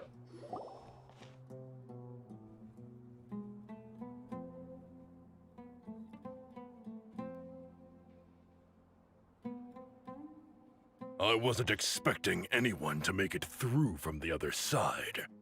But as a desert dweller, I suppose we should be used to our folks defying all expectations. Don't waste your breath. You have nowhere to run. Run? Had I wanted to run, I would have fled 1,000 times already. I witnessed the golden age of Deshret's relics. Even if I could leave this place behind, all that awaits me now are endless days of humiliation and ruin. Even now, my brothers and I still believe in one thing. The greatest should never live to remember their fall. So you want to go out in a blaze of glory? Let us draw our weapons! We will show them the true power King Deshret bestowed upon his followers. They are but two, while we hold within ourselves the entirety of the relic's glory. Wave 1, charge! Eliminate them! Oh shit, okay. Where do you Stand with me. Yeah! Beg for mercy. Easy, mother. Easy.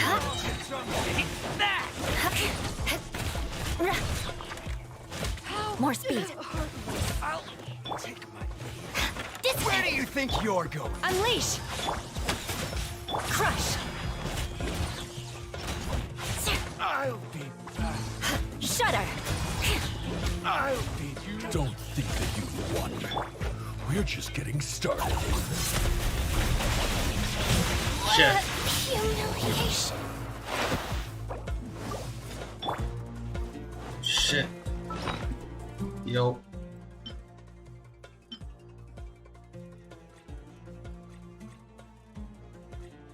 And pop her health off first.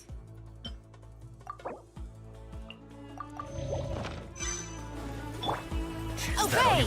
Do your master's bidding! Judgment! Shiver! Beg for mercy! Freeze to the core!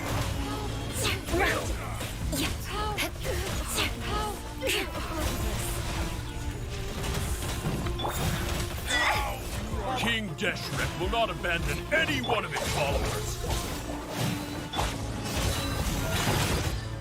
Gloves off! Now you're testing my will. Hi! Me back again. Unleash! Bond is strong! Beg for mercy!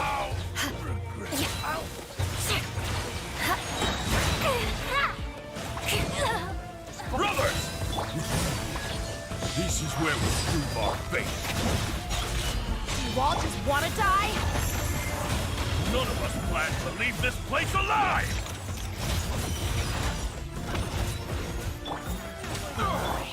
But we'll meet again. The commander has finally fallen. But they're still coming at us! This place is like a gladiator's ring. They just keep coming no matter how many we beat. Yes! Keep fighting! There's no need to fear, and no need to back down! This is our last stand! When the next wave comes, try to draw away their attacks. I'm going to see if I can take out that high platform. Alright.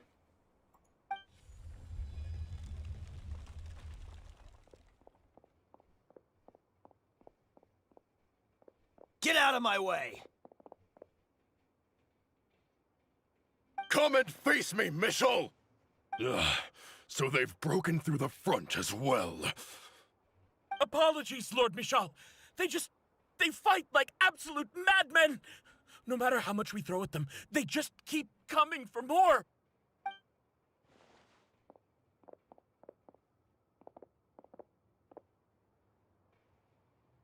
Oh, we got him. GG. So, it would seem like this is the end.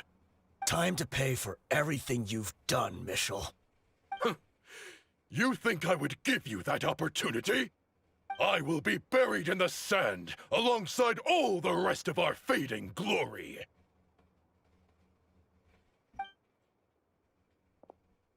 Hey, Yeah. wait!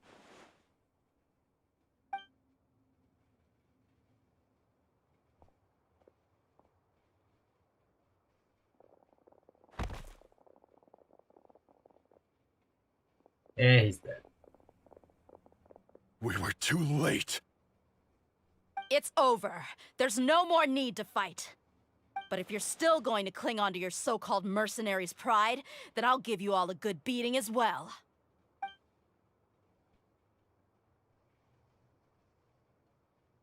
Hey, Dia! This kid. I found the mechanism. I'll get you all back up here right away. Let's go.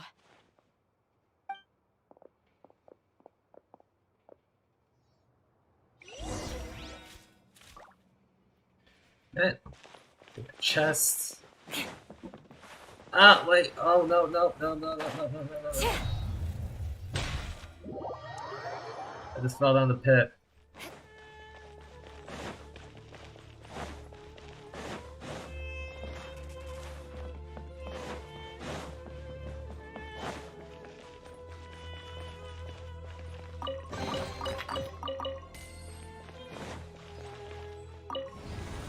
Elevator.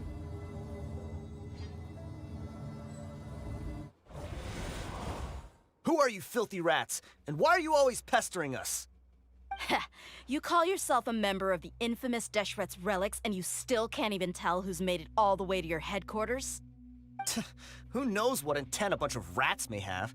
We try to catch a couple, and you all just show up on the other side instead. How are we supposed to figure out what you're after? Hey, have you ever heard of a man by the name of Kusela? Why would I know? It's not like I'm in charge or anything. This is your last chance to talk. Hey, I said I don't know anything. I'm just an average member here. I'm telling the truth. If you're here to find someone, why don't you look through the records yourselves? Who can remember every name and face with so many people coming in and out every day? The irony. His life became a light for so many, yet to others, it wasn't even worth remembering. Where's the records room? Answer me! It's right over there. All the files are in there. You can go through them as much as you want. It's not like any of them still matter anyway. I mean the old records room. The old records room? You mean the one that got burned down? Kusela. Ah, yeah, I remember him now. The guy who could hardly walk. Watch your mouth. That's our boss you're talking about. He was definitely faking it. We all let our guard down as soon as we saw him come hobbling in. But in the short time it supposedly took him to take a dump, he'd already gotten away and started a fire in the records room. He couldn't have possibly outrun us if he wasn't a fraud. And after that, Deshret's relics fell into complete disarray. Stop wasting our time.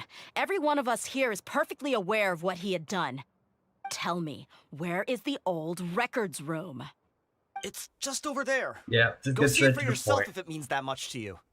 There's nothing left in there but ashes. No human could ever survive that kind of inferno. Bashar, Tikriti, let's go. We'll leave the others here to guard these guys. Spare them no mercy if they try anything.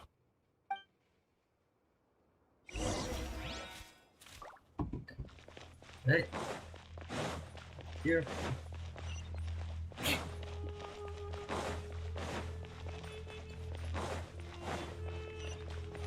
Here.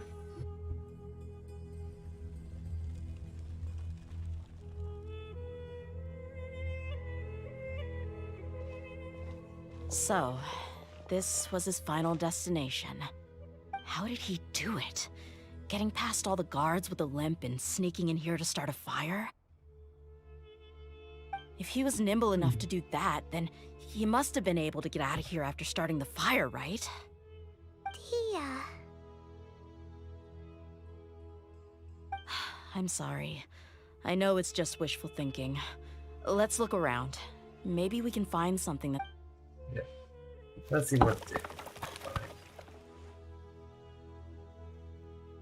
Hmm? Is this a cane? It must be the one that Dia's father used. Kusela. Thanks for everything, boss. We're fortunate to somehow find that cane after that fire. Let's split up and look around some more. What if something else has been left behind? But what else could survive a fire like that? Huh?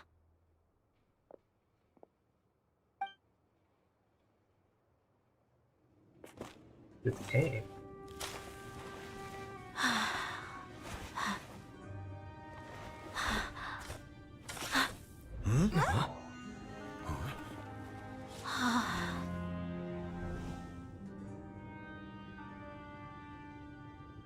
Thought so. Wait!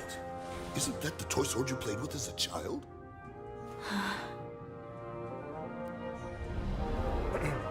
The dragon is no more, for Princess Dia has slain it. Its head now hangs above the city gates. Her bravery has brought eternal peace and prosperity to us all. Dia, come on. This is the most important line. You can do it. But Dia, you defeated the dragon. Everyone's waiting for your speech. Still too shy, huh? All right, I'll do it. I hereby proclaim our victory. Evil shall plague us no more.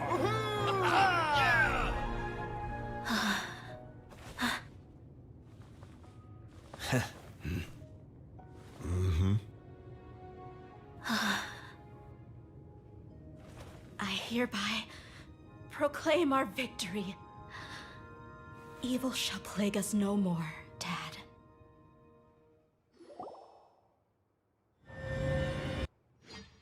To share the code, verify and join the investigations. And so, or humans with Desh's web, just in the heart. They belong to Kushat's Kusaya was given to Dea's part of my inheritance. Dea's police satellite of Smart City. That was a touching cutscene.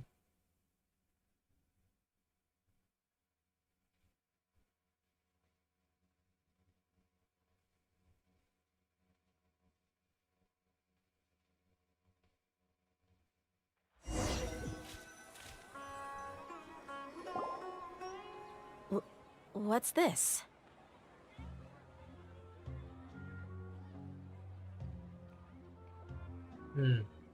All on Paimon's tab. Don't you remember?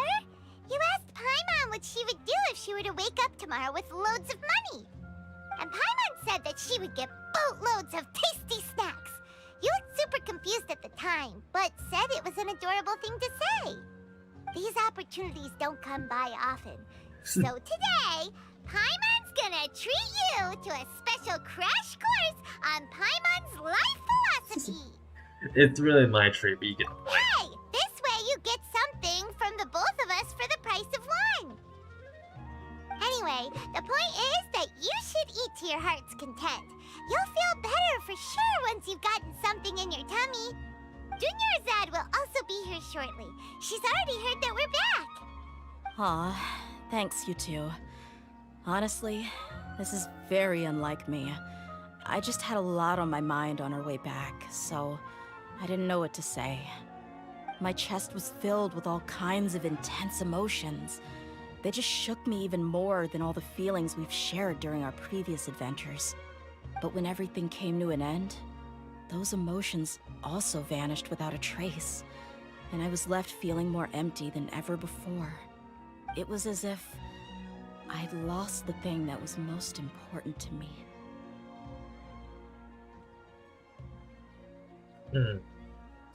Everything just happened so fast. Yeah, you're right. To many mercenaries, Mora is the most important thing in the world. But perhaps to us, it's the most worthless thing of all. Idrisi and the others all used to say that they would quit if there was no Mora to be had. But when it came to avenging my father, there was no Mora to be made anywhere.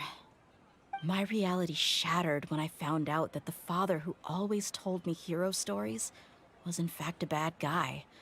But look at me now. Am I any different? Despite all my promises about never forgiving him and never trying to understand him, I still went to such lengths to find out the truth, and nearly even shed tears for his sake. We're hypocrites, all of us.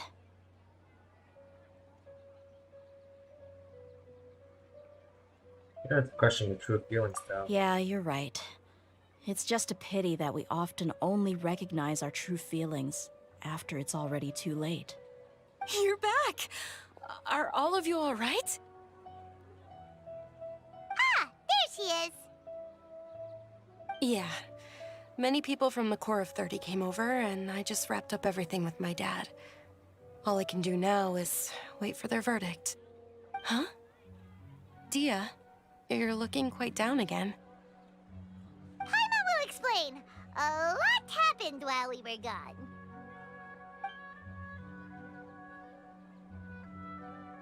I'm sorry. I really should have controlled my emotions better. I just... It's all right, my lady. You were hurt by all of this as well. Truth be told, I'm starting to feel a little guilty watching you cry like this. Dia, your pain must be even worse. You shouldn't need to comfort me. Hey, don't worry about me. If anything, this whole thing has finally shown me the difference between illusion and reality. My father probably thought that people could settle into new lives as long as they moved to a new environment. That thought has even crossed my mind a few times. It's like saying, what's wrong with adapting to a new life? However, there was always something deep within my mind that refused to accept it. This impulse brought me great turmoil, and even made me feel ashamed for turning my back on your father's kindness. But now that I consider it again, it all makes sense. The desert sands are a part of who I am, and I will never be able to lead a peaceful existence. I understand how you feel. That doesn't mean I won't be making any changes to my life, though. As an example, I'm now thinking about taking on some small odd jobs. It's just like Idrisi said. I also want to catch up to my father and become a character in his play. Even if the ending of the story may be childish and ridiculous, it won't really matter. Isn't that neat, though? Oh, you'll be a whole new kind of mercenary, one that's not out for Mora. Why don't we go for a change of scenery once we finish eating? What about stopping by the Grand Bazaar again? Right. You said you wanted to get a rug for your family. We'll come along too. Yep, both all work together. I can't thank you enough for taking care of me this entire time.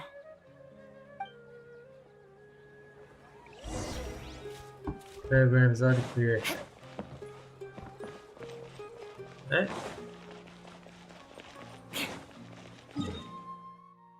Let's see. Fast travel here.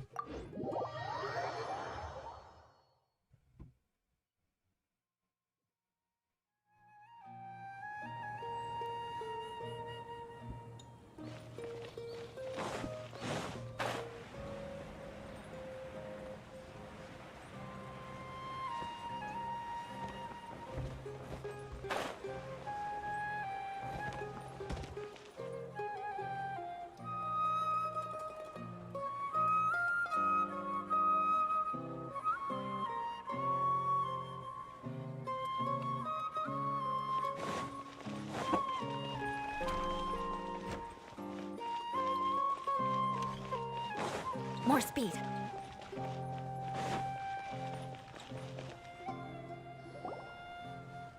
Oh, this rug here is quite something. The craftsmanship is exquisite, and the fabric is also of high quality. Ah, here you are. Finally, I found you. Hey! Aren't you that mercenary who bit his tongue? You can still talk? Wait, are you here to take revenge on us? What are you talking about? Do I look like I could take you all in a fight? I just came here to give you something. I'll be on my way to give myself up to the Corps after this. Once I woke up, I hurried to the Khan al-Ahmar's camp, hoping to alert them to your presence. But when I got there, I found no one except the members who were still too injured to move. Ah, so you probably got there after us. Yeah, they told me that they had exacted their revenge, and everyone had turned themselves in to the authorities. Even that last camp was not going to last for much longer. I had joined the cause to repay an old favor from Kusela. Now that everyone's already turned themselves in, I might as well do the same. One of the injured members gave this box to me, and told me that it contained some of the old man's last possessions. Everything left in the camp will get confiscated, so I figured I should get this to you before the Corps could get their hands on it. Thank you. No worries. We are all just living our own truths. There's no need to comment or judge anyone for it. So this box contains everything that Dia's father left behind. Huh. It feels lighter than expected. Well, back in the day, the first thing he did with any Mora was spend it on things like drinks and meat. But let's see what's inside. What's this? It's just a bunch of junk. Ugh, it kinda stinks. Perhaps it's just been left unopened for too long. A handwritten copy of a storybook. The paper's already yellowed, and it looks like it's about to fall apart. It was against the Academia's rules to possess books for personal use.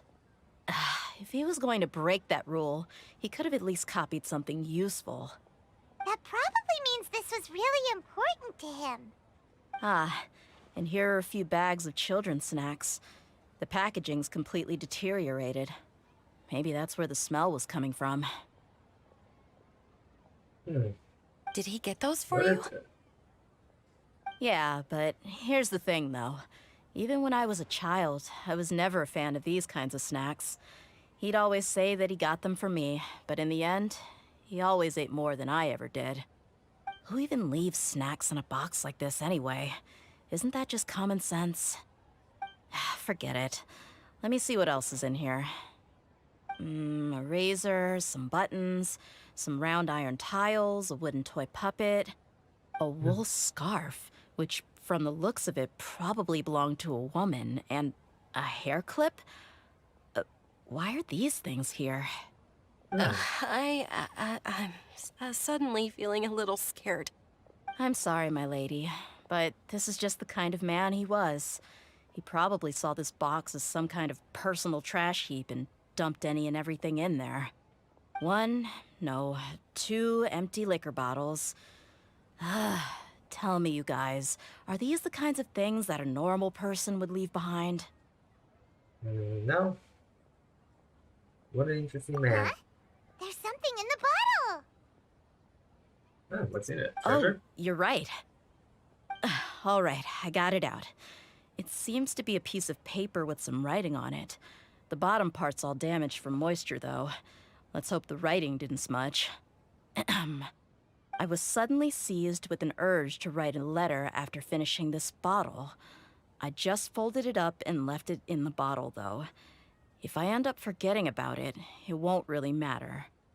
To Dia. It's a letter for me?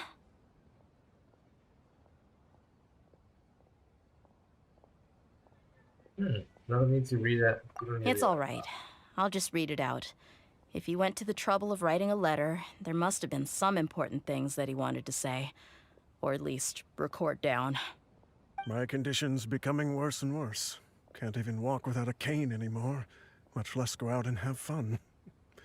Guess I don't have many days left. If you're reading this letter, then I suppose I'm already long gone. You were adorable as a baby. Everyone loved you. And regardless of whether you were crying or laughing, everyone enjoyed having you in the group. But once you grew a bit older, you were no longer nearly as happy or cute. It's probably Idrisi's fault. He was never up to any good. Can you believe this guy? He can point the finger at himself. Anyway, back to the point. To summarize, I'm writing this so you would know not to feel sad for me, even if you end up finding out the truth. The reason being that I was never your father to begin with. Wait, She's what? adopted? Surely, he must be joking, right? I don't know. I was quite formidable when I was young, and 100 times cooler than some so-called flame main. Really felt like the whole world was under my feet. With just a teeny tiny bit of effort, I felt I could rule over the entire desert. But as fate would have it, I went out into the desert for a drink one day and discovered a baby in the sands. It was you. You were just lying there, small and helpless. You were so tiny that if the wind blew for just a little while longer, you would have been buried forever. But your cries were so loud they made my head hurt. Now that I think of it, you really were a bundle of energy. Sounds like he's serious. I told Idrisi and the others that I had slipped up with a woman while out and about. None of them even doubted me. I'm sorry that I had to lie to them for so long, but I really had no other choice. I was their most esteemed leader, after all. It's not like I could just tell them that I suddenly wanted to play at being a father. At this rate, I'll puke up all the liquor I just drank from this bottle. Anyway, Dia, you possess the kind of freedom and kindness that we could only dream of. As far as how you should live your life, that'll be up to you to decide. That's the end of the letter. In the end, he was still thinking of me as a little child. No, was that a good thing? I suppose. Or I would have suffocated under the sand a long time ago. He was a good father to you. The fact that he wasn't a blood relative doesn't change that. Yeah. It's just a pity that we had to learn the truth of everything like this. Do you already have some ideas about the decision that he wanted you to make? I do. If he first found me alone in the sands, then I want to try my hand at finding the person who abandoned me. I just have one wish. To tell them a story. That there once existed a childish and foolish jerk with a heart of gold. And that only under his care was I able to grow and mature into the person I am today. If you end up finding any leads, can you share them with us? We go on adventures all the time. Maybe we'll be able to find some information for you. Sure, I appreciate it. I wasn't expecting you to be so enthusiastic. I don't want you to start going. I'll help too. Thank you. All of you. Thank you so much. My life has certainly had its twists and turns, but I've always considered myself lucky. Because no matter where I've gone, I've always been surrounded by incredible kindness. That's nice. That's nice. Alright. This quest done. I think I got enough for a few rolls. Yep.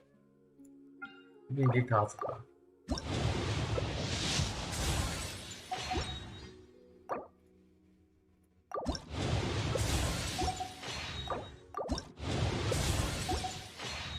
No.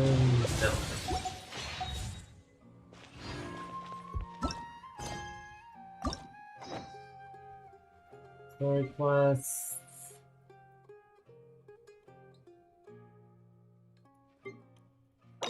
Advisory.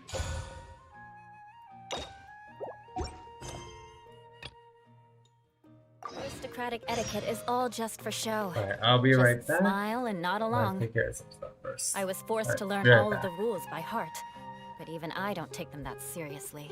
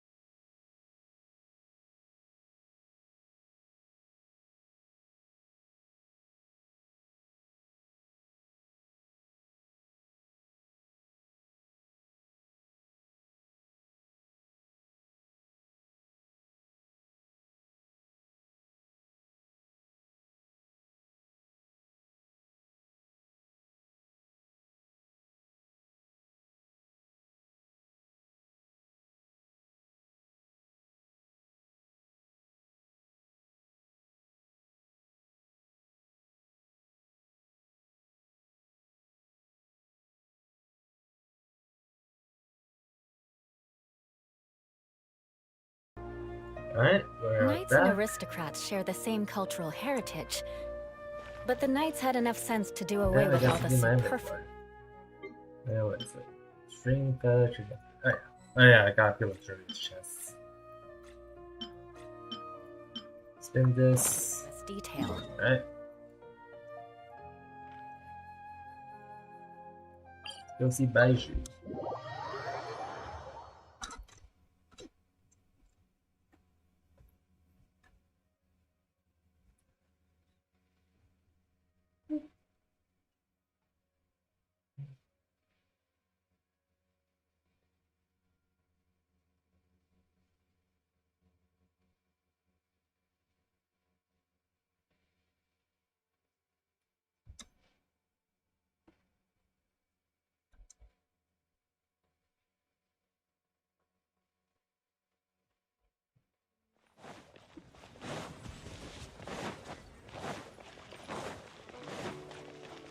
Hey, Chi-Chi and Baiju. Chi-Chi. Ah, did I literally just jump in and drown? Okay. I am a retard. That's gonna be a clip. What's your name, buddy? Are you here to buy some medicine? Where are your mom and dad? Are you lost? No, I'm not.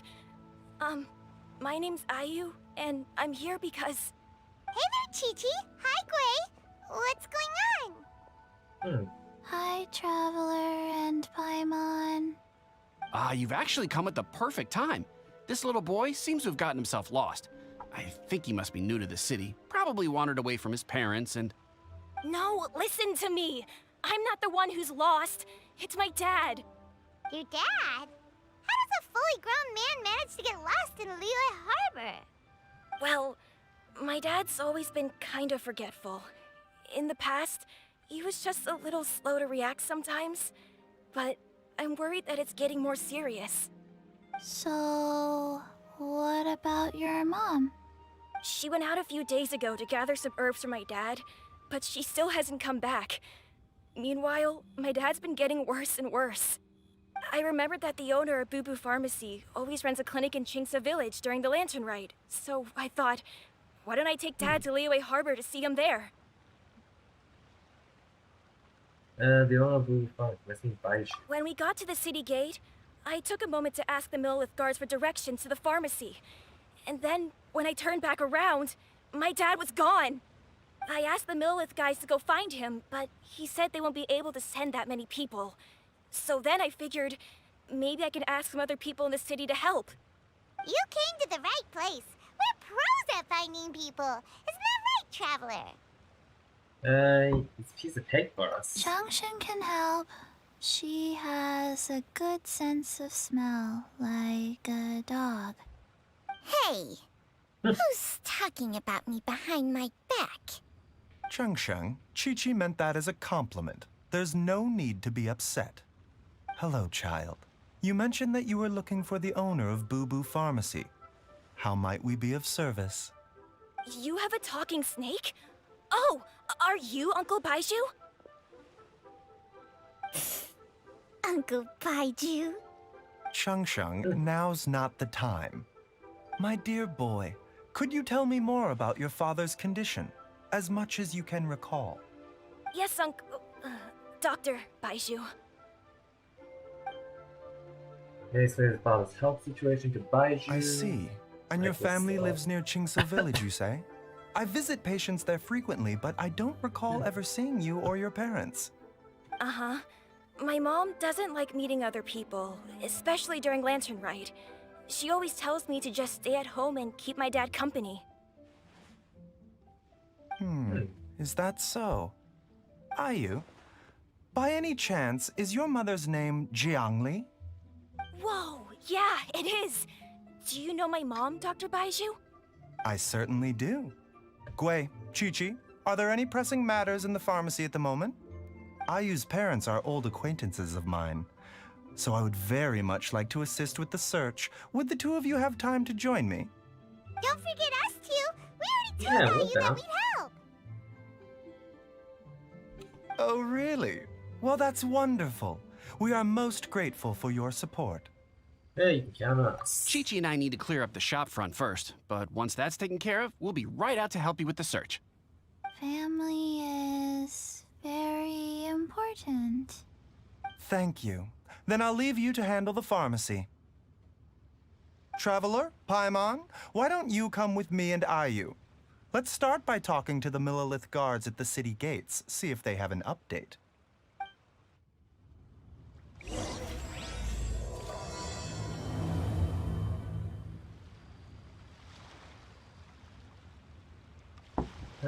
Chi-Chi, stay here. His family. Oh, we have to find them.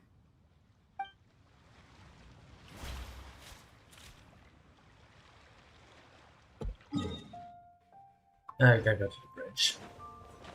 Exit.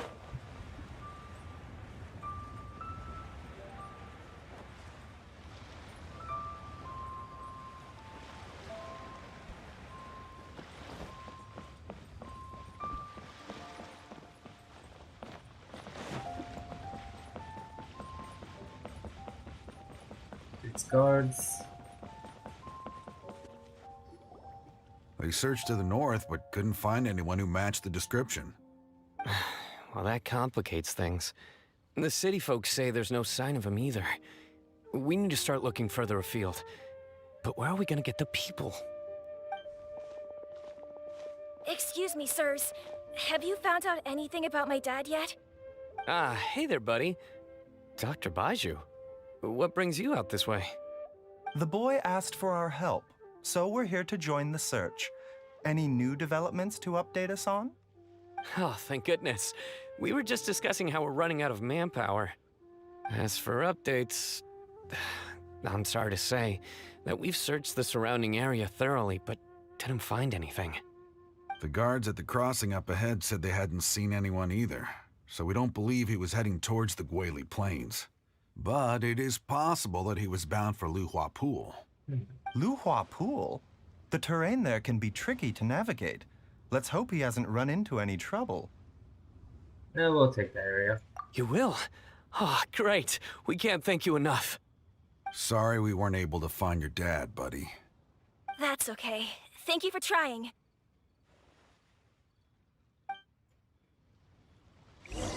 That was bad. We'll update our superiors on the situation and see if they can assign anyone else to help. Okay. Pools, that'll be around here.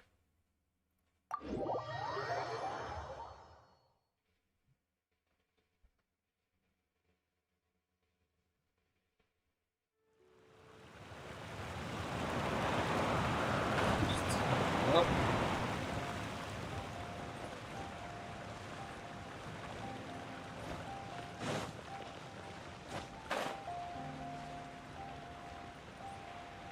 Dad! Dad, can you hear me?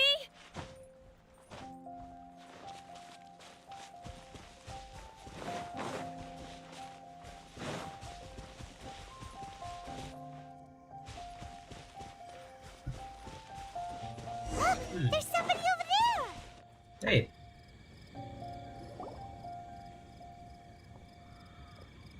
Oh no, it's... Hey, you! Stop! Don't go any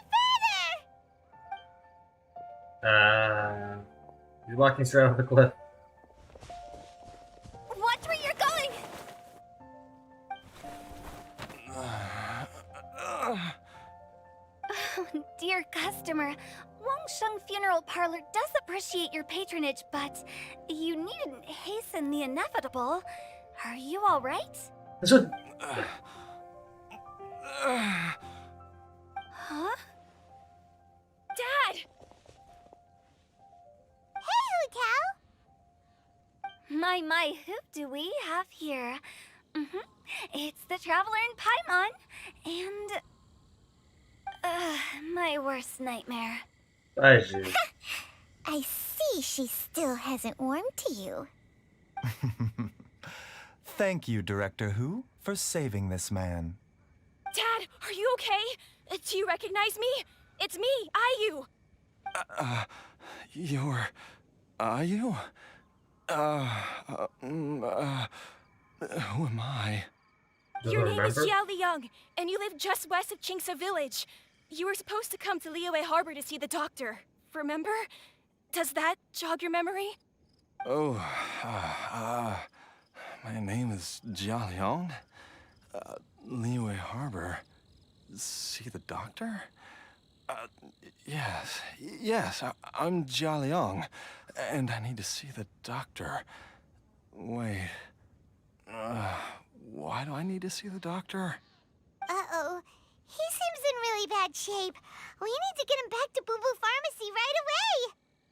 Sorry, Hu Tao, gotta dash! Dinner's on us next time! Hold on a second. Hey, Hu Tao. You're not seriously thinking of taking him to Boo Boo Pharmacy in this state, are you? Huh? Why not? What's the problem? Come on, Baizhu. Don't tell me you haven't noticed it. Didn't your master teach you how to spot the signs? Why do I get the sense that you spotted them right away, but you're planning to use it for your own ends? Huh? Use what? What are you talking about? Where are you hiding? Paimon's lost. There are traces of god remains in Jia Liang's system. Yes, but more importantly, they're on the verge of an outburst. If that happens, the consequences will be unthinkable. Paimon, sorry. What? God remains? There's no need to worry, Director Hu. I have methods of keeping them at bay. It is the sworn duty of all who practice medicine to cure illnesses and save lives. What reason would I have to neglect a patient in need who is right there in front of me? Besides, it was my late master's dying wish to be able to save this patient in particular. Perhaps out of respect for him, you could give me a day's grace so that I have time to treat him? Now you're bringing my great-uncle into this? Baizhu, just what are you planning this time? Merely to cure this man, nothing more. But of course, if you have any doubt as to my intentions, you are more than welcome to accompany me to Boo Boo Pharmacy and monitor my activities. Oh, really? I thought I was persona non grata at Boo Boo Pharmacy. You're being unusually generous today.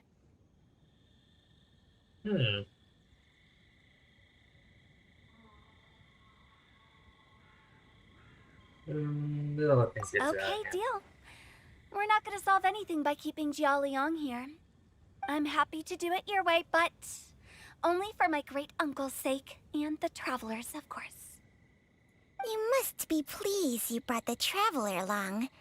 Otherwise, this would have been a much more vexing ordeal. Well, time is of the essence. Let's get ourselves back to Boo Boo Pharmacy at once.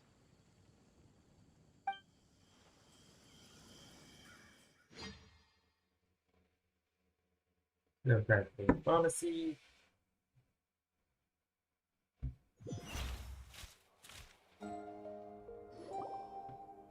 Blockages within the cardiovascular system, reduced blood flow and energy circulation? I see. I suppose this must have caused the cognitive abnormalities. Dr. Baizhu, how bad is it? Can you cure him? Don't you worry. Baizhu's a really great doctor. He's sure to find a way. Isn't that right, Baizhu? Ayu, do you know when your father first started displaying these symptoms? I'm not sure. He's been like this for as long as I can remember. But it wasn't as bad as this when I was still little. So it's been a long time indeed.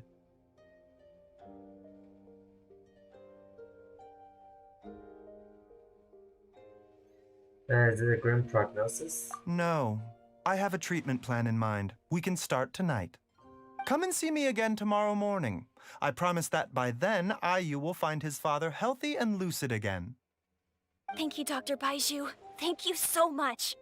If you still have any misgivings, Director Hu, please feel free to hang around for as long as you wish. However, it would be best if you step outside this room. A doctor must be able to focus when treating a patient. Any distractions heighten the risk of complications. Yes, of course, absolutely. I'll just go and look at the flowers or something. But I will be back in an instant at the first sign that something's amiss. And we'll be heading out too. See you tomorrow, Baizhu and Changcheng. Bye for now, everyone. Did Paula say a name wrong? Are you ready, Baizhu? Yeah, she did. Ready as I'll Oh, ever maybe I be. missed her. I'm used to it by now. Come on, let's get started.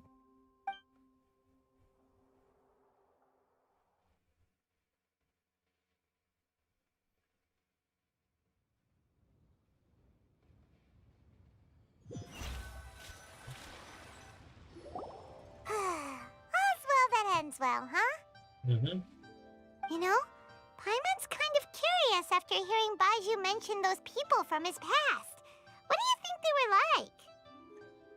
You mean Baiju's master? Yeah, you must be curious too, right? Let's go see what we can find out while Baiju's busy treating Ayu's dad.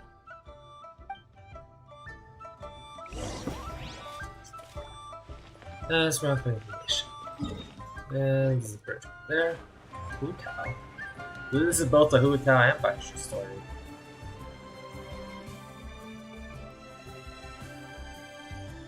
While I'm idling time on admiring the scenery, the spectacled snake-bedecked docks doing surgery. Hello, you busy bees, and what do you have to discuss with the funeral director today? So... Actually, don't tell me. Let me guess.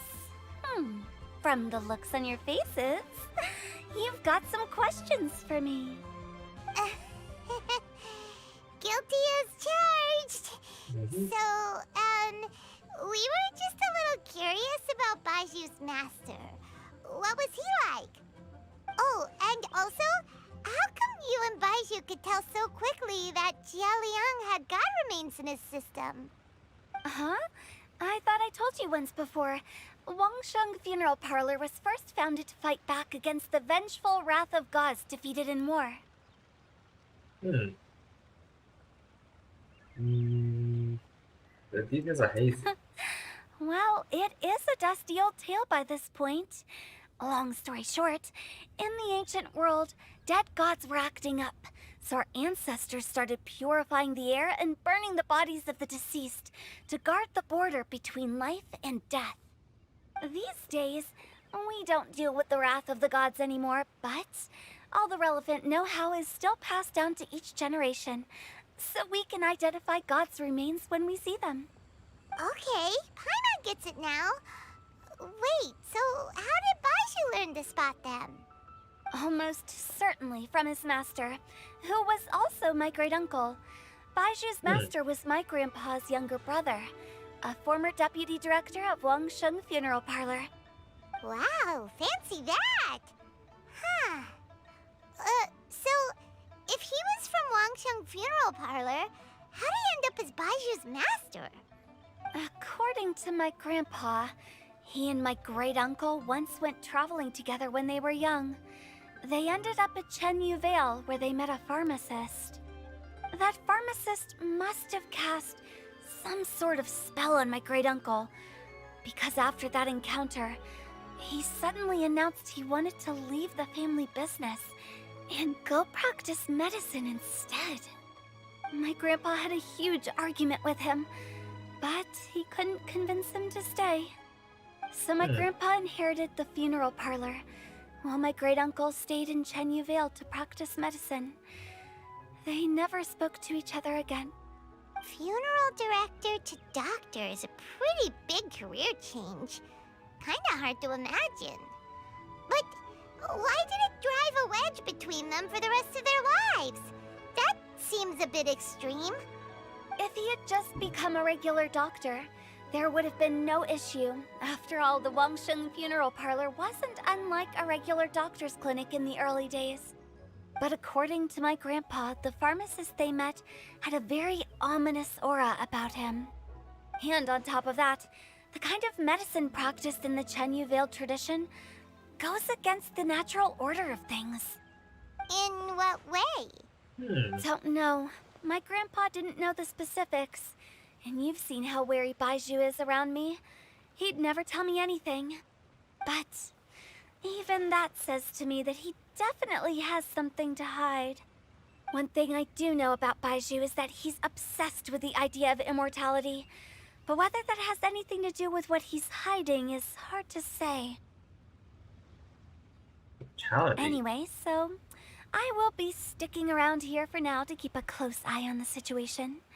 Maybe tomorrow I'll finally figure out what he's up to. After all that, it seems like we have more questions than answers. Never mind. We'll just have to ask Baizhu himself about all of this tomorrow. While you're here, have either of you seen Chi-Chi around? It's not every day I get to infiltrate Baizhu's lair, but alas, I didn't catch a single glimpse of her anywhere. Aha! What if Baizhu knew I'd be on the lookout for her and hid her away in advance? Leave her alone, Tao. Next morning.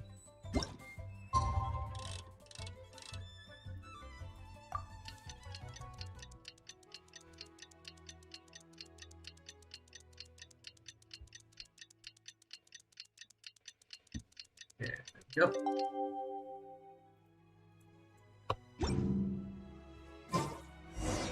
It's a new day! Let's go back to Boo Boo Pharmacy and check out how Jia Liang is doing.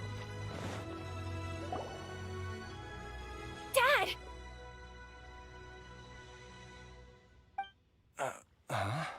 It's better. Are you? Dad, you remember me! Yes, I remember now. Oh, Ayu, I'm so sorry. You must have been worried sick. Has your mom shown up yet? She's been gone for a while, hasn't she? Don't worry, Dad. I got the Adventurers Guild to help us look for her. And Dr. Baizhu's gonna help too. Right now, all you need to do is concentrate on getting better. Great. That's wonderful. I can't thank you enough, Dr. Baizhu. My pleasure, really. It's the least I can do to honor my late master's dying wish. If anything, I should be apologizing to you for not making the time to visit in all these years. Not at all, Dr. Baizhu. It's only because Jiang Li... What was her reason again? He still has memory loss. You're still in the early stages of recovery, so you'll need to take it easy for a while. Take it slowly and try not to overexert yourself. I suggest you stay at Boo Boo Pharmacy and rest for at least the next few days. Director Hu, do you have any further reservations about Jia Liang's condition? It seems like the evil presence is gone after all. You really did manage to suppress it, huh? But how did you accomplish this in a single night? That would be a trade secret, I'm afraid. If that gives you any cause for concern, you may continue to monitor Jia Liang for as long as you wish. Though I regret to say that Boo Boo Pharmacy cannot offer to reimburse Wang Sheng Funeral Parlor for any revenue lost in the meantime. Oh, come on, Baizhu. I'm not that unreasonable.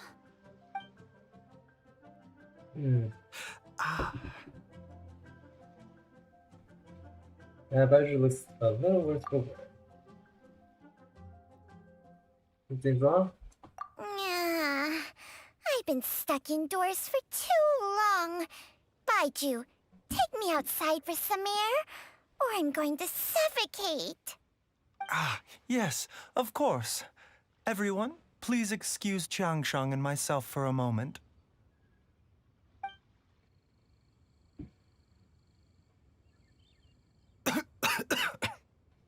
Are you okay? Suffering now, are we? Did you seriously expect to cover it up just by putting on a brave face and ignoring it? If it weren't for my quick thinking, they'd have all seen the sorry state you're in by now. But in any case, why must you keep this a secret from everybody? You should at least share your secret with one person you trust. Who's there?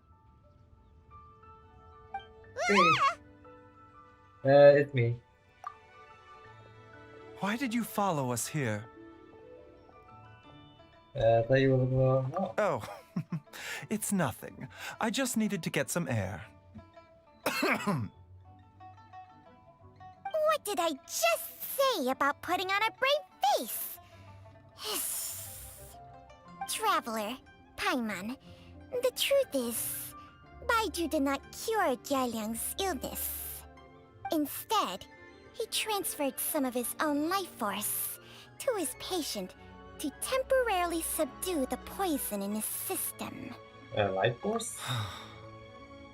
Baiju, can you please explain all of this? My predecessors in medicine forged a contract with Changsheng. Every successor to this contract is able to use Changsheng's secret art to treat patients. I believe the irregularities with Jialiang's heart meridian were likely caused by a poison concocted using god remains as a key ingredient. The poison has not been purged from Jialiang's system. Rather, I infused him with some of my own life force, using Changsheng as the delivery medium. This will suppress the poison's effects for a limited time. Changsheng? You can do that? Huh. Paimon always thought you were just Baiju's strange choice of a necklace.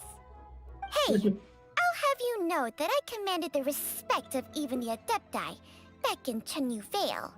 If anything, he is my mannequin. I was treating patients with Baiju's master's master long before he ever set eyes on his first medical text. Whoa. Guess you shouldn't judge a snake by its skin. Please, that's enough. Are you sure you're okay? Wait a sec. Huto was saying that the branch of medicine you studied uses some pretty dubious methods. So, when you transfer your life force, does that mean you're actually damaging your own body? Hardly. Changsheng helps to keep my chi in balance, so there is no great harm done. Still, Baiju's life force is not unlimited. We must find a way to neutralize the poison in Jialiang's body, and soon. Traveler, Paimon, would you lend this dummy a hand? He needs someone checking up on him, or he'll exhaust himself trying to accomplish everything on his own. Come on, Baiju, let us help you. Baiju, don't you think you should seize this opportunity? You cannot expect to hide this from everyone for your entire life. Time will see that all secrets surface eventually. Entire life. Thank you, Traveler and Paimon. Huh. Paimon doesn't think we've seen this side of you. But there's no need to thank us. You've helped us out before. So, what are the next steps? The poison in Jialiang's system must have accumulated over a prolonged period. I think I should pay a visit to their family home and look for clues as to how he might have been exposed to it. Do you know where his house is? Yes. I asked Ayu this morning before you arrived. He told me that his family lives in a secluded spot to the west of Qingsa village. Let's head there together once I've asked Gui and Chi-Chi to look after the pharmacy. As well as investigating Jialiang's exposure to the poison, we should also keep an eye out for Ayu's missing mother, my fellow disciple, Jiang Li.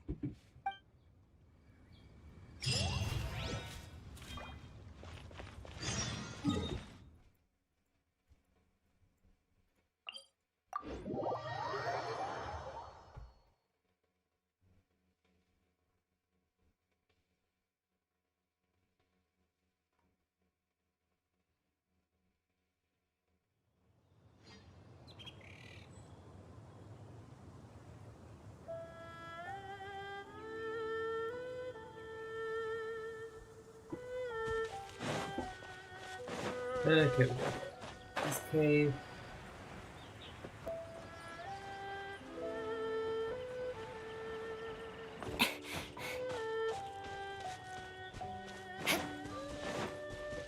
here? More speed. I remember I'm going the right way. Yep.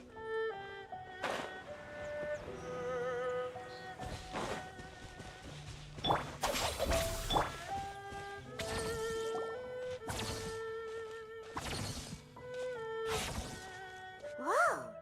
There's a house all the way out here? Huh.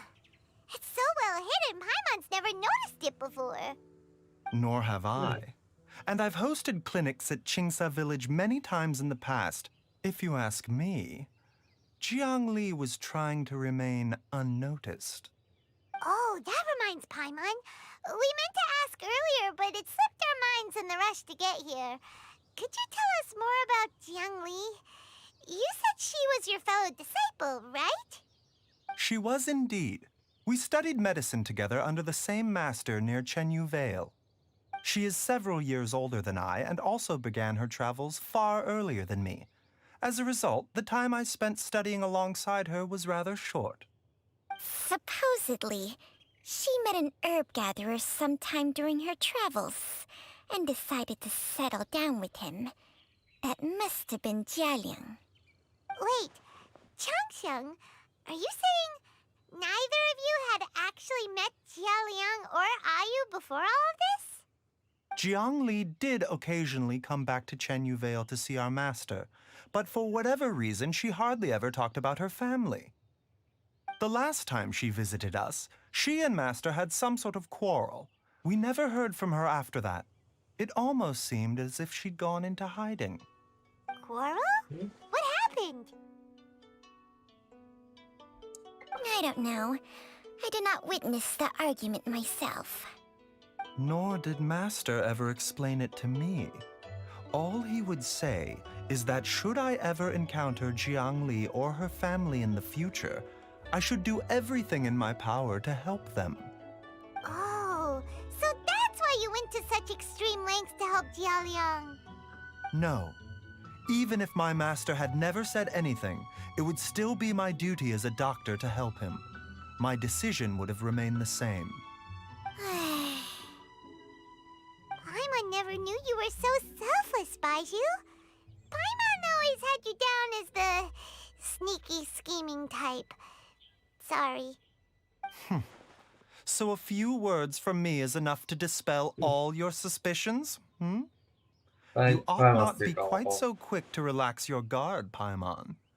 Sometimes even the good guys have their own private agenda. What the... Okay, that was the most suspicious sounding thing you've ever said.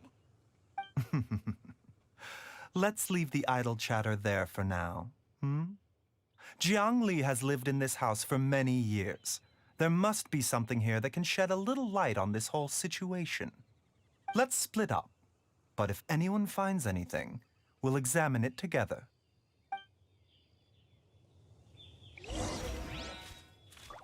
Let's see. Post. Anyways, let's go up. Okay, find mark. Goes up center. Many years. Something in this house that's causing the illness. Oops, shop problems with physical fit. None of us may last as new wills add to the pile.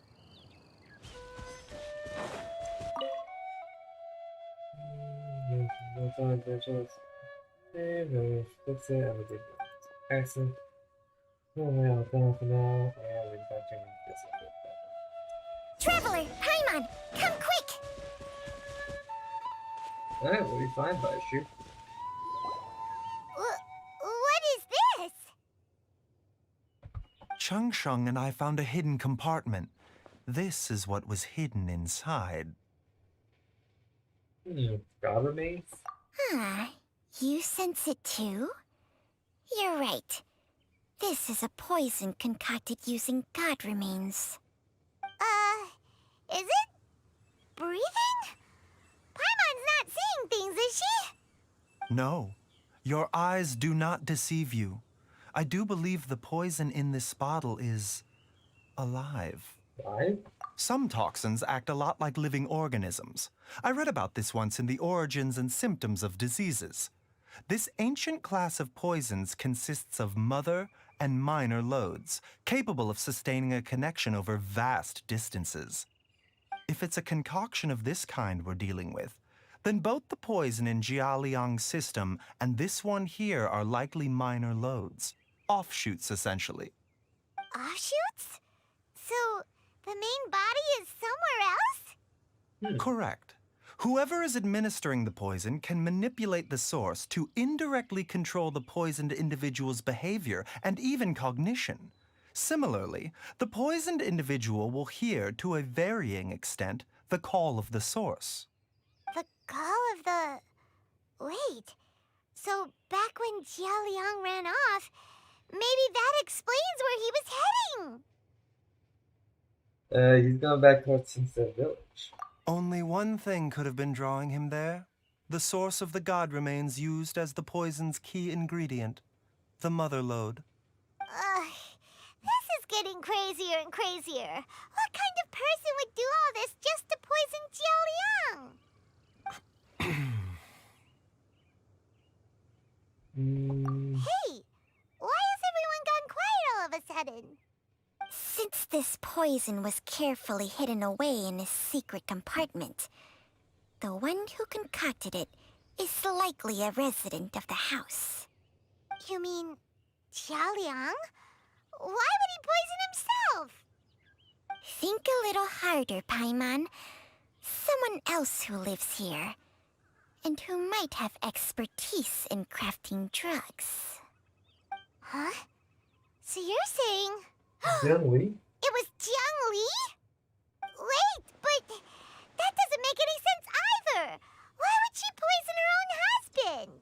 Divorce? I agree. It makes little sense. Jiang Li does not strike me as the kind of person who would do such a thing. Look at the facts, though. How many people in the entirety of Liyue have the ability to concoct a poison from god remains?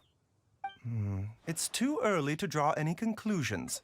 We should question Jia Liang about it once he has made more progress in his recovery. Do you know of a method to neutralize the poison? Yes. According to the origins and symptoms of diseases, the minor loads will disappear if the mother load is purged. So if we can find and destroy the source of these god remains, the poison will leave Jia Liang's system without the need for any further treatment. Do you know anything about god remains in Qingsa village? Nothing concrete.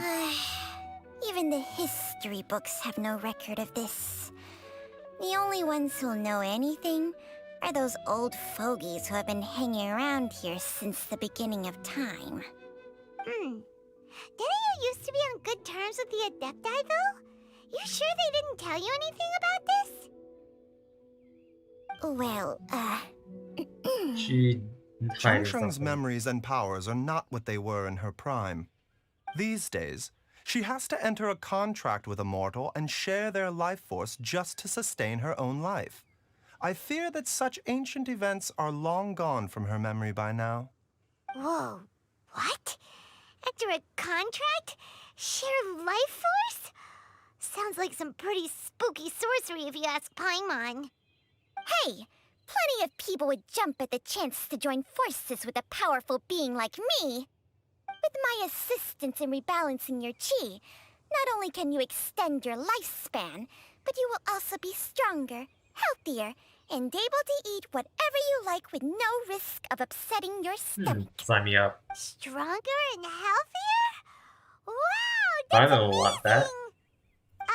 Baizhu, maybe when you retire, you can let Paimon sign a contract with Changsheng for a few days. Unfortunately, Changsheng's contract has strict requirements regarding the host's temperament. None of her hosts have ever been exempted from these rules. I fear that I will be unable to accommodate your wishes, Paimon. Temperament? Hey! What are you trying to say? Did you just subtly insult Paimon to her face?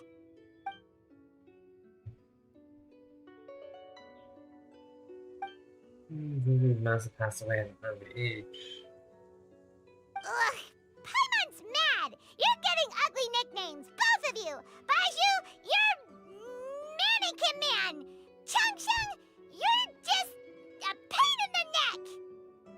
This is exactly why your natural temperament makes you woefully unsuited to being my host. All right, everybody, calm down. Back to the matter at hand. Is there any way at all for us to seek counsel from the Adepti about this? With how antisocial they are, if it were up to them, they'd go their whole lives without showing their faces to the common folk. Actually, I do have someone I can call. What?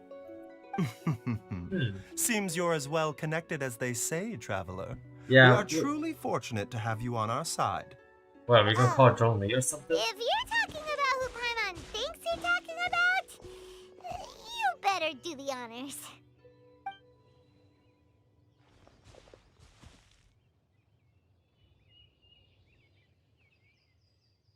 Xiao, are you there? You called? Gets Paimon every time. Are all Adepti in the habit of materializing out of thin air like this? Well, this is unexpected. Huh? It's you. Baiju of Boo Pharmacy. I do believe I've had the pleasure before. The Lantern Rite, when we met briefly, I was unaware of your true identity. I must apologize for the discourtesy. Huh? You two already know each other? Our paths have crossed once before. I sense the presence of evil spirits. Is this why you called me? Actually, I wanted to ask you about dead gods. Man, people are just showing up for the story quests. So someone has been concocting demonic poison. Too often, fervent desires drive mortals to abandon all regard for their own safety. It is lamentable. I now know what you seek. It is true that a god's remains are buried beneath the foundations of Jinxa village. A vile monster known as the Che once wrought havoc over this land, before it was subdued by Rex Lapis. The land was finally cleansed of poison when Rex Lapis used statues in his likeness to seal the serpent's remains. Jinxa village was founded sometime after that. The seal is still mostly intact. If the Che is the source, then it must be some of its blood leaking from deep underground. However, its aura is faint and barely detectable. You will need to investigate further to identify the location of the leak. I see. I do not like to intervene against mortals unless absolutely necessary. But when demonic forces are involved, things can spiral out of control. If that happens, be sure to call my name again. Thank you, Xiao. Nothing. I do not wish to sway decisions that are mortals to make, but immortality may not be the blessing that you imagine it to be. I shall treasure your words of instruction, Master Adeptus. Farewell. What a strange Adeptus. Rather different from the way I remember them. That's Xiao for ya! And thanks to him, we finally got some concrete info to go off of. If the god remains are leaking from underground, Jiangli must be paying a visit to a subterranean cave on her herb-gathering trips. If we can find the cave... Master! Master, there's a problem. Gwei? Did you run all the way from Boo Boo Pharmacy? What happened? Don't panic. Just catch your breath and tell me everything. It's Jiaoliang. He was fine one minute, and then he suddenly took a turn for the worse. Already? How? Based on past experience, he should have been fine for the next 3 days at least. It seems that my worst fears have been confirmed. Everyone, back to Boo Boo Pharmacy now. Alright, back to the pharmacy.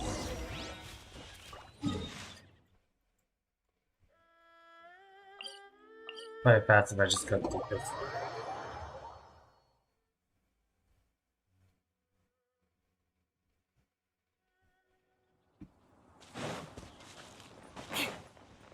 more speed. Just glide up.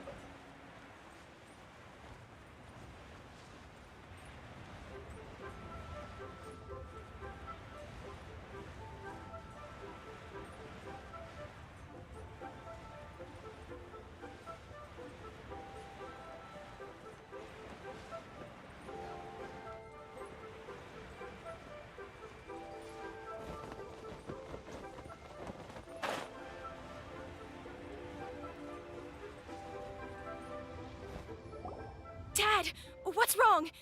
Dad? Oh shit. Got worse. Don't be scared. Dr. Baishu will be back soon. How is he doing? Dr. Baishu, you're back! My dad was doing fine earlier, but then he suddenly started coughing up blood. Now he can't even get a full word out anymore. When Gui left, he was still conscious. But now... Gui, please take Jia Liang to the back room and prepare for treatment. Yes, of course. Don't worry, Ayu. I will cure your father. Baishu's not gonna use Changsheng's secret art again, is he? Probably There's will. really no other way to save Jia Liang? Chi-Chi? Oh, please don't worry. Dr. Baishu will find a way. But...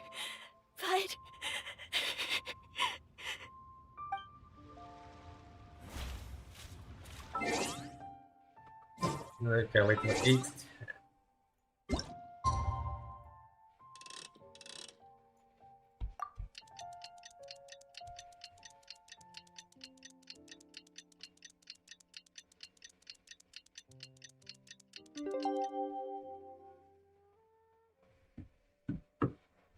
Right?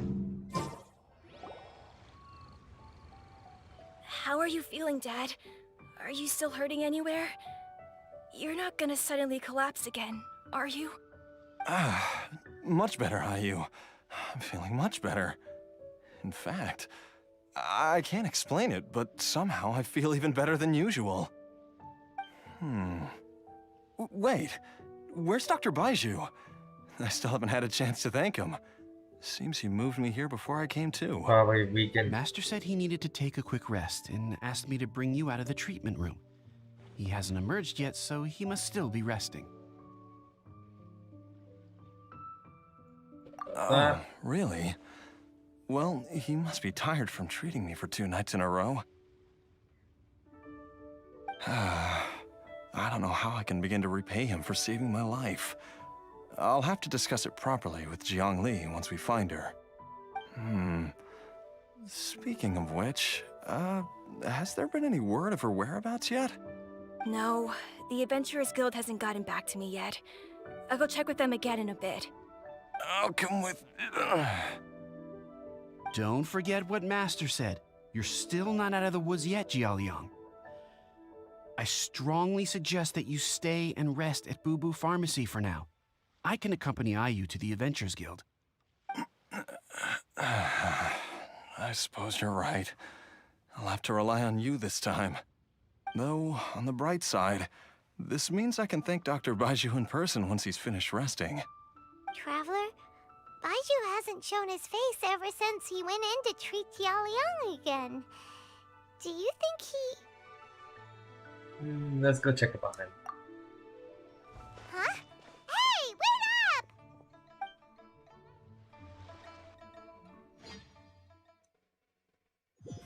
You okay? Where is Baiju? Is he safe? Is he alright? Huh? You're finally awake? That was far too risky. Even with me here to help you balance your chi. There was no time. I had no other choice. In any case, it was not completely without benefit to myself. I managed to learn something. Jiang Li's design is quite brilliant.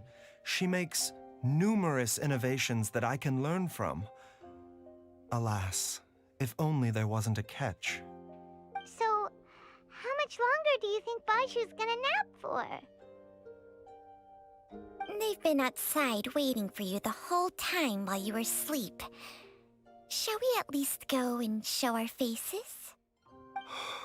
All right.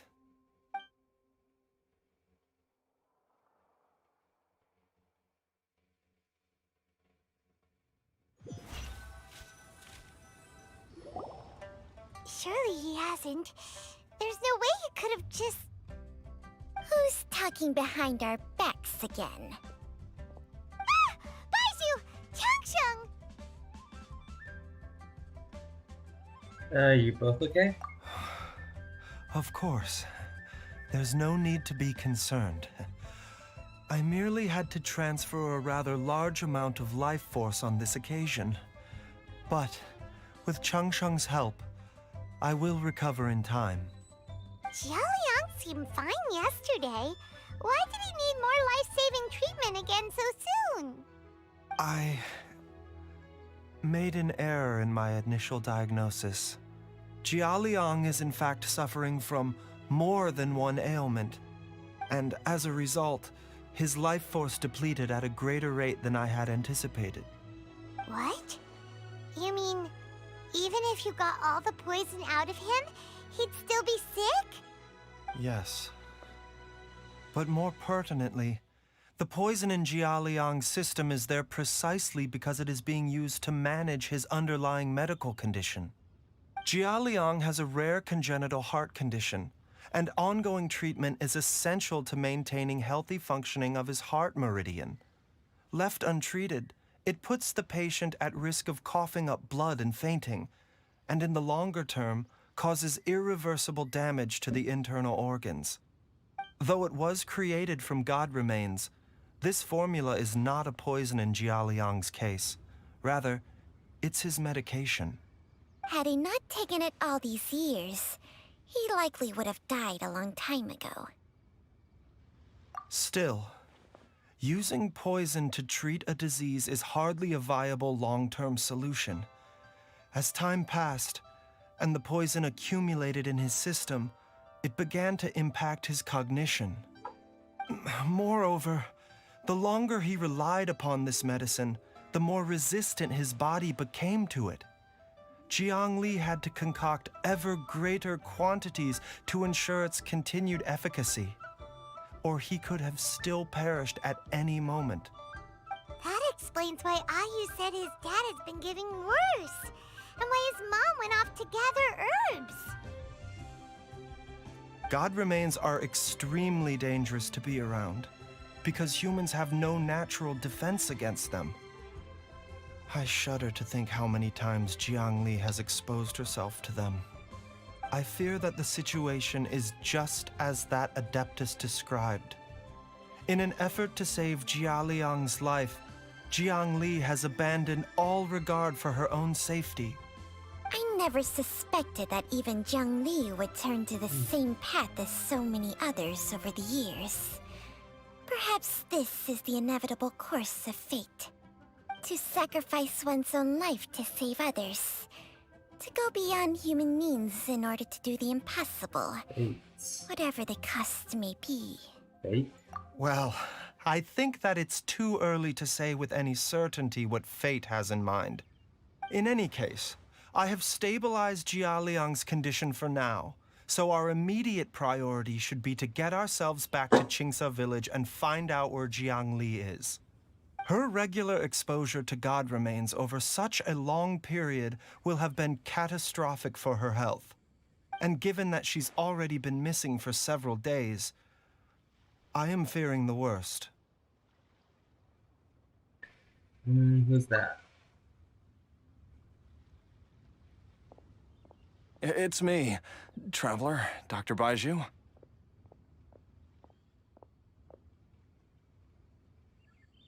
What are you doing here? It's Jialiang! Don't tell Paimon you overheard everything already. Dr. Baizhu, please let me come with you. You've already done so much for my family. I can no longer just sit here and watch while you put yourself at risk for Jiangli's sake. After all, if it wasn't for me, she wouldn't have had to put herself in harm's way in the first place. I know I won't be of much help in battle, but at the very least, I can show you the way. I'm sure I'll be able to remember. I know there's a spot where she says goodbye to me every time she goes to gather her herbs. I'm sure I'll remember. I have to remember.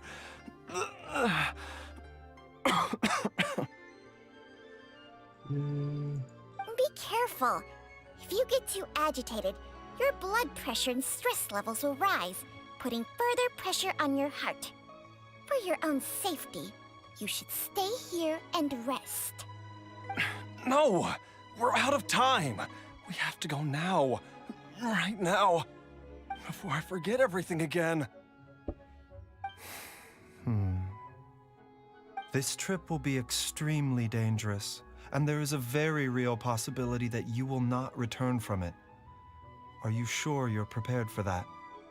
I never expected to live this long in the first place. My death is already long overdue. So why should I fear it? There's only one thing I fear now, and that's that I'll forget her again before we manage to find her. Very well. Then follow me. Where are we going? Hotel. Sushi.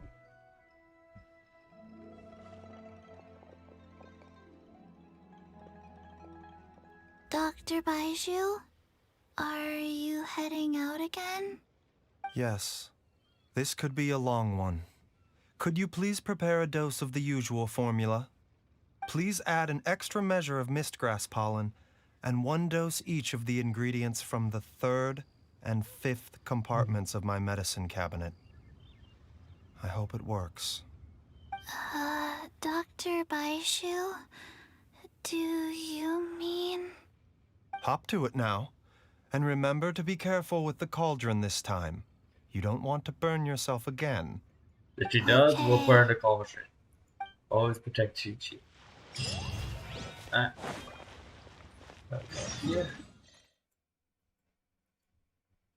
Back to the house.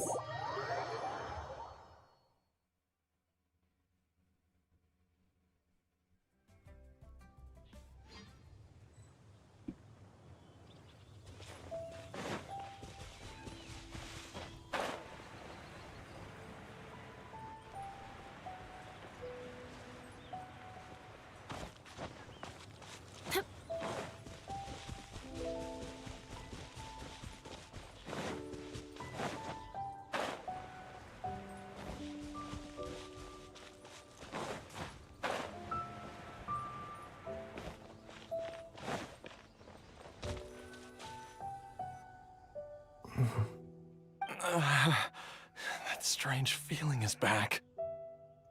It's just like the day I went missing. It's as if something inside me is trying to guide me somewhere. The Motherlode's influence is growing stronger. But is it because we're getting closer to the source? Or because the leakage of Che blood is growing more severe? Jialiang, can you sense which direction the source is in? I think it's... this way.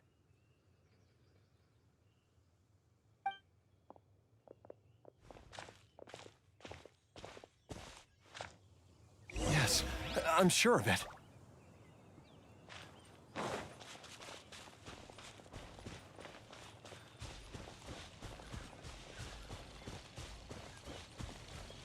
I feel a dull ache in my heart. This must be the way. Where are you leading us?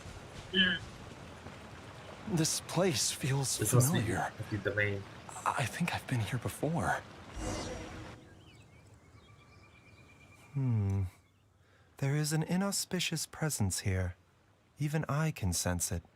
I think I remember this place. Jialiang, are you okay? Maybe you should rest here while we continue the search. No, I have to keep going. Jiangli is still waiting for me. Then let's hurry.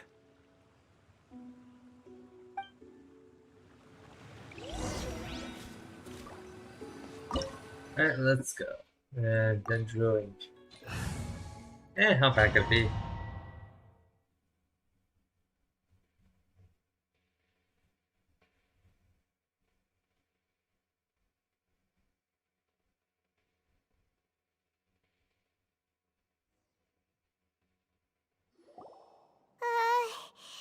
This place gives Paimon the creeps. Who knows what we're gonna find up ahead? The digging marks here appear amateur and rather old. I suspect it is a thieves' tunnel. A thieves' tunnel? Paimon has heard rumors about treasure around these parts before.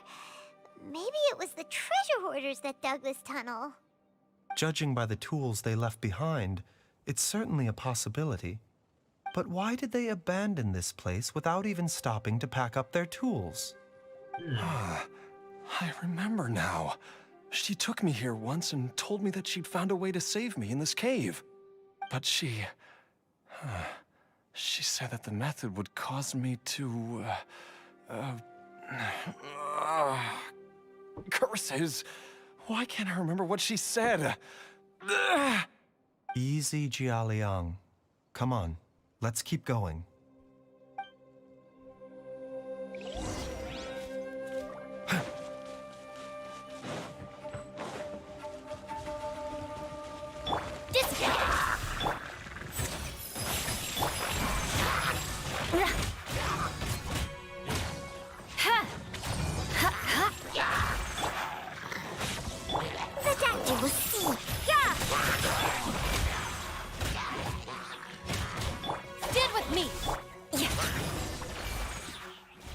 The others.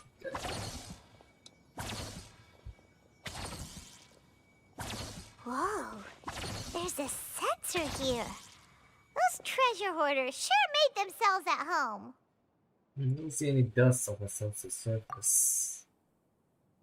I don't think this was left here by treasure hoarders. I believe this sensor was used to burn a monster-repelling incense. A monster repelling incense? You sure? 'Cause we did run into that group of monsters just now. The incense was burned several days ago. If I had to guess, the monsters we fought just now were enticed here by some entity deeper inside the cave. No doubt an encounter with the very same entity was what prompted the treasure hoarders to flee and abandon their designs on this cave. After them, Jiang Li was the next person to discover this place and what lies inside. But to her, it presented an opportunity to save Jia Liang's life, albeit as a last resort. That's right. This sensor, it belongs to Jiang Li. Yes, this was the place. This is where I told Jiang Li to give me the poison.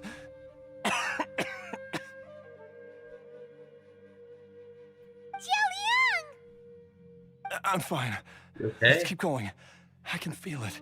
She is right below us, waiting for me.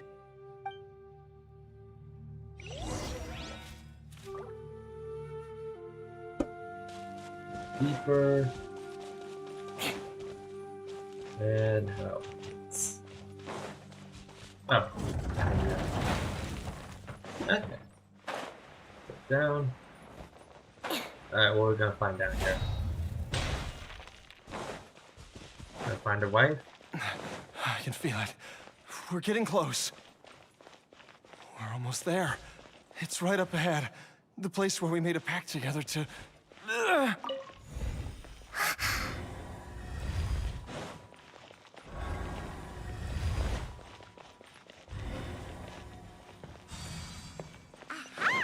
We can keep going now. From the looks of it, the energy released by this mechanism can not only clear barriers, but also be conducted by corresponding mechanisms. Perhaps it's something we can make use of.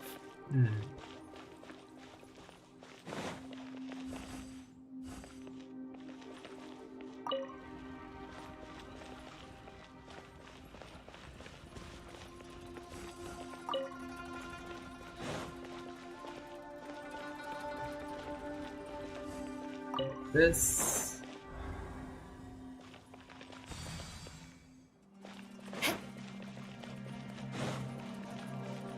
Guessing those platforms are temporary. Yeah! The bond is strong! A bitter pill to swallow. Unleash!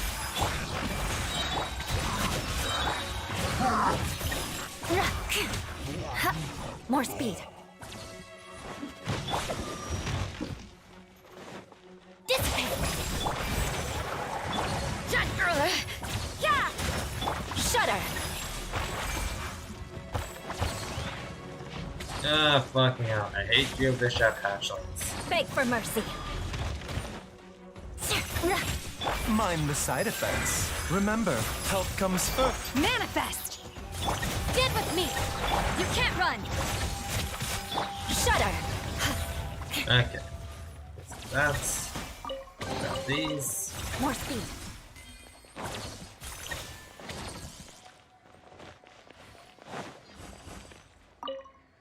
Push. Push. Push.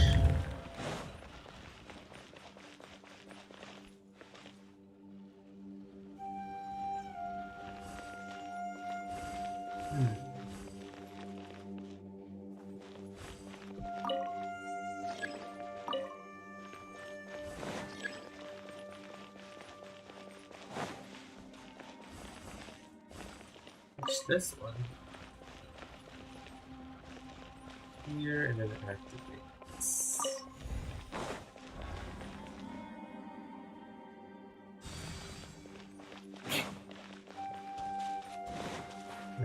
Okay, just conscious.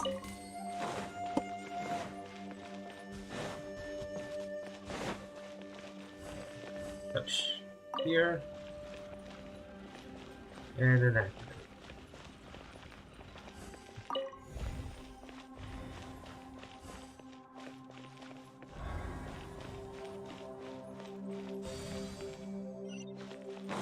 Yep.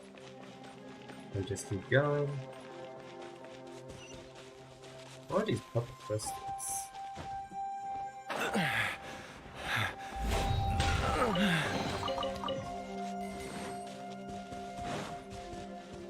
And listen, there's a Jade Bishop up ahead.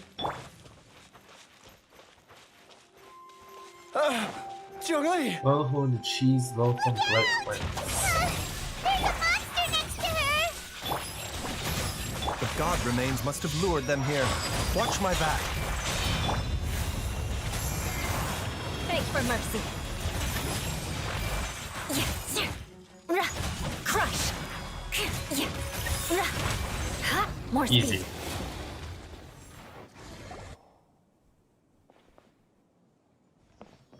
Dr. Baiju, Found the wife. how serious is it? Is she... I can still feel a pulse, but her condition is quite grave. The god remains here are encroaching on her cognition, much as the poison in your system did to you. If we don't eliminate it soon, then even if we save her life, I fear that she may never wake up again. Then, what are we waiting for? Let's destroy the remains right away! It's not as simple as that. Don't you remember what Baiju said? The poison within Jialiang's body is inextricably linked to the god remains here. If the source is purged, the poison in his system will stop having any effect. And the poison within Jialiang's body is keeping his heart condition under control. So, if it stops working... Oh no. Are you saying... Indeed. If the god remains here are purged, then your life will come to an end. Oh shit. I wondered when this day might come. Wait! But we've all been working our butts off to save Jialiang's life! After all that, we can't just give up on him! Baiju, you're a great doctor! Surely you gotta know of some other way we can save him, right? You could continue to take the poison, which would buy you some time. As for Jiang Li, maybe if we put our heads together, we can think of something? It appears to me that she was striving to concoct your medicine for you, right up until the moment when she lost consciousness. Maybe it's her greatest wish that you will continue to take it and live. Dr. Baizhu, give it to me straight. How long does Jiangli have? The god remains have reached her internal organs. Under ordinary circumstances, I would give her less than 3 days. But if I were to treat her using a secret art... Can't be thinking about that again. But what would be the point of that? Dr. Baizhu, I'm all too aware of the dangers of god remains. You are not the first to mention it to me. If I continue to sustain my own life using this wretched substance, not only would Jiangli have to keep risking her life to make my medicine for me, but I would have to live with the looming threat of these remains breaking out and wreaking havoc not just upon me, but my entire family. I know for a fact that I should have died over a decade ago. The fact that I've been around to see how you grow up is already a great blessing from Rex Lapis. If my choice can bring Jiangli back, then even if I die... Jialiang. After cheating death for so long, it seems I've grown somewhat addicted to life. Traveler, Dr. Baizhu, could I have another minute with my wife? I just want to have one final moment together. Just a moment, that's all. Of course. Thank you, everyone. And I'm sorry that I won't be able to repay your kindness in this life. Jialiang. Baizhu, Changsheng. Is there really nothing else you can do? I am sure that over the years, Jiangli will have tried all the conventional methods known to humankind. As for less conventional methods, I have little expertise besides Changsheng's secret art. Mortals are fated to grow old and pass on when their natural lifespan runs out. If it were so easy to combat the natural processes of aging and death, Jiangli would not have had to resort to unnatural methods. What a crazy situation. Jiangli risked it all to save Jialiang's life. And now, Jialiang has to sacrifice himself to save Jiangli. What's the point of it all? All we can do right now is honor Jiangling's decision to bear witness. I've seen many final farewells in my time, but I can never get used to it. In the human realm, all things must come to an end. Is it not a fitting end to die for a worthy cause? At least, that's what generations of masters before you have always believed. The path they chose was indeed a heroic one.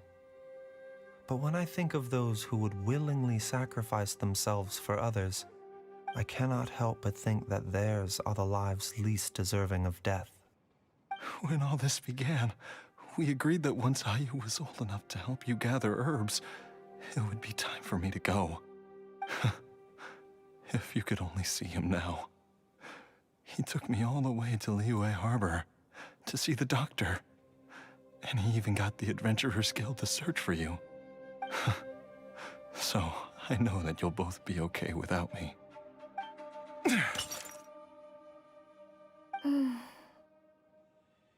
I've said my goodbyes. My time has come. Do what you must. As you wish.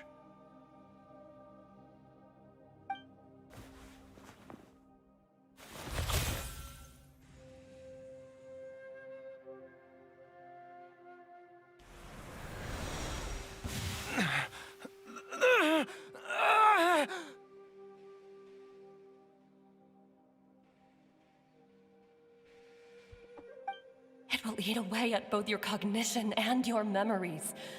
In the end, you'll become little more than a shadow of your true self.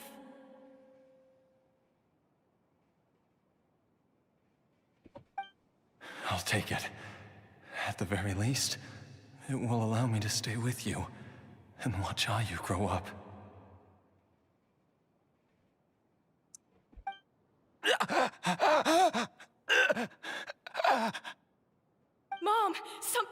really wrong with Dad? Don't fret, Ayu. I will gather some medicinal herbs right away. I promise you, nothing will happen to our family.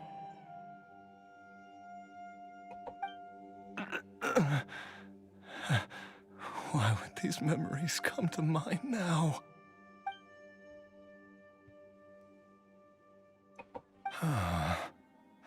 The longer we live, the tighter we cling to what we have.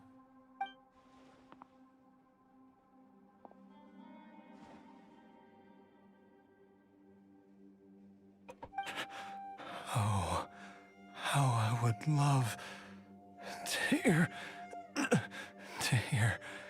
your voice one last time.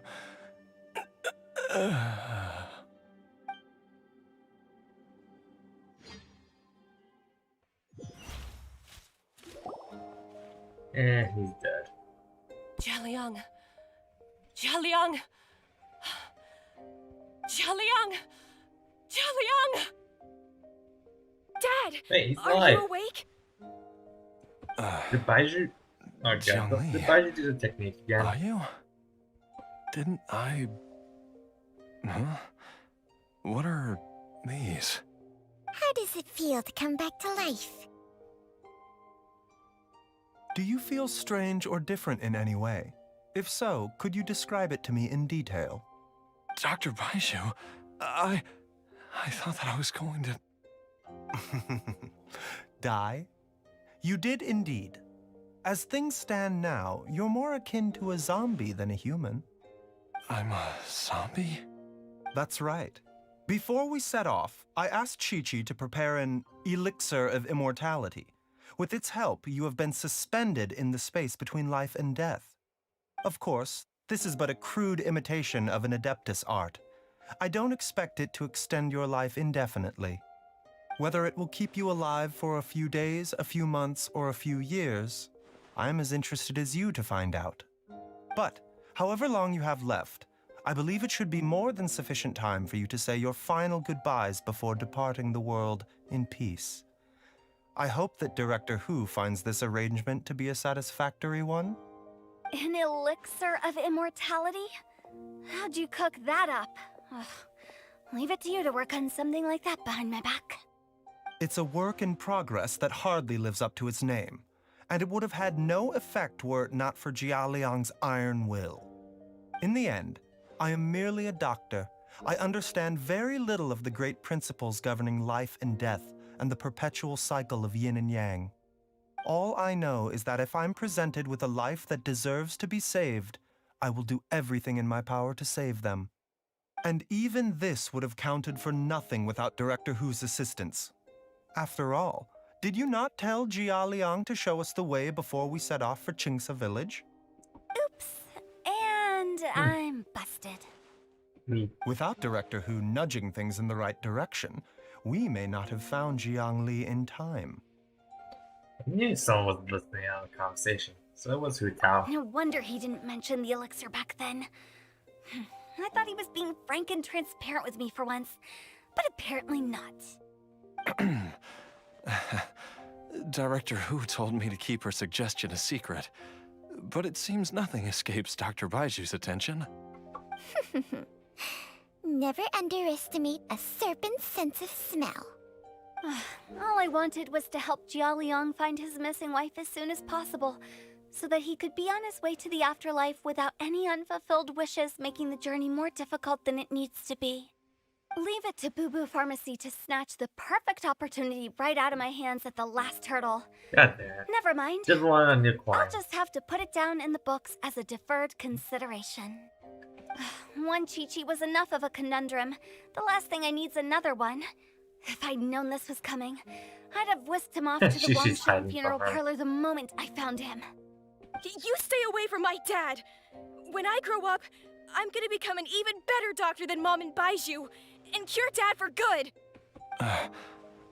Oh, is that right? Well, you wouldn't be the first person who's tried to put Wangsheng Funeral Parlor out of business. If you're serious about it, you'll have your work cut out for you. traveler, Paimon. I'll catch you all another time. Just wants another client. Is she finally gone? All's well that ends well. If you ask Paimon, we should probably do something to celebrate this hard-earned family reunion. Such as? At times like this, a grand celebratory feast is in order. It feels like it was a whole lifetime ago when I last talked with Zhongli and Ayu around the dinner table. And maybe I'll whip up something too. It's been a while. Yay! Paimon can't wait! Alright, first things first, off to the market for some fresh ingredients. Let's go! Wait up! I'll come too! Baizhu, thank you so much for everything you've done for us. Don't mention it, Jiangli. I was just doing my duty. Just your duty, huh? Baizhu, Changsheng, would you mind if we took this conversation outside? Alright. Now that you are part zombie, Oh shit, he's a zombie there now. are some rules that you need to know. Yes, ma'am. I'm listening.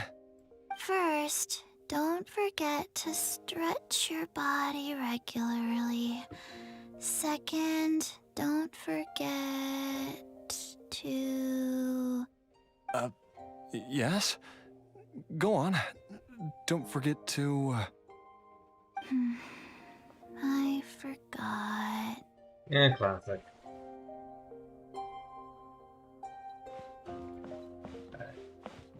Leave.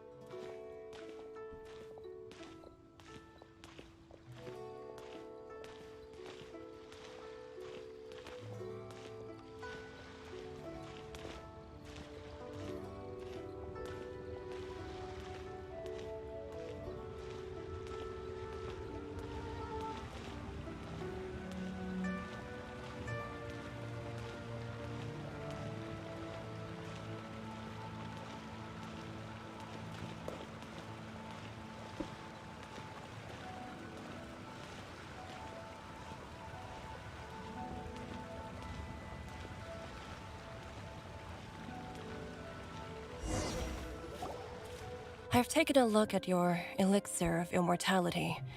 It's not altogether dissimilar from the poison I concocted in terms of the way it functions. I have to say, Jiangli, it was a stroke of genius to use poison to maintain life. I hope you're not too upset at me for copying your methods. No, not at all. With your intellect, even if you'd never seen my poison, I believe you would have eventually arrived at the same approach. But I'm still impressed by how quickly you managed to gain such a thorough understanding of it. Jialiang's still only been in your care for a few days. Not just that, you even managed to improve upon the original formula. That cannot be explained by intellect alone.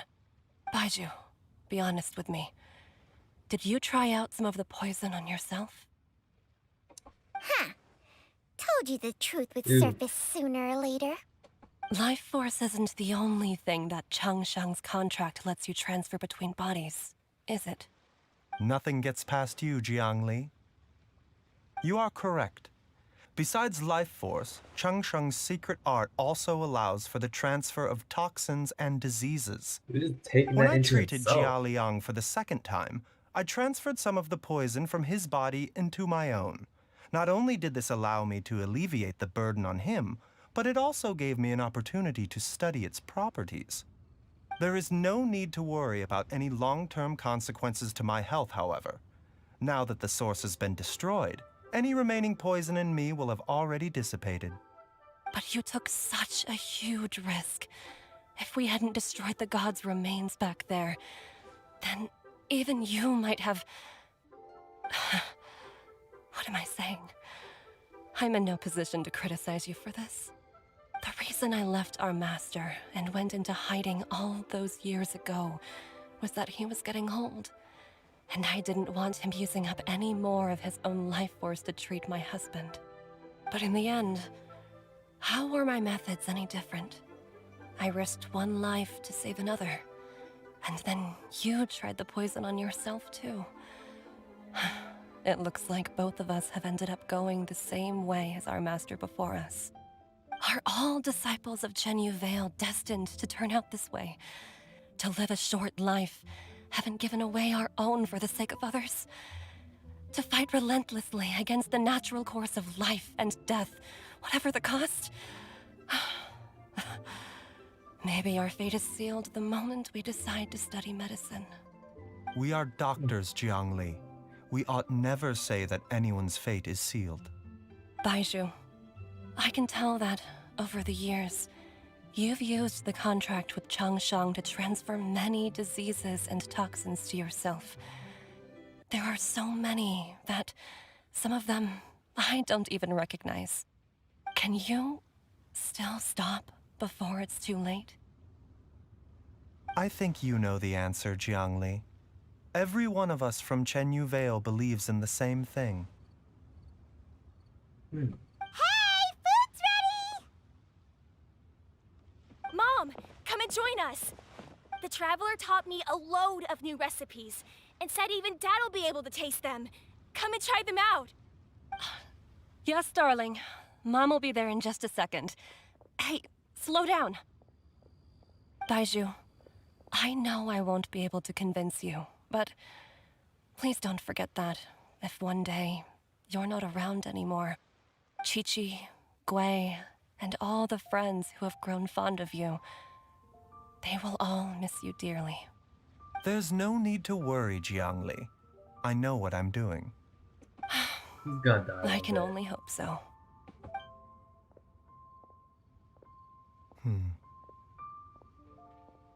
Baizhu, what did Jiang Li mean by not around anymore? Are you gonna be okay? Also, when Changshin was talking about fates, what did she mean exactly? Every single mortal I've ever contracted with, including Baizhu and Jiang Li's master, has passed away at a young age. Wait, that doesn't make any sense. You said that the contract with you helps people live longer. It is a very long story.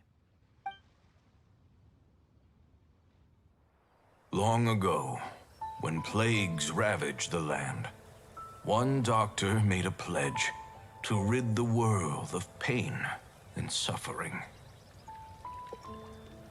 But even the most ingenious mortal medicine could not stay the tide of disease. And after working tirelessly for many years, even his dearest loved ones fell sick and bade their final farewell. Legends told of an herb lord in Chenyu Vale who could cure any illness known to mankind. The doctor sought the herb lord, but found only a white snake, its breathing weak and its power all but spent. Sign this contract and let our lives be joined. Then I will impart to you the secret art of healing. But be warned, this art will harm your own health. With means beyond human ken, the doctor could now reverse the process of death. And yet, the time still came to say goodbye. Only now, the one departing was the doctor, his life force spent. His final act in life was to pass on the contract to his final patient, his favorite disciple. The disciple chose to dedicate their life to saving the lives of others. And generation upon generation followed in these footsteps.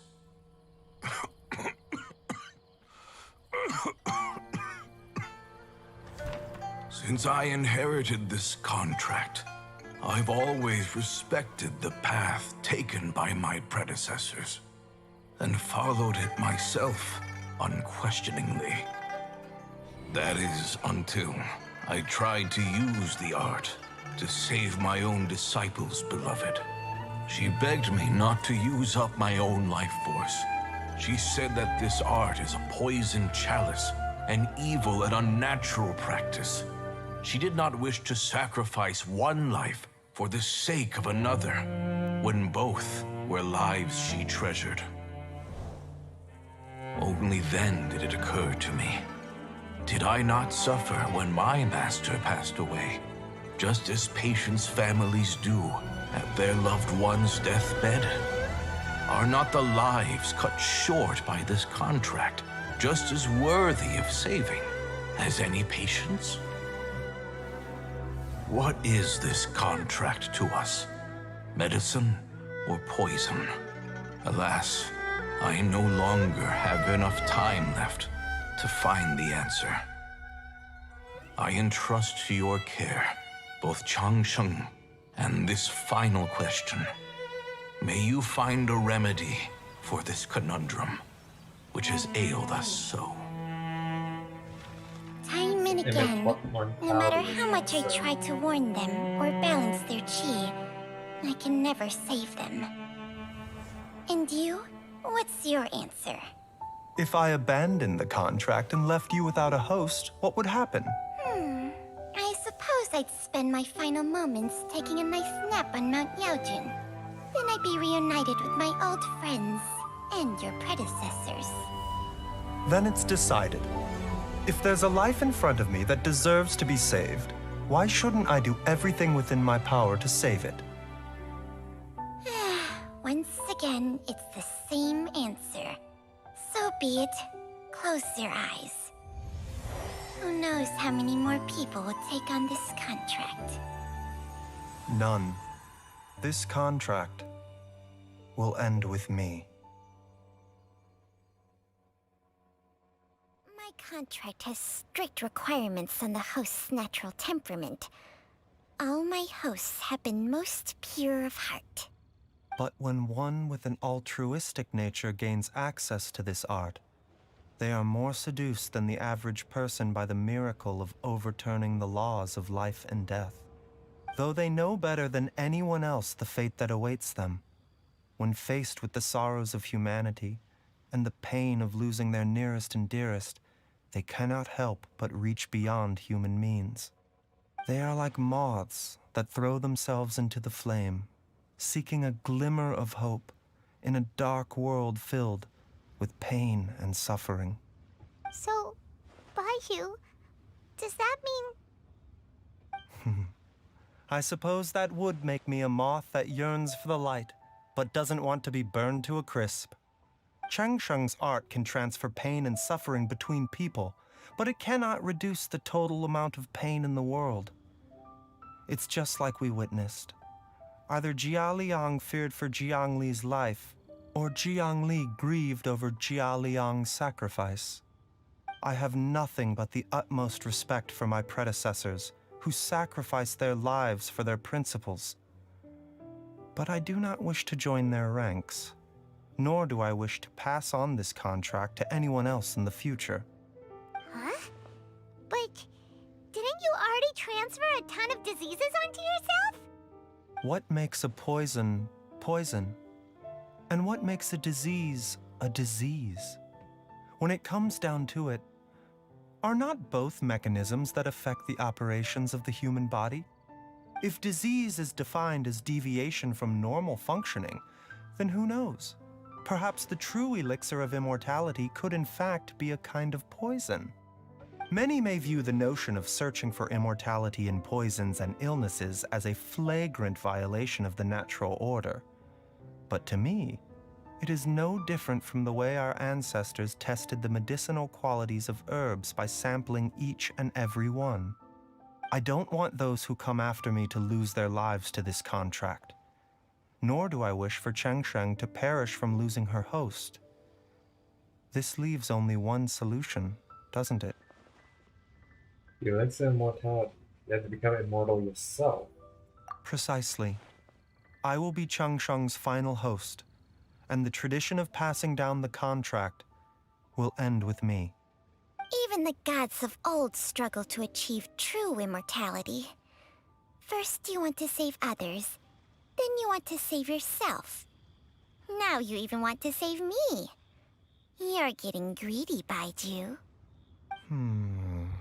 But isn't wanting to have it all what makes us human? For a selfish moth like me, who's afraid of the flame yet yearns for the light, the only path forward is up towards the moon. Huh. For once, Paimon just does not know what to say. Dr. Baiju, Traveler, what are you still chatting about? The food's about to get cold. We also have coconut milk for Changsheng and Paimon. Good Chi-Chi. Gotta get back on milk Okay, for Chi-Chi. fine. Let's go grab some food. Paimon has a bunch of burning questions, but they can wait till after we've eaten.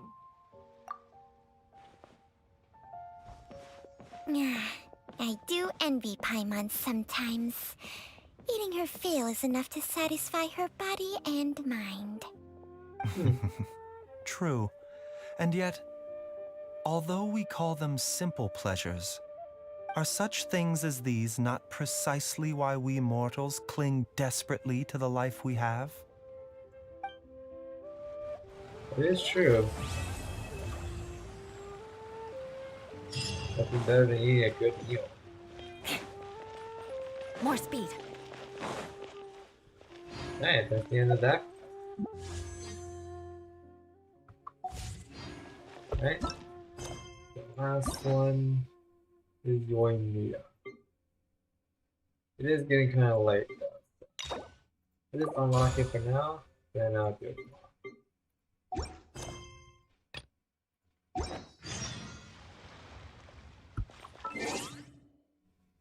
Alright. That's the end of the day for me. I'm gonna head out now. And I'll see you.